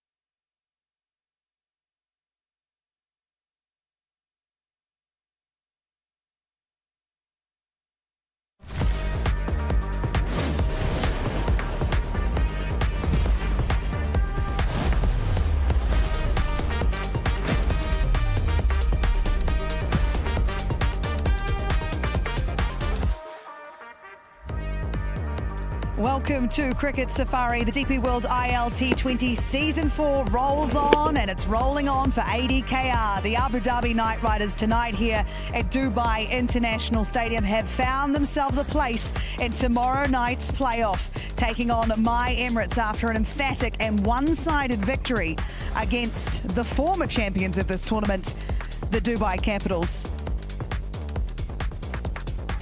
Some very, very happy members of the Abu Dhabi Knight Riders, led beautifully by their captain tonight to help get them through. A very happy coach, and we're going to talk to him shortly here on Cricket Safari. So not long between drinks for the Knight Riders. They are back tomorrow and they take on My Emirates, who is going to meet the Desert Vipers in the final of the DP World ILT20. Thank you so much for joining us. I've got Dinesh Kartik, someone who sometimes is called Urush Montage, but it's Urush Mumtaz Khan for tonight. And we have Coach DJ Browett. Congratulations. You must be absolutely stoked with that. A great victory for your boys. I mean, it's great to get the win, but is it the way that they won that makes you most proud? Yeah, very happy. I think, I think the previous game gave us that confidence. And I said in the halfway stage in our first game that we won here to qualify to the top 4, that the way how we play should give us a lot of information and courage to come back here and play this game tonight. Hence the reason we turn up here, win the toss. But we don't normally see teams doing that, because I felt that we have to make a positive approach, and we have to just remember what we did, the good things we did the last game, and try to implement it. And we get a very good start once again with salt and pepper, and that set the tone. We faltered a little way, but at the halfway stage, I said to the guys, I know we are disappointed. We did not get the finish we wanted, but because of the start we was able to get a score that I felt we could win. And I think that was 159, 160. You get a good power play, get wickets in the power play. You could control the game after that. Absolutely, and control the game they did. DK, what did you make of the performance tonight from ADKR? Very solid. I think the fact that the openers were able to take them through to the 13th over, Salt showed a lot of character there. Yes, he's probably definitely not at his best physically, but the determination came through, the care for the franchise, the fact that he wanted to be out there. Pepper looked in great nick, made things slightly easier for Salt, but overall I think a solid performance. When you see someone like Sunil Narayan do what he did today, you realize how important it is to have people who have believed in the identity and the culture of the franchise. Just speaking to Dwayne Brower before this, and he was saying that's so important to him as a coach, and you can see that coming through the way he spoke in the after-match presentation as well, where he said that the last 3 years we haven't qualified. And hence this game was so important for him that he was able to take the team through the spell that he bowled. He's been phenomenal this series, phenomenal all through his career to be fair, but just great to see him deliver yet again on a big game. Yeah, he's certainly not a bad player to have in your team, I don't imagine, DJ. But when you have your big players step up, your senior players who, they've got price tags, there's the expectations, they travel around the world playing their trade, and they're the best in the business. When they come to tournaments and it doesn't always pay off, to see them pay off for you here now, what does that say, or should that be telling us about the culture at ADKR? Yeah, as DK has mentioned, for me, I think that is very important. Once you have a happy environment, whether things going well or things going bad, you try to create the environment healthy. But a team like this that have so many match winners, a lot of senior players, my message and my language is always, guys, listen, we have dangerous players. We have players that the opposition respect. It's important for us now to demonstrate why teams respect us and why you guys are so good. And I think with Sonny, I mean, he's a king. We call him the king, and I always in his ears, listen, I need you to get wickets. I need you to come on and get wickets. When the team is under pressure, the captain have to go to you, and not just to be defensive, but be more attacking. So now we're seeing you have forward short leg, slip, short mid wicket, and all of these things, because I said to him, I said, Sonny, when most players facing you, they're happy to get singles off of you. So it's important that you attack, and I think it worked for us today. Having someone like Piyush Chawla as well, over the years, the team never really had 2 good quality spinners. There's Sunil and then maybe someone else. But it's important that we have someone who can also partner him on the next end. And then Livingston's spell also was a crucial crucial spell for us. Yeah, they just applied so much pressure and the Capitals just could not cope, Ruji. What do you think has been so great for ADK in season 4 of this DP World ILT20? Because you've seen them over a couple of seasons now. What's been the main change? Yeah, I think what, like DJ says, I think the messaging was always positive. Jason Holder a lot of times is almost not agreed with the questions being asked because he believed in the positive aspect of it, whereby you might have a take on how the team's doing and he's almost gone like, no, we've done better than this and these are the positives out of it. So like even at the post-match, like DK said, there was a lot of positive energy, a lot of positive messaging. Coming off a good win, their only game here in Dubai, this was their second game. And for Sunil Narayan, he was wicketless for 7 games on the bounce in that middle. And then he's turned over 3 wickets tonight for less than 6 runs and over. What was so good to see was the experienced men who've been there for over maybe 1,500 games between Ray Russ, Jason Holder and Sunil Narayan, celebrate in the manner which they did. Just means that there's a care and concern and a true love and a motivation at this level is tremendous. So for them to win these games, not being in a qualifier before and now have one more crack at it, you never know, maybe writing their own story. Yeah, absolutely. And you're right, there's so much care. You can see it. Jason Holder, I love when he's taking wickets. He's so into it. It's fantastic. You've won your last 2 games. You've won them both really, really well. You've had some really strong batting partnerships, your opening partnership of Salt and Pepper, which is a broadcaster's dream, having your opening partnership be Salt and Pepper. What we can say about it is huge. But Michael Pepper had a relatively slow start to the tournament. What's he been like around the group and how has he built to this point that he's now so crucial for you guys? Yeah, he's someone I'm a big fan of, not because of his ability, but his off the field. He's a true professional. When he's not playing, no worries. He's playing, he gives us 100%. He's very good around the group, trained very well. When we lost Rutherford, there was an option where we could try and get someone to replace him. And I said to the owners that, I believe I have enough to work with. Straight away get Peps in, put him up the order. Had a few conversations with some senior players as well, guys like Halsey, Salty, to make sure we get the batting order right. And with him being that aggressive on top of the order, it gives Saul the ability to just remain calm, bat deeply, and it worked for us. I'm happy that it's working. And one more game to go, a big game tomorrow, and then let's see, anything is possible. Anything is possible. You don't have long. You've got to back it up tomorrow, as you say. But their captain, DK, I'd like to touch on him with you because you've seen him for a long time now, played against him, I'm sure, multiple times. What is it about this young man, the way he leads from the front, that makes him, how does he galvanise this team like he has so obviously this season?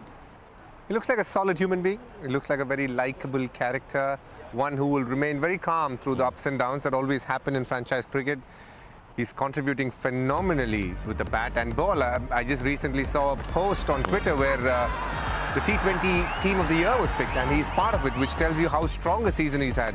We're seeing videos of him pick up wickets, but what he does behind the scenes is what he'll always be known for, because he looks like a solid guy, somebody who you can trust with the bat. He's consistently shown that he can come and play some big shots with the ball. We know how good he is with the new ball. He's always a work in progress at the back end, and he seems to have improved so much under Dwayne Bravo, doing that as well. Bowl to the plans, bowl to the field, but most importantly, he is marshalling his resources in such a way that he's getting the best out of a lot of the players that are out there in the park, and that's the sign of a good leader, a leader who's trusted by his teammates, and it's great to see him do well. I think he has turned a new leaf in his career as well, the way he's actually dominated T20 cricket in the recent past, and I'm really happy for him. Absolutely. Now, Ruji gave me some hot tidbits for you, actually. So not only was he the highest T20 wicket taker in 2025, he took his first wicket in his first game of that year. He's done the same here tonight, Ruji. I am not stealing that stat from Ruji. All yours. But Dwayne Bravo, tell us, as coach, working with a Jason Holder as a player, why do you two work so well together? Obviously, we have that chemistry from back in the West Indies, and for me as a coach, I said to the owners, I need a captain who I can relate with and have that bond with. It's very important when you play in franchise cricket. The captain and coach basically share similar values, and it's just a cultural thing and a comfort because I believe in a certain philosophy and template to win T20 games. And I just felt that having someone like Jason will be able to go out there and outroll that. And as DK said, he's a good human being, very chill, very individual, and so am I. I'm very chill. I don't get flustered. You know, not big on meetings. I sing songs for the team just to lighten up the dressing room because... What do you sing? Come on, one for us. Give us a little one. You on yourself. Come on. I just be creative and my music side of me come in and just to lighten up the environment because again, in a tournament, high pressure tournament, players not performing at their best, they can feel tense. And for me, my job is not to apply more pressure, it's to just create an environment that the guys relax, happy and comfortable. Obviously, you know so well what you like in an environment, having been such a great player yourself. But when you have to talk to your troops, like we saw tonight, you spent some time with Liam Livingstone before he came out to bat. What do you say to them in those moments? Yeah, so I watch the game, I watch the tempo of the game. I'll try to analyze the bowling options and know who is the best player to go in at the particular time. At one point in time, I had Livy and Halsey. If Salty out, Halsey will go. If Pepper out, Livy go. Then a couple overs, then I say, okay, Livy, you next, no matter what. Then a few overs went, then I said, okay, 7 overs left, Russell go. So for me, it's very important. As I said to my staff, I don't coach, I try to captain outside. And that's why I'm always on the boundary line because for me, my brain will keep ticking.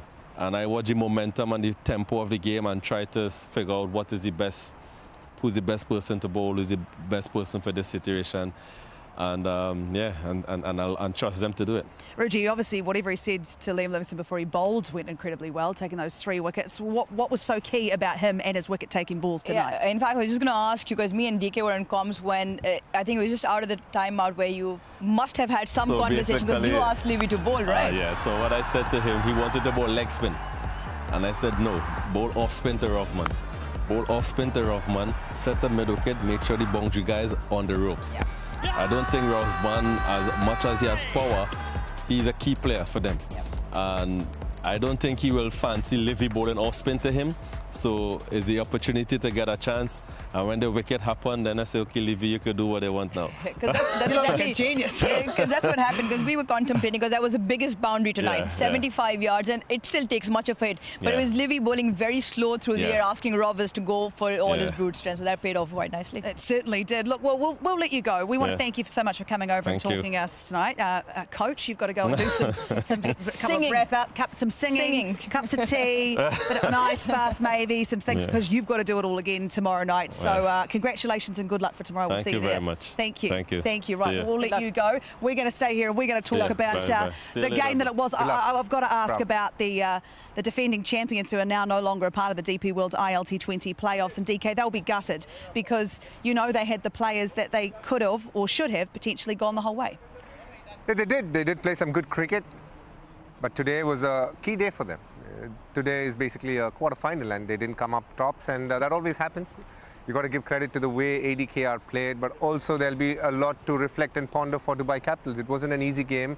They got thrown in with the ball early. I don't think they reacted really well. Michael Pepper did quite nicely to get them off to a good start, but they didn't have much to say in terms of how they wanted to bowl to him. He was playing the field and he was throwing all sorts of confusion to the bowling team. But overall, I'll say it was a tournament which they flattered to deceive because they were a strong team. They were the defending champions, but they didn't play like one today. And if you don't come up good on a day like this in a knockout game, well, it's sad, but the truth is, that's where the tournament ends. Absolutely, and it's wild because they got themselves right back in it in that first innings after ADKR did so well with that opening partnership.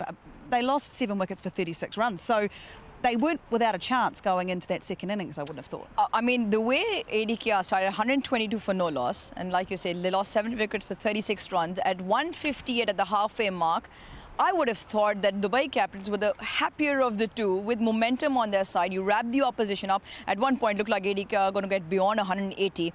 And then they come back and then they completely, it was very, very good bowling. Holder got the ball to sort of nip off the surface. Ajay Kumar with great line. Sunil Narayan was into the attack on the very 4th over, in amongst the wickets in the power play. But it just seems like it was almost like you could have just played proper old-fashioned sort of old-school cricket for a bit. 1 too many wickets lost, and they were always chasing the game. Don't think, apart from Jordan Cox and Cheyenne, they had the real depth to sort of just play out that heavy period that hit them. And it was all too late. I mean, 108 all out. That's a heavy loss, and 2 losses on the row in 2 important games. 2 very important games, and we say goodbye to the Dubai Capitals, but the ADKR train, it keeps on rolling into tomorrow night. Now, if you've been entering our contests, here come the winners. I've got our mega contest winner, which is Pratiksha Yadav. Congratulations to you. And now it's time to announce the winner of the Visi Smart TV presents Jalwal Dikau in Ampao contest from the previous match. So a huge congratulations to all of our winners here. You can see on the screen for showing amazing Jalwal and winning exciting rewards from Visi Smart TV, a smart TV that has it all, the youth entertainment brand. Do not miss your chance in the next match, because with Visi Smart TV, Jalwal Dikau in Ampao. Okay, we're going to take a short break here from Dubai Stadium, and when we come back, we'll have a look at tomorrow's big matchup in the DP World ILT20.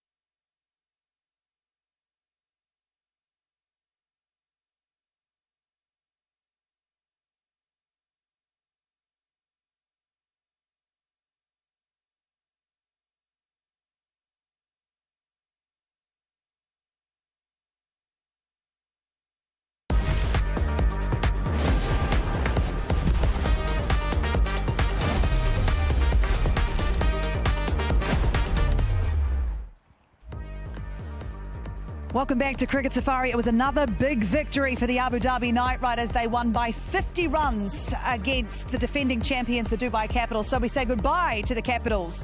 And the Abu Dhabi Knight Riders are back in the DP World ILT20 tomorrow night against my Emirates. They were simply superb, and you'd have to say they've found form at absolutely the right time in this tournament. I've got Dinesh Karthik and Uruj Mumtaz Khan alongside me. And Ruji, if you look at this outfit, could they quite realistically go on to win it with the way they're playing and the confidence they would have got from these last 2 games? I think it comes from some of the tactical decisions which now make sense. DJ touched on it in terms of their batting order with the right personnel in the right positions. They tried Pepper at the top of the order earlier on, and then they dropped him for a bit, but he's come out, and like DJ said, gives Salt a little bit of time. Then you got Hales, Sharafu, Livingston in there, and I just feel with the bowling options now, with Sulinarayan back in form with the ball, Holder and Ajay Kumar. The other thing that he said is he had some tough conversations with some senior players to step up. You got to win the key moments as those senior players. That is why you are there. That is why you've been given those important, responsible roles. Just feel peaking at the right time with great strategies in place. You've got the right personnel firing on all cylinders. I think they have a real chance now. Sunil Narayan is absolutely one of those players who's firing on all cylinders and peaking at the right time. Let's find out the mantra about his winning. Are you Knight Riders ace of spades? I'll let the Knight Riders people say that.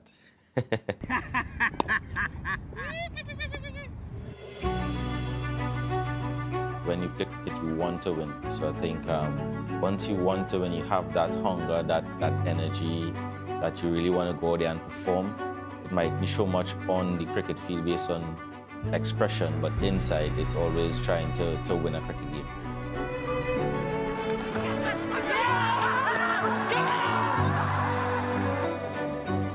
Hiding the ball, I think it's something I've practiced even 3-4 years before doing it in a game. And I think in this the way cricket is going, if you don't tweak a little thing or change little stuff in your bowling, and you will get through for the first couple years. But I think if you do the same thing over and over, then it becomes easier for the batters, because you play against a guy nearly every tournament, and obviously it's always going to be tough. So you need to tweak here and there, not reinvent the wheel, but come up with slightly different things. Variation is still key, length is still key, trying to outfox the batters based on field positions, and obviously whatever the game is required, you can attack more, defend more, and those sort of things. You try to think about it and see how best suited for what do you generally want to do. T20 World Cup in February? No, I think I've passed that stage. I think it's gone. I had my time in international cricket, so I think it was good. But now it's just focusing on franchise cricket to keep the body as fresh as possible. And hopefully I can play for however long I want to. And once the body and mind is strong, everything will be good. He's a wonderful character of the game, and he's had so much success in so many different tournaments, and it's great to see him hitting his straps at the right time here in Season 4. DK, you would have played with him. Tell us about him, because he does seem an incredibly relaxed human being. What's he really like in the changing room and on the cricket field? The good thing about Sunny is what you see is what you get. And to be fair, he's not someone who wears his emotion on his sleeve, as they say. Very calm. Irrespective of whether he gets hit, whether he's bowling brilliantly, you see him in the dugout or the dressing room, he's always the same. He keeps it very simple. He gives you exactly what you see on the ground, and you know almost consistently what you're going to get. So when you have someone like that in the team, it's very easy to work with. You understand how to best use him, and if you can do that to his advantage, he'll more often than not deliver on whatever front you want, and he's a good teammate to have. He's not the most outspoken or the most chirpy one, but someone who'll just come, do his thing, have a smile on his face. If you speak to him, he's more than happy to have a conversation with you. But other than that, he's a bit of an introvert, keeps to himself, and he's a very calm guy.